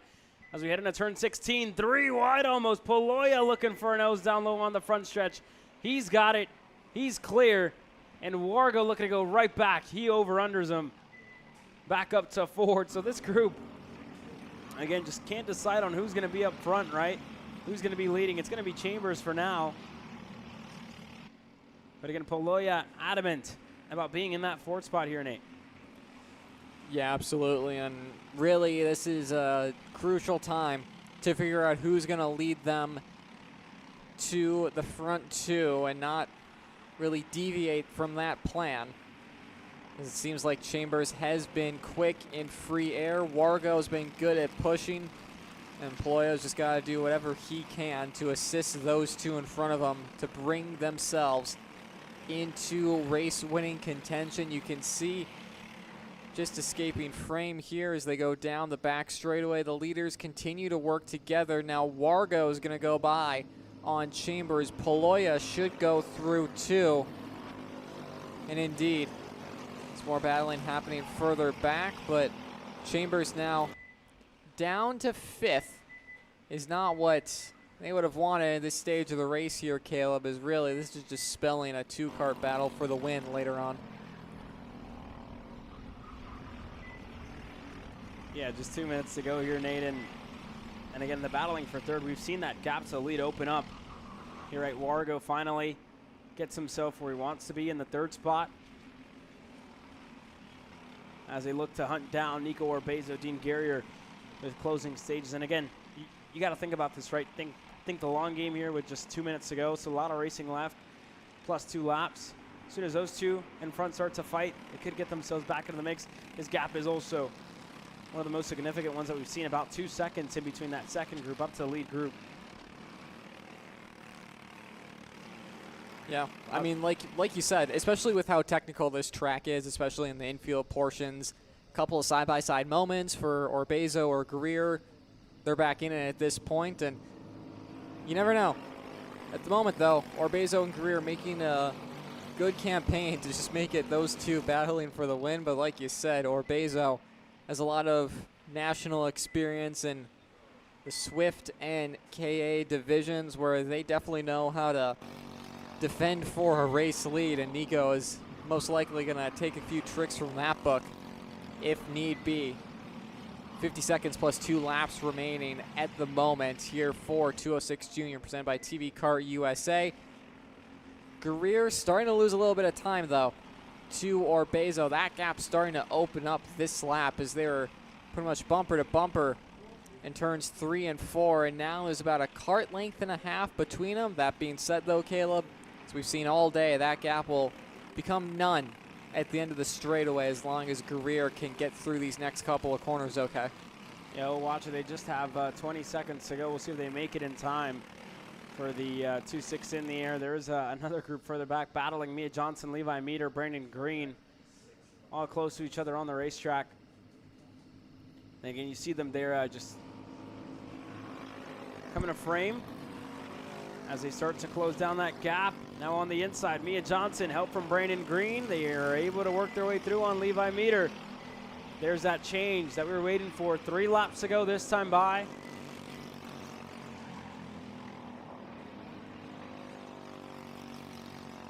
As we continue going, and here's that group, right? Mia Johnson, she was able to get her first regional podium whenever we were over in Amarillo. And again, she's been in contention ever since. Here this weekend, not the best to start to the second heat race, and again, this battling have kept them just a little bit ways back, but nonetheless, these 3 drivers, we've seen Brandon Green get himself into the mix as well as Levi, who was actually on the podium last time out in Crescent. So, again, anybody's game here in 206 Junior, but those top 2 really able to keep their nose clean at the start of the opening stages of the race. And this is why we're seeing these gaps kind of form the way that they have, Nate. Yeah, absolutely. You just got to be decisive on who your drafting partner is fairly quick in these 206 races, especially with how short the heats here are at Texas Sprint Racing Series. 2 laps to go. This time by Orbezo and Greer have not strayed from their plan, and it seems like they're going to do battle once they see the white flag. Still working together okay. Wargo and Paloya, of course, not out of it yet. It's still going to be a bit of a stretch as Chambers is really fallen off without any sort of drafting partner. Unfortunate for the Intrepid driver. Hopefully we see them further up the grid tomorrow during Heat 3 and challenging for a podium and a win in the final. About a lap and a half to go at this point. Still no moves being made within this top 5. Orbezo doing a good job to keep a calm and collected head down the back straightaway for the penultimate time today. We'll see if Greer tries to take the opportunity into the final couple of corners. We'll stay behind here, Caleb, as we'll see white flag this time by. No moves being made for the lead for the entirety of this race. I have to question, when will Greer make his move? Yeah, we'll wait for it here. He's going to have a lap to think about it. Easiest answer would be the backstretch, but he can catch us by surprise. He can catch Nico by surprise as well in this last lap. Dean Guerrier still pushing as we get into turn 5. Hasn't showed his hand yet. He really hasn't showed it all race long either, Nate. Has been sitting patient in second. And again, has to do it in an efficient spot because Derek Wargo, Rodrigo Poloya have been able to just close down that gap a little bit here. 1.7 in between your 2 leaders and your 2 drivers just on the edge in 3rd and 4th. This time by, onto the backstretch. Nico Orbezo, Dean Guerrier. Here we go, Orbezo to the bottom of the racetrack. Guerrier to the top. Who's got more on this back straightaway? Orbezo has a preferred line. He's got the lead going into turn 15. Nico Orbezo as Guerrier goes on the inside. Orbezo looks for the crossover, side by side to the finish line. Nico Orbezo holds on in the end. What a race. What a drive. Nico Orbezo holds on over Din Guerrier. Rodrigo Poloya, Derek Wargo, and Sawyer Chambers, your top 5.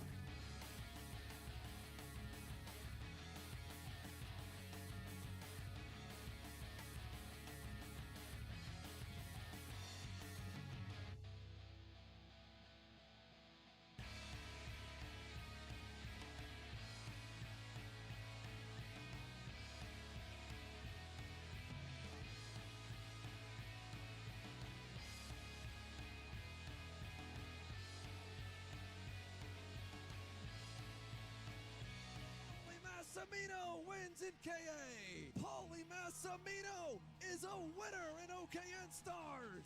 Take your driving to the next level with one-on-one coaching from 2024 OKN Stars champion Paulie Massimino. Kart rental options are available if you'd like to keep yours at home, and drivers in all classes are welcome, from Briggs 206 to Mini to KA100 and X30. With in-depth data analysis, onboard video footage review, and lead follow on-track sessions, each private coaching session will see you end as a more complete driver than when you started. Book your coaching session now.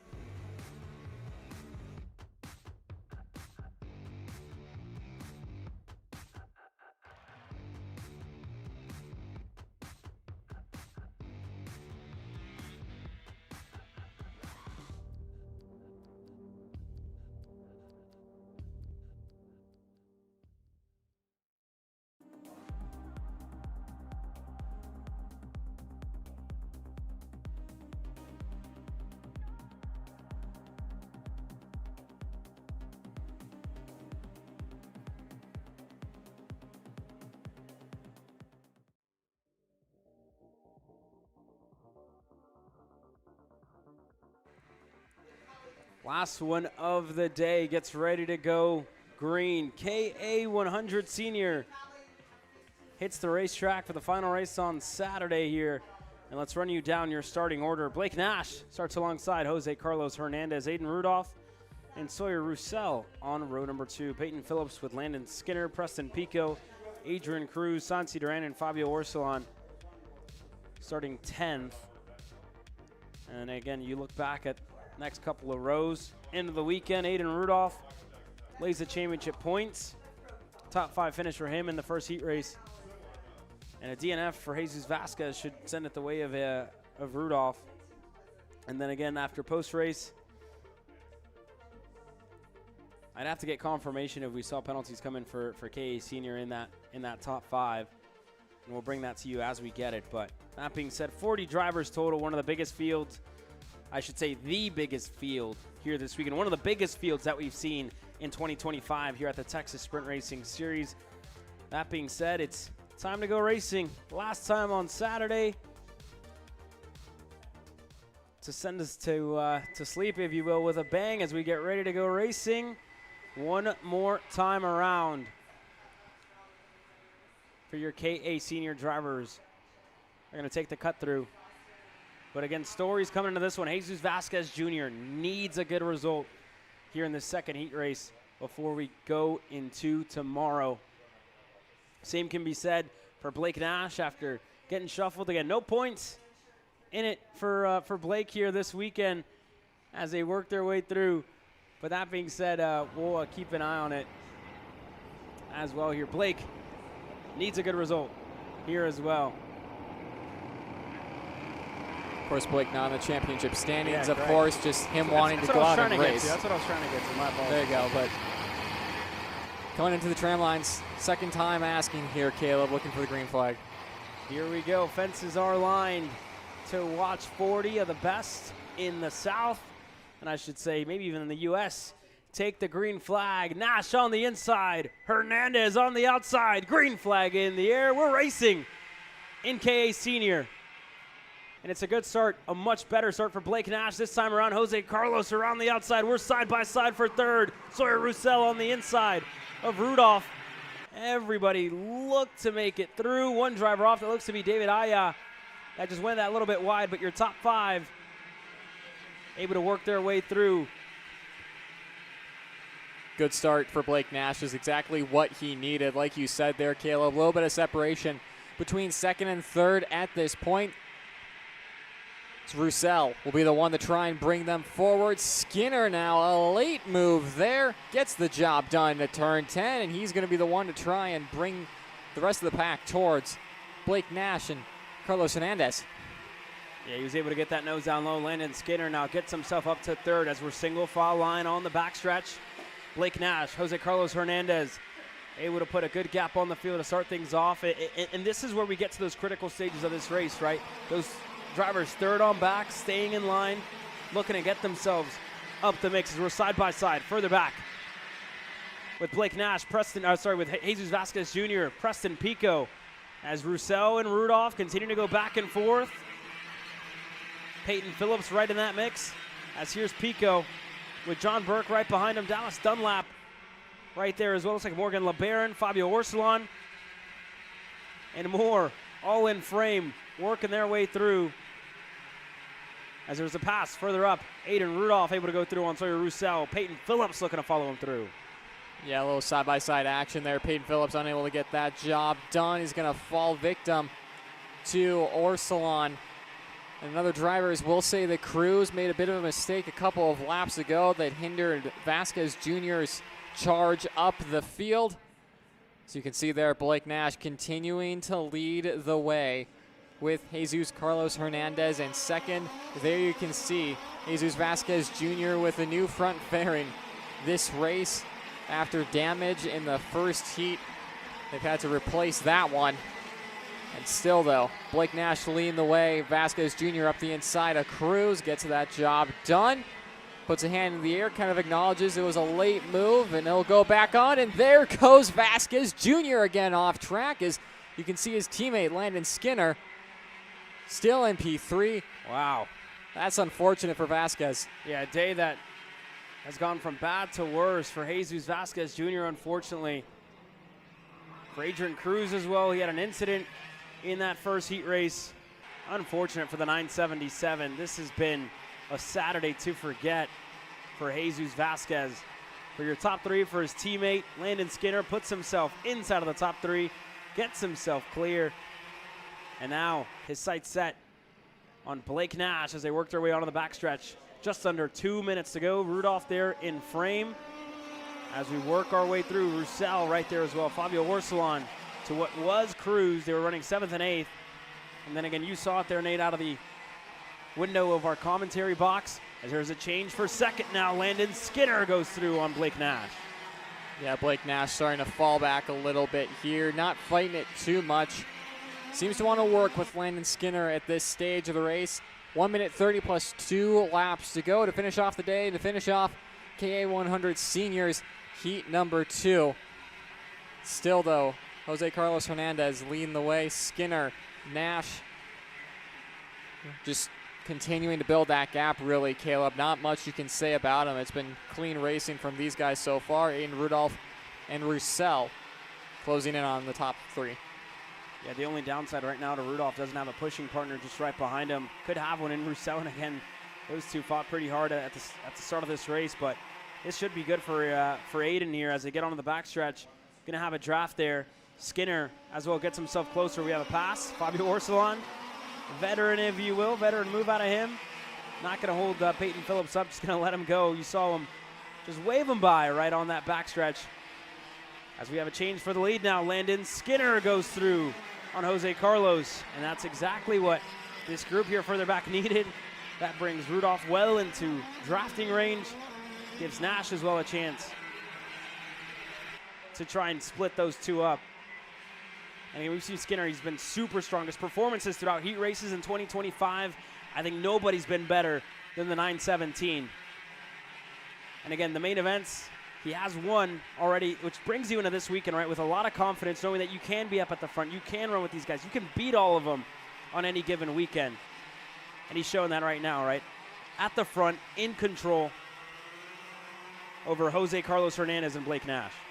Yeah, absolutely. A bit of a breakout season for Skinner here in the senior ranks, but a few more drivers starting to enter the fray here in the back of the shot. You can see Skinner's going to get joined by the likes of Rudolph, Roussel, Phillips, potentially Orsolon. 2 laps to go. That time across the stripe, Blake Nash trying to get by on Jose Carlos Hernandez. That's going to bring in Rudolph into things, and Rudolph now is going to want P3, unable to get that job done. Up and over Blake Nash. Somehow both of them continue, and Roussel going to the wayside and all of that. Everybody just had to check up there as Jose Carlos was looking to make a move. Roussel taking evasive action, put himself in the grass. This has been a hectic heat race number 2. Fabio Orsolon all of a sudden puts himself into the top 5. The same for Peyton Phillips to get himself a couple of spots there after starting that lap in 6th. But all this has done is pretty much given Landon Skinner that little bit of breathing room as we head into the final stages of this race. White flag in the air next time by, and this is a healthy margin for Landon Skinner. Yeah, even for like Jose Carlos Hernandez and Blake Nash, that's a big ask in 1 lap to try and close down that gap. Further back, you see John Burke and more contenders for the race win potentially that obviously didn't go their way heading into the final corner, but out in front though, Landon Skinner continues to lead the way. There you see him on the GFC machine. Jose Carlos Hernandez and Blake Nash are doing their best to try and close in. They are gaining time on Skinner in front. Only issue there, Caleb, I don't think it's going to be enough. So you're going to potentially see some more battling for second onto the back straightaway once they figure out they cannot catch the GFC machine. Work our way through the last couple of corners here for Landon Skinner, for Jose Carlos Hernandez, Blake Nash, the top 3. And again, this would be one of the biggest moves for Jose Carlos to try and close down that gap as we work our way onto the back straightaway. I think that gap just might be that little bit too big for Jose Carlos to really try and make a move as Peyton Phillips now through for second. able to get clear. But up front, Landon Skinner kept his nose clean. And he takes away heat race number 2 in New Orleans. Across the line, 2, almost 3 wide. Fabio Orsolon into the top 3. Over Jose Carlos, Peyton Phillips, your top 5. Aiden Rudolph, we saw him go up and over the rear bumper. There of one driver. He rounds up in the 6th spot to John Burke, Duran Roussel, and Ibrahim Din. Your top 10 at the end of heat race number 2. What a race. What a race. What a way to end off the day here on Saturday. And that being said, we'd like to give a huge thank you to those of you who joined us for all the action. We've been live since 8 o'clock in the morning, for all the hardworking TSRS crew as well, dealing with the temperature here this weekend. To our camera guys as well, Taylor Burrs, Hunter Bolton, Michael Padurta, as well Riley Can here in the booth. It's been a pleasure bringing you guys all the action. Tomorrow we're back 8 a.m. bright and early. Warm-ups, heat race number 3, main event action coming your way tomorrow. We thank you guys for joining us on the Saturday. We'll see you tomorrow. Have a good night.